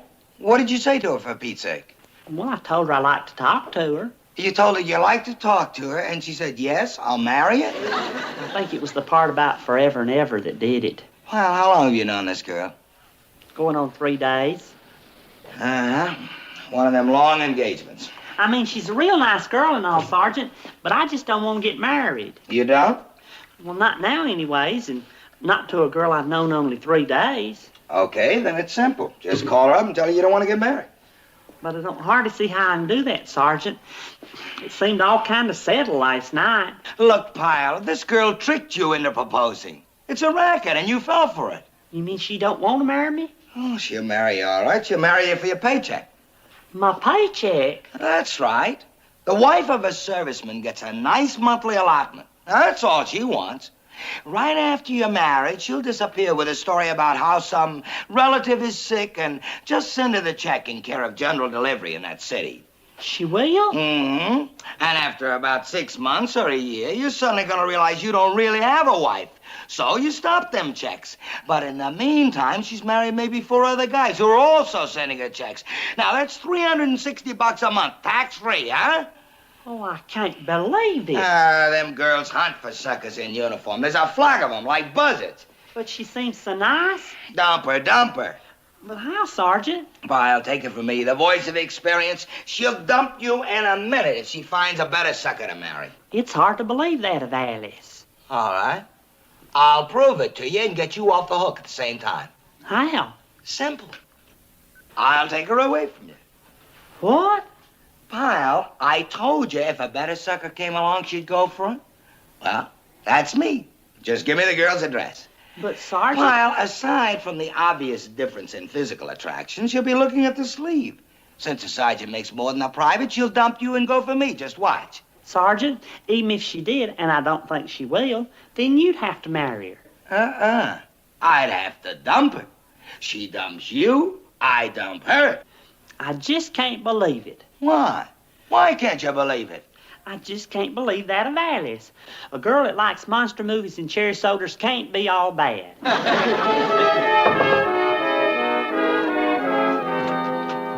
Yes? Oh, Miss Borden? Yes. I'm Vince Carter, Gomer Pyle's sergeant. Oh? May I come in? Well, yes, I suppose so. Is, anything wrong? Well, Pyle, Gomer told me about the happy occasion, and since I'm his sergeant, I sort of feel responsible for him, almost like a father. So I thought I'd drop around and meet the blushing bride. Oh, say, this is for you. It's champagne. I know that Gomer, on his private salary, would never be able to afford a bottle of champagne, so it's my little treat. Now, on your wedding night, have one on me. Thank you. Thank you very much, Sergeant. Sergeant, would you like a cup of coffee? I'd love one. And you can call me Vince. Oh, Vince, I'm awfully glad I met you. You're so easy to talk to. Sure. A lot easier than some you might know. Is that supposed to mean something? Well, if you don't know, there's no reason for me to tell you. It's like you said, you and me get along good together. Well, you are easy to talk to, Vince. What's the matter, Vince? You know, I feel kind of like a rat. I come here to check on a girl one of my men is going to marry, and something's beginning to happen, and I don't like it. What, Vince? What? Why don't you make me leave before we're both sorry? Vince, please don't go. But it just ain't fair, Alice. It just ain't. There's Pyle, a nice little private, waiting to marry you. And here am I, a sergeant, acing him out. It just ain't fair. Vince, listen. Sometimes we just can't help these things. We can't? Of course not. If it's got to happen, it's got to happen. Why fight it? Yeah. And don't they say all's fair in love and war? Oh, they do, Vince, they do. And don't they say why settle for beans when you can have steak? Oh, Vince, I accept. Bye. You must be Lloyd. Guess what? Vince just proposed. No! Who? Oh, that's right, you two haven't met. This is my brother Lloyd, Lloyd Vince Carter. Well, congratulations, brother-in-law. You sure are a fast worker. Oh, isn't it exciting? Who would have thought when I came in tonight that things would be winding up like this, huh? Oh, say. I hate to bring up a sour note, but Pyle. What do we do about Pyle? Oh. I'll tell you what. Why don't you write him a letter tonight and tell him? I'd rather it came from you. I'll let him down as gently as possible. Good. Well, I've got to be going. I've got plans to make and things to do. See you, sir. Nice going, babe. That was a shrewd move. Yeah, it's a pain. Boy, the things I do for you, Lloyd. How about the things I do for you? Do you think I like letting other guys propose to my wife? Oh, yeah, I bet it bothers you a lot. Look, stop complaining. There's nothing more sure than a serviceman's allotment. It comes in like clockwork. Well, maybe you're right, Lloyd. But sometimes I think we're too hung up on security. Did I call it, Pyle, huh? Did I? Well, it's hard to believe, Sergeant. Yeah. Well, I had to do it that way to prove it to you, Pyle. It's too bad you had to learn. It's terrible. Just terrible. What kind of people are those? Leeches, Pyle. Not people, leeches. Well, you sure knew what to do, Sergeant. Naturally. Maybe next time you'll listen to me and learn from my experience. I sure will. But how are you going to get out of Marinelli's? It's already done. The minute I got back on the base last night, I called her up and said, it's been a great engagement, Toots, but I've been thinking it over, and adios. Golly. When you know, Pyle, you know. The Colonel wants to see you, Sarge. Right. So let this be a lesson to you. You're off the hook, I'm off the hook, and she's down the drain. And there's nothing she can do about it.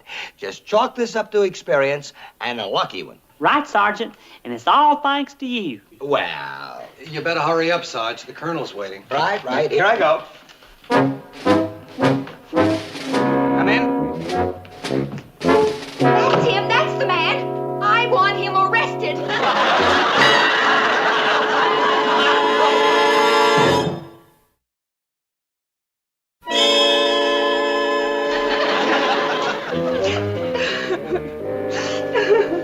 Sergeant, would you mind explaining this? Sure, what have they told you? Is it true you asked this woman to marry you? Yes, he did. And he can't deny it. I think I'd better discuss this with the sergeant. Alone. All right, but something's going to have to be done. We don't want to make trouble, but if we have to...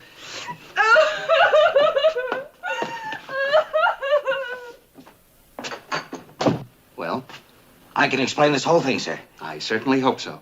Well, you see, sir, this girl is a con artist, a phony. Only one of my men didn't believe it, so I went out to prove something. Yes.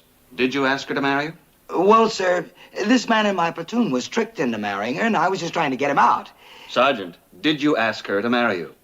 Well, it was the only way I could prove to this man that she was a con artist, sir. A dangerous game. Did she trick you into proposing? Oh, sir, I wouldn't fall for that old game. I tricked her.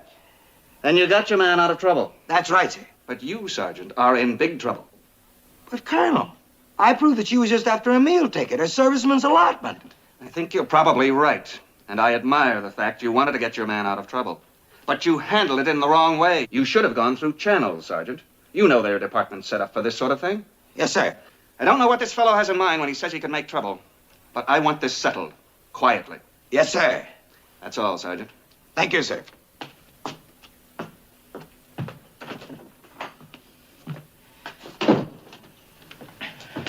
Hello, heartbreaker. Oh, why don't you stop?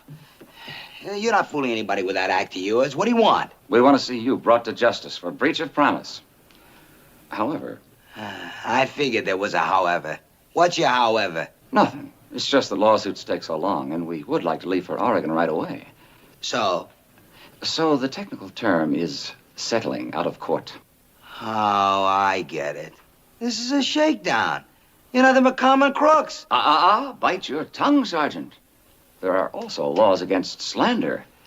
Now, do we settle this like reasonable people, or do I go in to see the Colonel again? Wait. Yes? Well, what kind of settling you talking about? Well, I figure we could patch Alice's heart and get to Oregon on $500. $500? We're giving you a break because you're a serviceman. Why, you... Sergeant. You wouldn't want to add an assault and battery charge, would you? That's better. You can pay us any time as long as it's by Friday. I feel terrible. Really terrible. Just terrible. Okay, but there's nothing you can do about it. Yes, there is. I can pay the $500 for you. Where are you going to get $500? Well, I could pay them $2 a month. That's what I put in my savings account. Well... It don't sound like much, but it adds up. That's $24 a year. Well, they're not going to wait 20 years for the money. It's closer to 21. In fact, it's 21 exactly. Look, let's just say this is a very expensive lesson, not to butt into anybody else's business. But, Sergeant... You can't help me, so forget it. Well, where are you going to get $500? I don't know. I could always sell my car. It's worth almost $900. I still owe $1,000 on it. I don't know, Pyle. I'll think of something. Just get out of here and leave me alone. Right, Sergeant.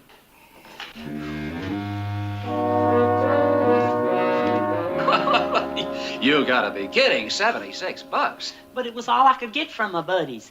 $76 down, and then $2 a month till it's all paid off, just like the way they do in department stores. It's nice you want to help your sergeant, but we couldn't settle for $76. Okay, but it's only fair to warn you. The weed of crime bears bitter fruit. Leave him.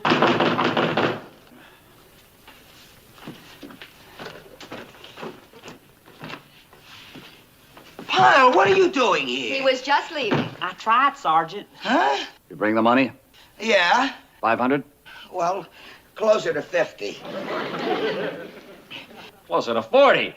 Well, a private here was going to do better than that. Why don't you take the $76 and the 40, and we'll pay you the rest later? I got $76. Now, wait a minute. What do you take us for? We want $500 and we're not going to settle for less. Well, I can't get it this quick. I need more time. How much more time? About a year and a half. Alice, let's call a lawyer. Wait a minute. You can't do this to Sergeant Carter. Oh, no. We've got a legitimate breach of promise case. Pyle, will you stay out of this? You gonna pay the money or not? I can't get it this quick, I told you. Alice, call.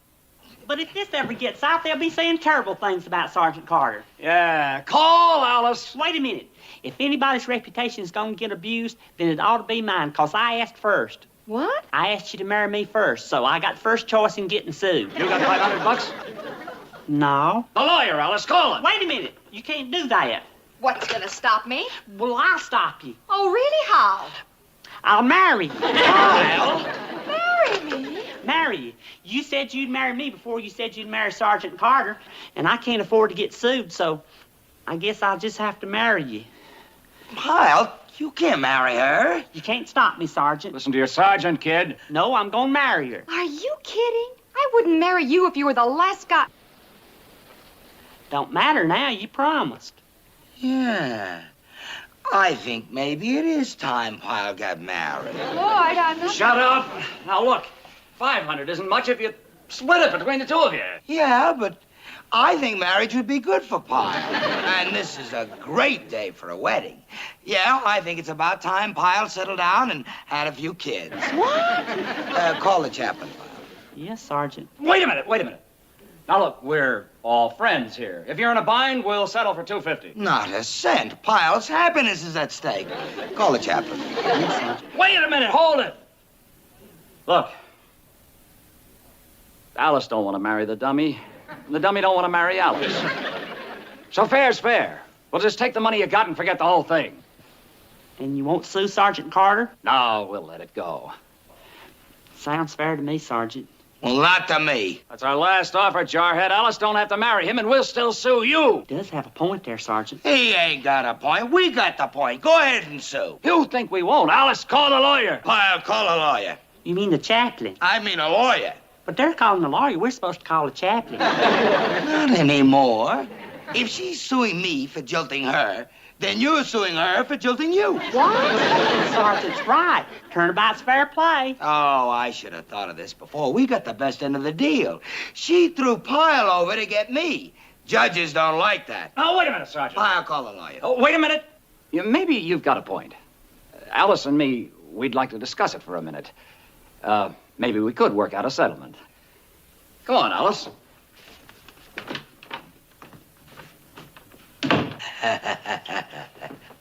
Sergeant, even if we can sue them more than they can sue us, I don't want to because it's not a fair and honest way to earn money. Well, I don't want to sue them either. I just want to throw a scare into them to get them off our back. That's called diplomacy. Well, what do you think they'll do? What if she decides she will marry me? Now, she ain't gonna marry you. She ain't gonna marry me. She ain't gonna marry anybody. They're gonna try to weasel their way out of this, is what? Just watch. They'll come back in here.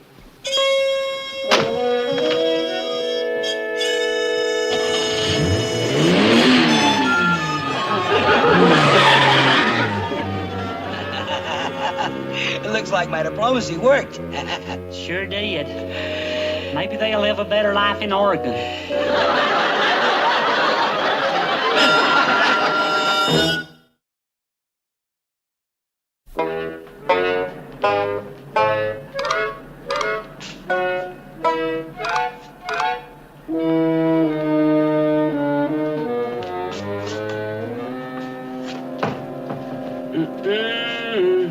I beg your pardon?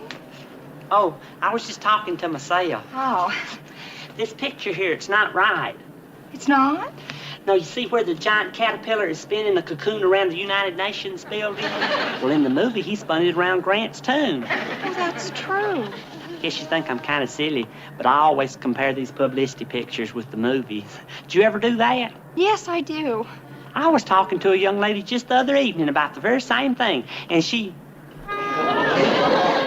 You like monster movies? Yes. You like cherry sodas? Yes. Bye, ma'am.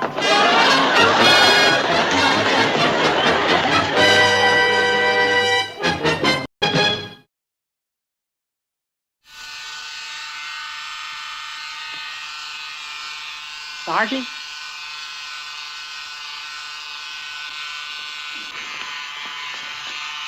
Sergeant? It's just me, Sergeant. That's my big problem in life, Pyle. It's always you. Just came by to pick up my pies for tonight, but if you're busy, I'll be glad to come back later. No, forget it, Pyle. I got your pass right here. Just remember to knock next time, will you? Instead of barging in here, understand? Right, Sergeant, and I'm sorry. What was that? Huh? What's what? Sounded like a dog. There it is again. Sounds like it's coming from over here. Yeah, hey, you're getting kind of nosy, ain't you? But I thought I heard a dog. You've done it, Sergeant. You got yourself a dog. It is a dog, isn't it? Yeah. Come on, you might as well have a look. Ooh. Shazam. A little birthday present from me to Bunny. Cute, huh? Golly, I'll say, Sergeant, where'd you get him? Corporal Walnick over in C Company. His mud had a whole litter of them, and since I didn't know what to get for Bunny... She'll just love him. She'll just love him. Look at that little feller. And look at that cute little face. Yeah, the perfect birthday present. And cheap, too. Didn't cost me a nickel. Well, now you had a good look, okay? So if you don't mind, Pyle. I can just see Miss Bunny's face when she sees him. Right. If I could ever get out of here, Pyle. Right, Sergeant. I'm going now. And, Sergeant? Yeah? I'll bet you're the most thoughtful sergeant on this base. But that's you, always thinking about the other person. I'll buy that.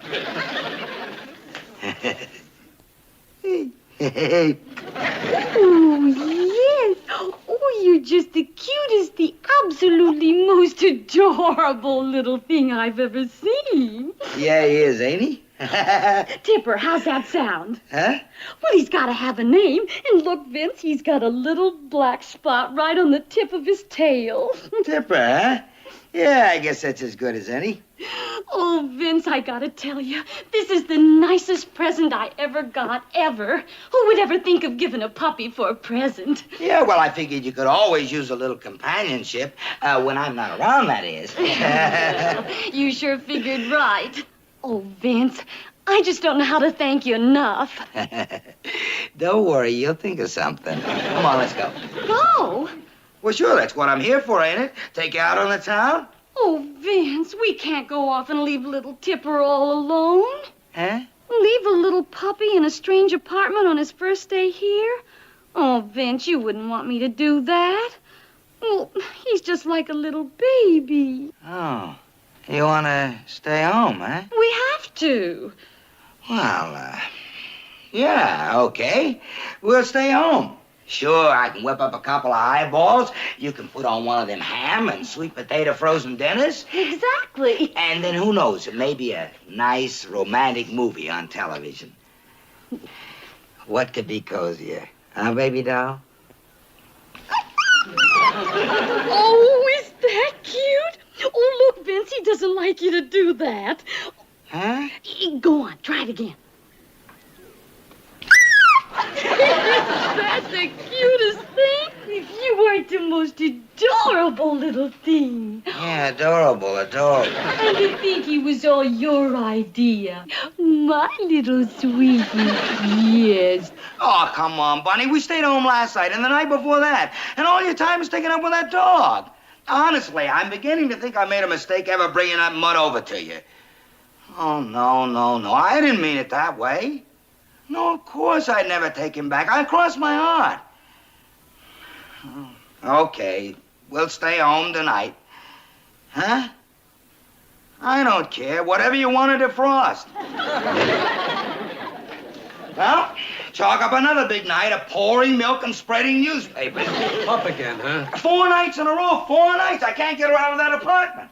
Doesn't sound so bad to me, Vince. The two of you home all alone with time on your hands. Not the two of us, the three of us. Remember, and baby makes three?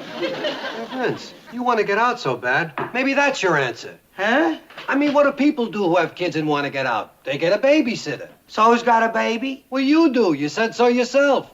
You need a dog sitter. I know about babysitters, but dog sitters? Oh, yeah, they got them. Oh, come on, Chuck. Where am I going to find an idiot silly enough to sit up all night with a dog? Hey, Sergeant. I think I know. Correct that. I know. Excuse me, Sergeant. I just wanted to report that I finished that painting detail. It looks just like me. Fine. Look, Pyle, I was wondering if you have anything special on for tonight. Gosh, I don't know. Well, to tell you the truth, Pyle, I was wondering if you'd like to drop by and kind of keep an eye on Bunny's new puppy tonight so as we can get away. Golly, Sergeant. You really mean that? I'd be glad to. Oh, good. That's good, Pyle. And I want to tell you you'll be doing me a big favor. Oh, no, Sergeant. It's you that's doing me the favor. There's nothing in the world I like better than a little puppy. Of course, that's not counting you, Sergeant. I was just referring to animals.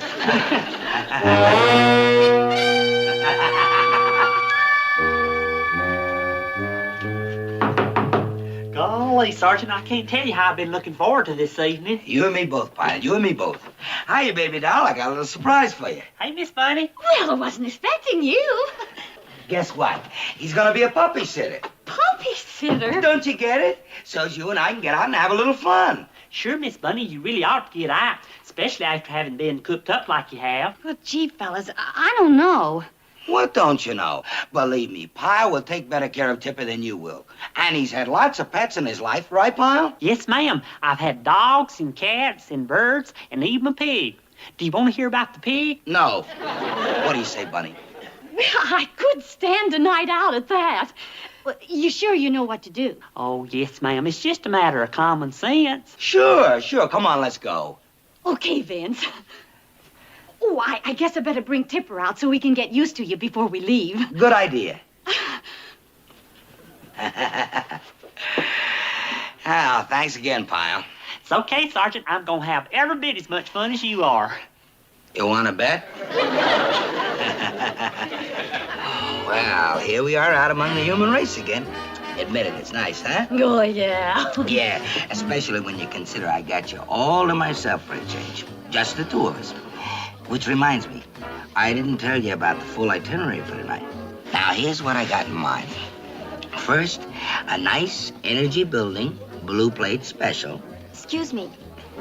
You Bunny Olson? Yes, I am. Oh, well, you got a phone call. He said you'd be sitting with the sergeant. You can take it right over there. Thanks. Wonder who'd be calling me. I don't know. You don't think something's happened to Tipper? Oh! Hello? Hey, Miss Bunny. Gomer, what's wrong? Oh, nothing, ma'am. Everything's just fine. It's just that I hate to bother you with something so unimportant. What does he want? Shh. Oh, no, Gomer. It's no bother at all. Well, I see that you got Tipper's bed under the sink. And I was just wondered, it's awful damp under there, especially for a little puppy. Oh, gee, I never thought of that. But you know what? Right next to the broom closet, that's real dry, and he wouldn't get no draft from the window neither.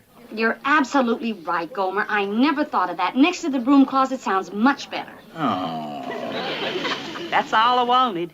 Thank you. I sure hope it wasn't no inconvenience calling you like this. Well, it's okay, Gomer. I'm glad you did. Well, you two go on and have a good time. Me and Tipper's getting along just fine and dandy. Glad to hear it. Okay, Gomer. We'll see you a little later, huh? What? Oh, okay, I sure will. Bye-bye. Gomer said to say hey. I'm touched. I'm really touched. Knucklehead. Well, was that a dinner? Now, about that itinerary. Here's what I thought we'd do from here. First, maybe we'll stop at Jamaica Joe's for a couple of cha-chas, to work up the dinner. Sounds good. Then, what do you say we take a nice, long drive out along the ocean? And maybe we can... Miss Olson? You wanted on the phone again? You're kidding. It must be Gomer again. Oh. Only this time let me talk to him, huh? I want a few words with him. Vince, it could be important. Sure, like which part of the newspaper does the mutt like best? The sports section or the financial page? Never mind. Hello? Hey, Miss Bunny. It's me again. No, nothing to be alarmed about. It's just that I put Tipper down to sleep next to the broom closet, and, well, he keeps crawling back under the sink. Oh, no. What? Do you know what I thought? He seems to feel real secure in the living room next to the TV set. I could keep him there. Good idea, Gomer. Why don't you try that? Tipper keeps crawling back under the sink. You gotta be kidding. That stupid meathead called you up to tell you that? Hey, Miss Bunny, is that Sergeant Carter I hear? You want to say hello? Goodbye. That's what I want to say. Goodbye. Hey, Sergeant Carter, are you and Miss Bunny having fun? Yeah, Pyle. In between your phone calls, we're having a lot of fun. Well, you two just stay out just as late as you want to, long as I know where I can reach you in case something important comes up. I got news for you, Pyle. From here on in, you got any more hot flashes about that pooch, you're gonna have to send them by seagoing pigeon. You got that? Oh, I sure do. But you be real careful now. Them oceanfront roads are real dark and twisty this time of night. And you know what? The ocean spray gets on those roads and they get real slick. You know what I'd do if I was you? Hello? Hello?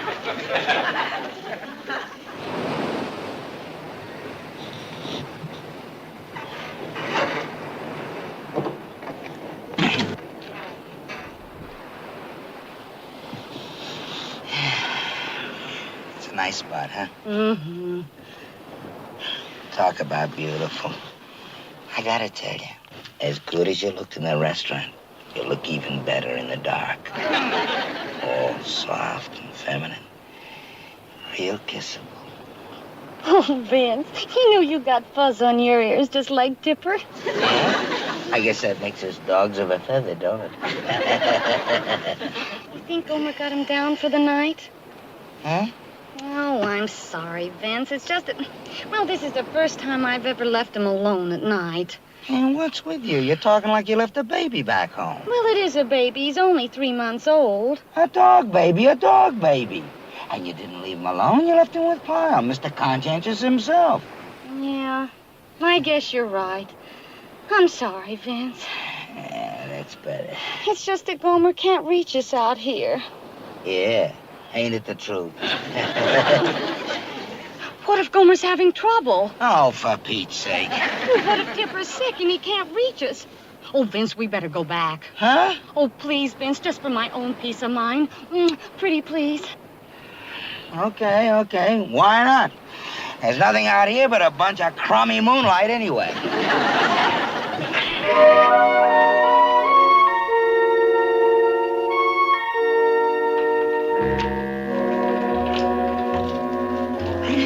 Sergeant Carter, you back so soon? Is he asleep? Did you get him down all right? Everything's fine. I got him down about an hour ago. Oh, okay, Pyle, thanks again. You can get lost now, you know what I mean. There's still some of the evening left. Good night, Tipper. What's the matter, sweetie? Golly, I must have disturbed him.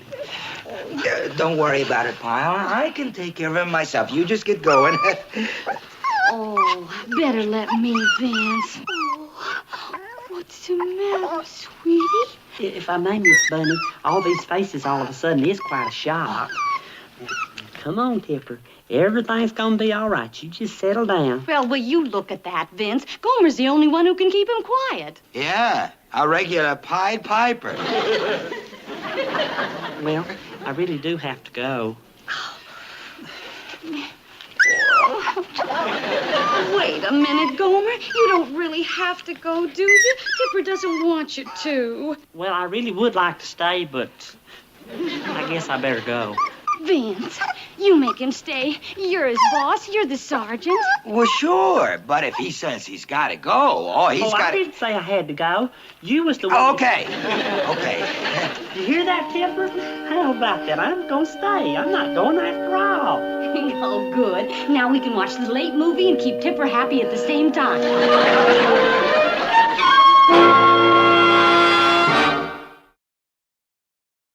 Oh, come on, Walnick. It just didn't work out, that's all.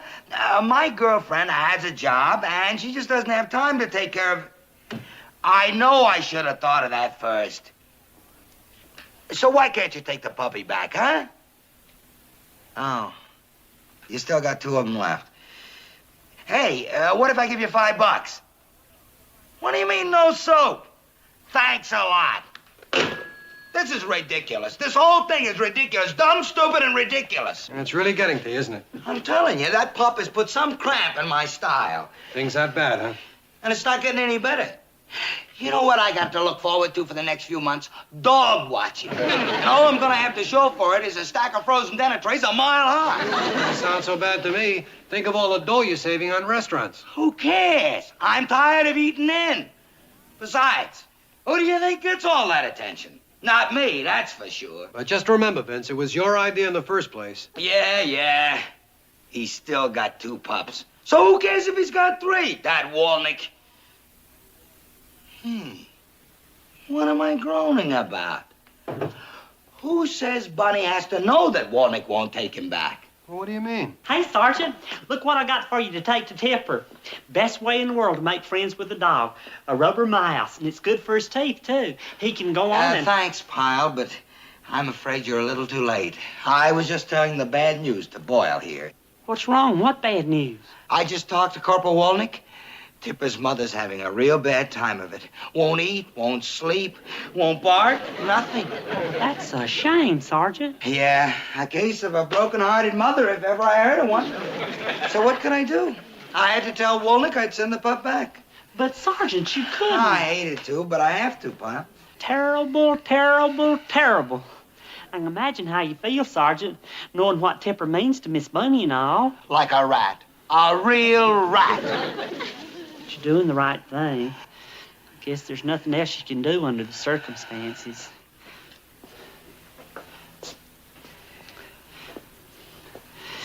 Would you tuck this in Tipper's basket? It's kind of a going-away gift. Sure thing, Pyle. And thanks.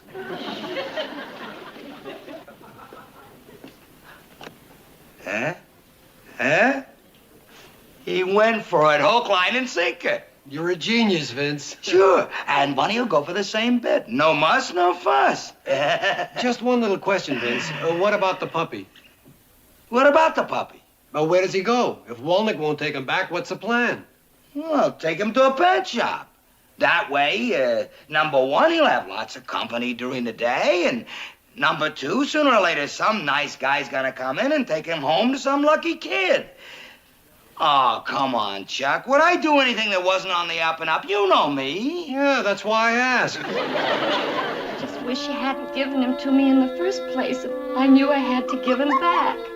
Oh, come on, Bunny. It's just one of those things that could happen to anybody and his mother. I can't help it. I'm so used to the little thing.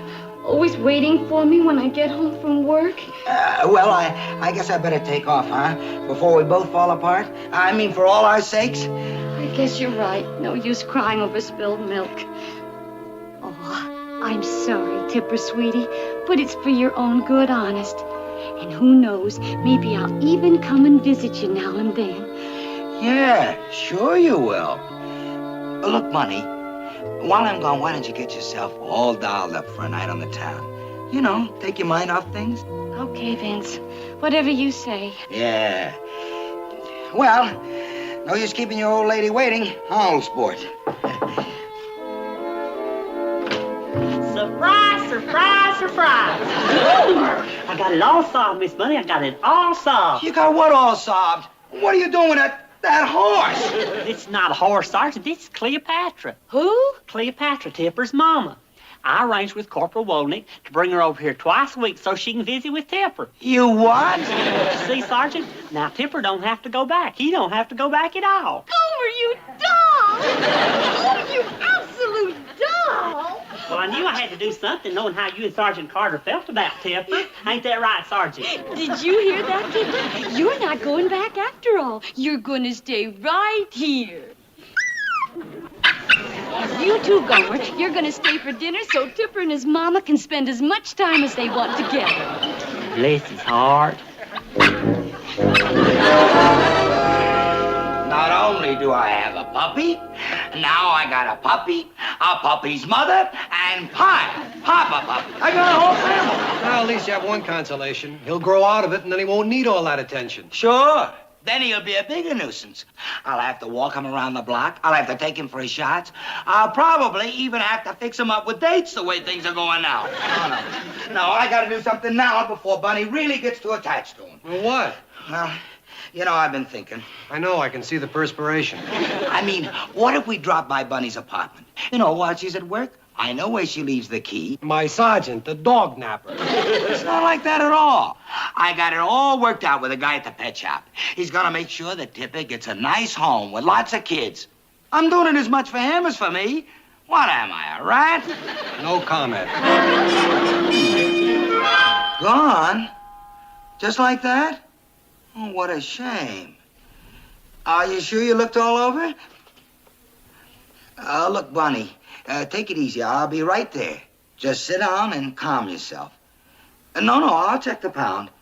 Yeah, I'll drive around the entire neighborhood. I promise. I'll look around real good. Okay. Sounds kind of different with a knife in her back, doesn't she, Vince? Oh, will you stop? Look, I told you. It was either me or the pup. Hey, Sergeant, are you going into town? Got bad news for you, Pyle. Real bad news this time. Bunny just called. The pup ran away. He ran away? Yeah, up and left. Why, that's terrible, Sergeant. Terrible, terrible, terrible. Yeah, well, look, I better rush over to Bunny. She's pretty upset. Take over, boy. I may be a while. What? Why, that's the most terrible thing I've ever heard of. Yeah, that's for sure. Well, how did he get out? How? Look, Pyle, what's done is done. You know, I've got work to do. Poor Miss Bunny. She was so attached to that little feller. Sure wish there's something I could do. Poor little Tipper, wandering around, just whining his little heart out. Oh, come on, Bunny. He's not wandering around. You know what? Some kid picked him up. Probably flipped over a Tipper the minute he saw him and took him back to a nice home. But how can we be sure? And I'll tell you something else. A kid can give a pop a lot more love than a working girl. You shouldn't have a dog, Bunny. Not when you have to leave him alone all the time. Maybe you're right, Vince. It's just that I was getting so attached to Tipper, coming home to all that love and companionship. Oh, don't worry about that. I'll make sure you get all the love and companionship you can stand. Believe me, if I can't make you forget a little 2-pound puppy. Tipper. Maybe it's somebody who found Tipper. Well, I wouldn't set my hopes on it, honey. Surprise, surprise, surprise. Oh, Gomer, bless you. Where did you find him? Wait till you hear, Miss Bunny. Just wait till you hear. You see, when the sergeant here told me the terrible news, I just couldn't sit around and do nothing, so I decided I'd have a look around. And I looked high and low, too. High and low. And then I got an idea.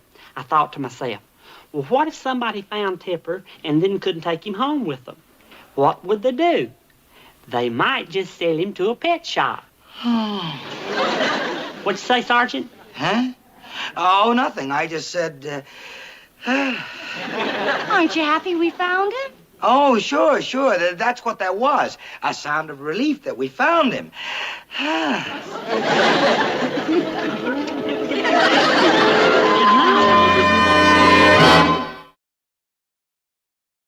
Vince, can you believe it? No, I really can't. Well, I guess I better get going and leave you three alone for a while. Wait a minute, Gomer. Didn't you say you bought him back? How much did you have to pay for him? Well, it was only $35.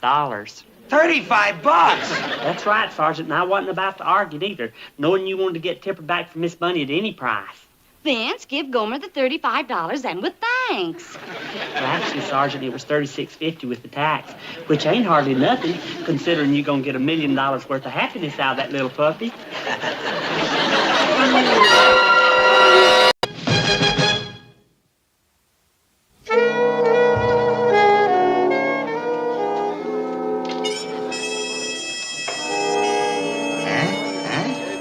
Lovely, isn't it? Sure is. $70, huh? Yes. And that includes the tax. Well, okay. But I'll have to come back for it. I don't have all the money with me right now. All right. Don't worry, I won't be long. $70? That's a pretty expensive present. Look, I've known Bunny a lot of years. I can't be chintzy on her birthday. Besides, I got a lot of class, Boyle. And a lot of pride. And no money. Don't worry, I'll get it. Easier said than done. As long as I got buddies, I can always borrow. All I gotta do is... Hey, here comes Haskell. I bet you'll come up with what I need. Hiya, Haskell, old buddy. Not a penny, Vince, not a penny. Who needs him? I got lots of friends on this base, boy, lots of friends. What kind of friend are you? Look, Slatney, last month when you needed $20, I gave it to you just like that. No questions asked, no strings attached. I gave it to you out of the goodness of my heart. And now when I... Huh? Same to you, fella. Look, if you're so desperate for money, why don't you dig into your savings account? What savings account? You mean to tell me that after all these years you don't have something put away? Yeah, I got a lot of expenses, Boyle. Like taking care of my mother, paying off a mortgage. Just last month I bought her a new septic tank. Yeah, Pyle, what do you want? Excuse me, Sergeant. I don't mean to interrupt you, but you assigned me the extra cleaning duty, remember? Oh, okay, get on it. Hey, we still haven't tried Hacker. Hacker? You're kidding. Give me Sergeant Hacker. He's in the mess hall. I know we don't get along, but I can handle him. All it takes is a little smooth talk. Charlie? Vince? How things down at the mess hall, buddy? Hello? Strike 3 and you're out. This watch is something I gotta get for Bunny. It's the perfect birthday present. Excuse me, Sergeant. Did you say it was Miss Bunny's birthday? Yeah, today. Well, ain't that nice? Be sure and wish her many happy returns of the day for me. Yeah. Look, Sarge, if you don't have the money to buy her a watch, why don't you give her some flowers or something? It's really the thought that counts. No, Boyle. With me, it's first class or nothing. Sergeant Carter? Pyle, I thought you were supposed to be cleaning up. I'm sorry, Sergeant, but I couldn't help overhearing you. Did you say you don't have any money to buy Miss Bunny a birthday present? Yeah, but it doesn't concern you. Well, I can lend you what you need. Pyle, what's the matter with you? You've been in the Marine Corps long enough to know that a non-com can't borrow money from anybody of a lower rank. I could be court-martialed. That's right, I forgot. It's a shame, though, because I got some money I could lend you. Yeah, well, forget it. I could go over right now and get it out of my savings. I said forget it. Yes, sir. I've even got some cash on me this minute. It ain't much, but it might help out. Pyle. I know it's against regulations.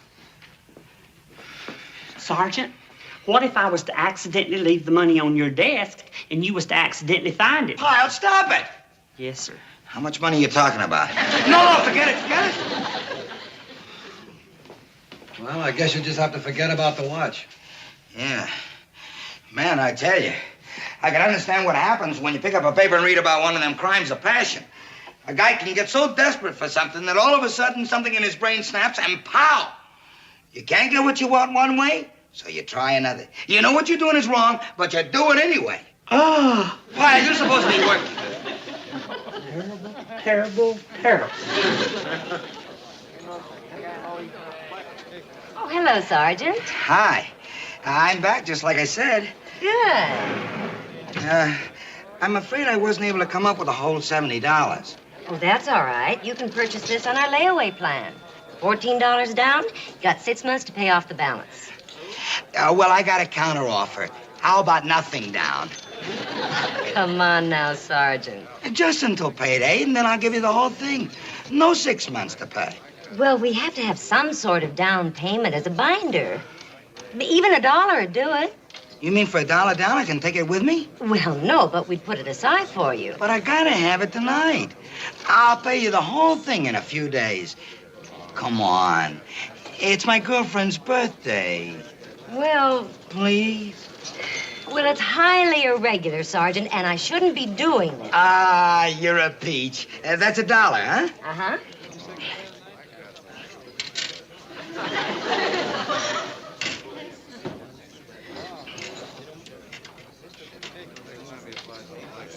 Can you lend me 7 cents? Sergeant, if you'll just sign this payment receipt and fill in your outfit and commanding officer's name. Yes, ma'am.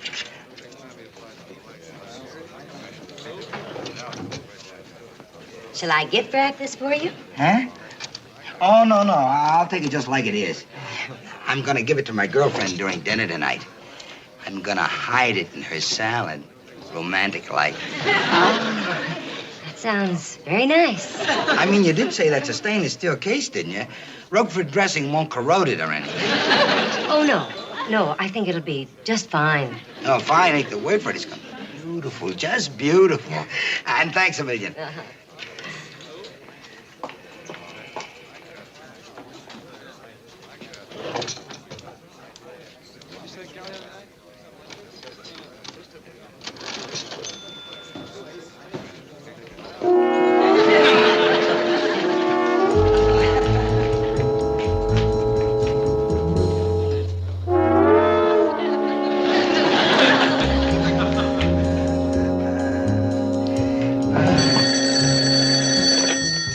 Company B, Sergeant Carter.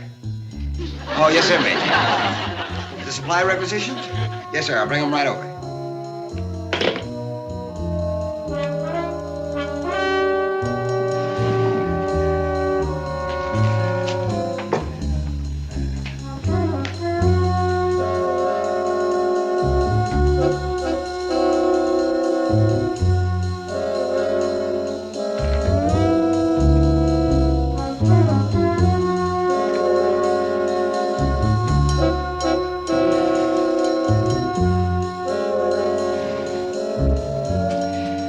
Sorry, Sergeant, but I gotta do this for your own good.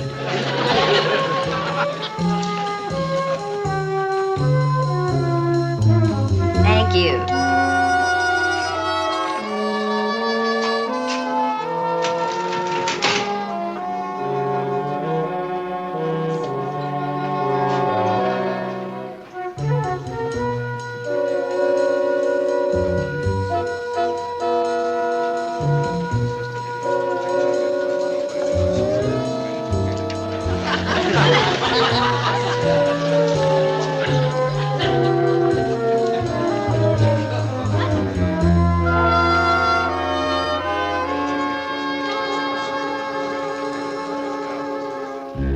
Company B, Sergeant Carter.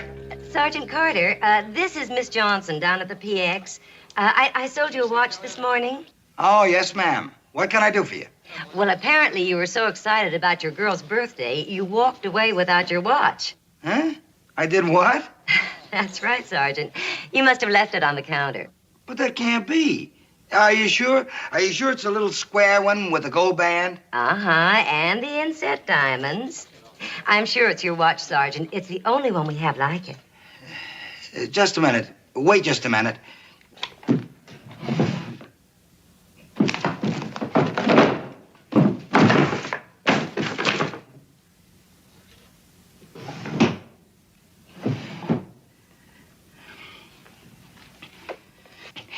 Miss Johnson, that's my watch, all right. Well, don't worry about it, Sergeant. I'll hold it for you. Yes, ma'am. You do that. I'll be right down.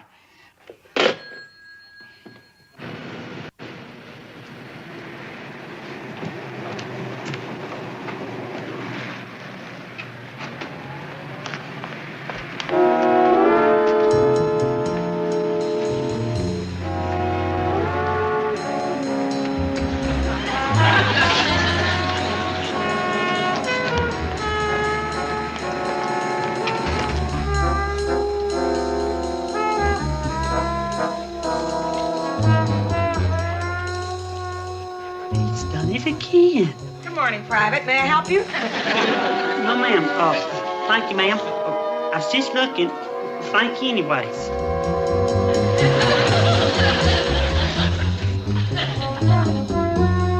Sergeant Carter? Corporal Ball?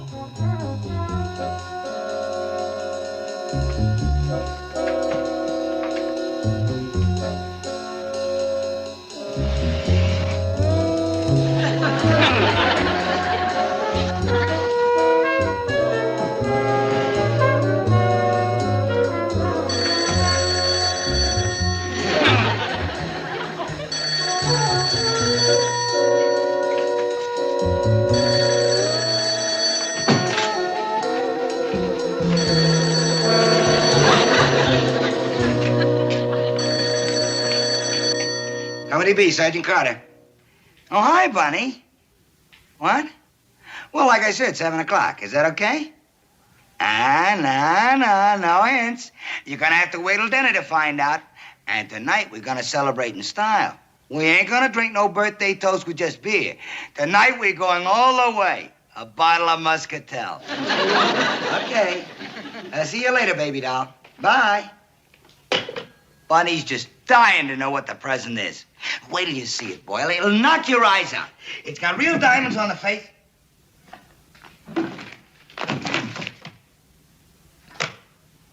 Okay, boy, what is this? Some kind of gag or something? What are you talking about? I just came in, remember? Oh, yeah. Boy, if this don't beat everything, it's gone. Just like that, just like it had legs. Company B, Sergeant Carter. Hello, Sergeant. You did it again. Your watch. I found it right where you left it. But that's impossible. Are you sure? Maybe some new ones came in when you were out. Look, Sergeant, I don't know if you're playing games with me, but this is definitely the watch I sold you. We won't have another one in like it for a month. Well, how about that? Then I take it you do want the watch after all. Oh, yeah. You kidding? I'll be right down. And this time I'll guard it with my life. Bye. Boyle, look at me. Do I look normal to you? Not just my face, but the way I've been acting, the way I've been talking? What's going on, Sarge? Oh, I'll tell you later. Right now I'm going to get the watch. I'll be right back. Company B, Corporal Boyle. Oh, yes, sir, he's here. It's a chaplain. He wants to talk to you. The chaplain? I wonder what he wants. Yes, sir, Chaplain. This is Sergeant Carter. Sergeant Carter, how are you? Well, good. Look, I wonder if you could do me a rather big favor. Well, sure, Chaplain, if I can. Of course, you understand I spend most of my Sundays off the base. You can relax, Sergeant. For once, it has nothing to do with trying to get you to attend one of my services. Oh. Actually, I'd like to see you in my office right away, if we can arrange it. Something's come up, and I'd like to talk to you about it. Yes, sir. Say in about 5 minutes, sir? Fine, sir. See you then. What does he want? Who knows? One of our ugly ducklings got himself a little problem, I guess, and the chaplain just wants to see the mother hen. You want me to pick up that watch for you? Oh, no. As soon as I'm through with the chaplain, I'll get it myself. Hey, Sarge, maybe while you're with the chaplain, he can take the curse off the watch. You're sure now that you saw him taking it?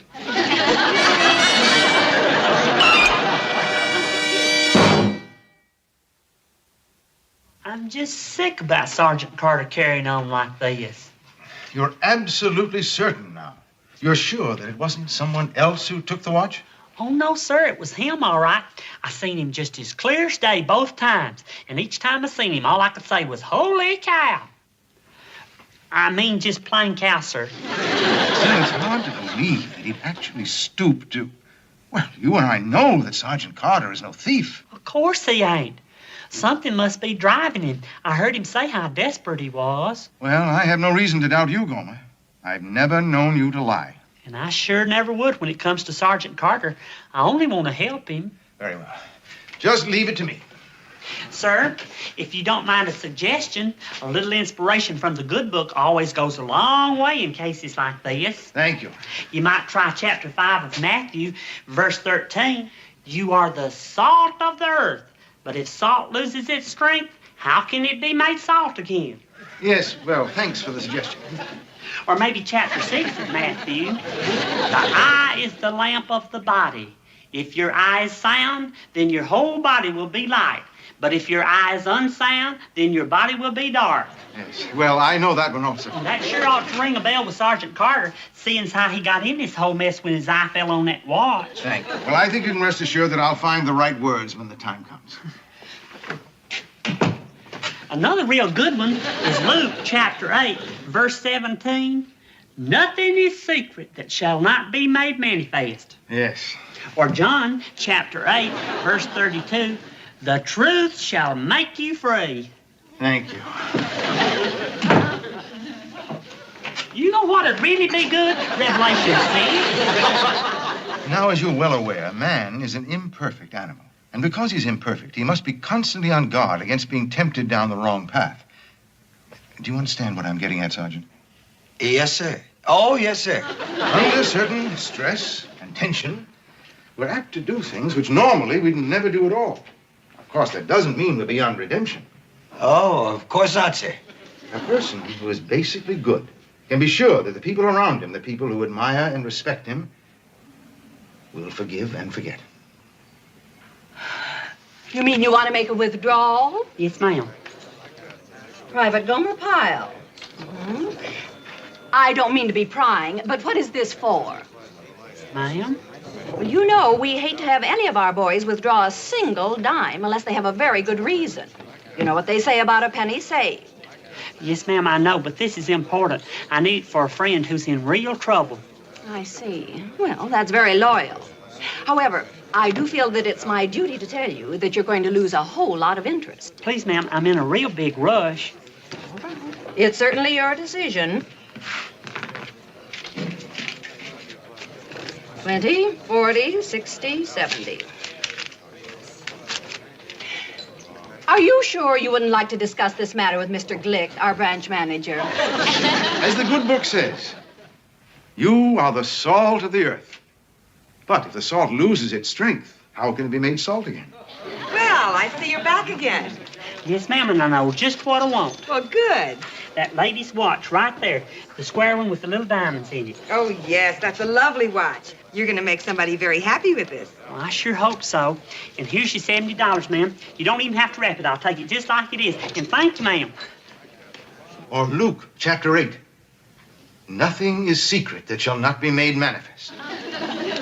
You're right, sir. You do see the wisdom. Oh, sure. It's as clear as a bell. Is that all, sir? Yes, I think so. Well, I'm certainly glad we didn't have to get into the specifics of this little matter. Oh, me too, sir. Thank you for coming by, Sergeant. Oh, well, it was all my pleasure, sir. And thank you for calling me.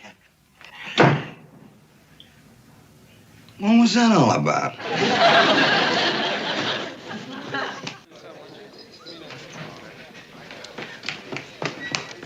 Yes, Sergeant, may I help you? Well, I'm not sure. Is Miss Johnson here? No, I'm sorry. She went to lunch. Oh. Well, she must have put it aside for me. Put what aside? A watch for a Sergeant Carter? That's me. I bought it this morning. No, I don't think so. At least Miss Johnson didn't mention it to me. But she called me. She distinctly said it was here. I left it on the counter. I'm sorry. I know there's nothing in the back. Unless maybe it's in the case here. No, never mind. Never mind. Just forget it. Forget it. I know she called me. It was a second time she called me.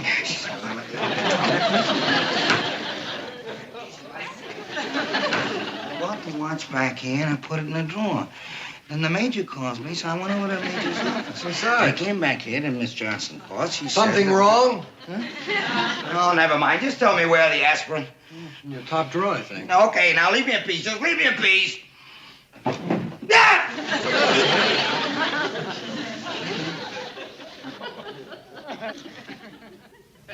What is this? A watch. Are you sure? I mean, I'm not just seeing things. It does have two little hands and goes tick-tock, tick-tock. How about feet? Maybe it has teeny little feet, too, so it can keep finding its way back from the PX. Company B, Corporal Boyle. Oh, yes, ma'am. Just a second, please. It's Miss Johnson again over at the PX. 10 to 1 she's calling. I tell you that you called before by mistake. It was someone else's watch all the time. I'd sure like to think so. This is Sergeant Carter speaking. Oh, Sergeant, I'm so sorry about what happened. Oh, yeah? Well, we all make mistakes. Well, it was all my fault. Oh, well, you don't have to apologize. Well, you see, when I went to lunch, I forgot completely about putting your watch aside for you. What? Yes. I just found out that Mrs. Healy, she's our other sales clerk, sold it to someone else while I was gone. Well, you can't imagine how badly I felt when I came back and she told me that a Sergeant Carter was in asking about his watch. My watch?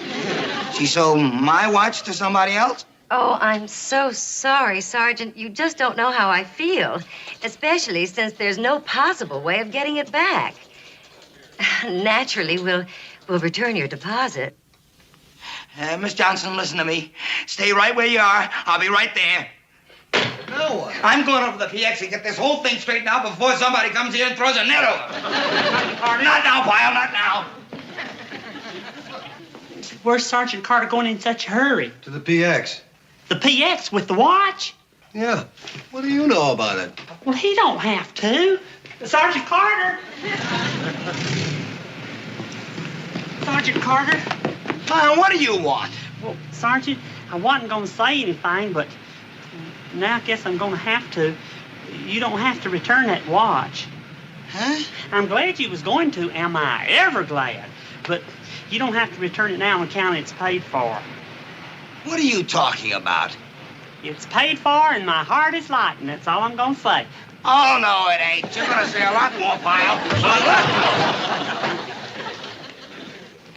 Please don't make me say any more, Sergeant. You won't have to. Maybe the lady can tell me. Ma'am, have you ever seen this guy before? That's him. That's the one I sold the watch to. I knew it. I knew it had to be something crazy. Why, Pyle? Why? Why did you come in here and buy this watch, huh? Well, Sergeant, I really don't know how to say this. Pyle!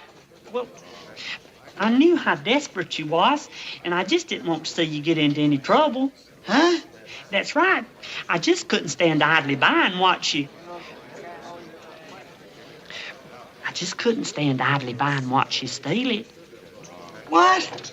The watch, Sergeant. You didn't see me, but this morning, I saw you when you put it in your pocket.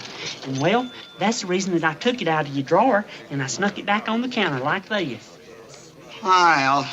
Pyle! I know, Sergeant. I know what you're going to say. I had no right spying on you like that. But, well, I did it for your own sake. I really did. I knew you'd thank me for it later. You know, it's like it says in the good book. You are the salt of the earth. That's Matthew chapter 5. Salt of the earth. The chaplain. You're the one that had the chaplain call me? Well, I didn't have anybody else I could turn to, Sergeant. You're not angry with me, are you? Pyle, you knucklehead. I didn't steal that watch. I bought it. You hear? I bought it. You did? Well, glory be. Now my heart's lighter than ever. Why, Sergeant, I should have known that you never would have done anything like that. Ladies, I just can't tell you how happy I feel right this minute, because you know who just walked out that door? The salt of the earth. I don't know why I could ever think you would. Where's the watch?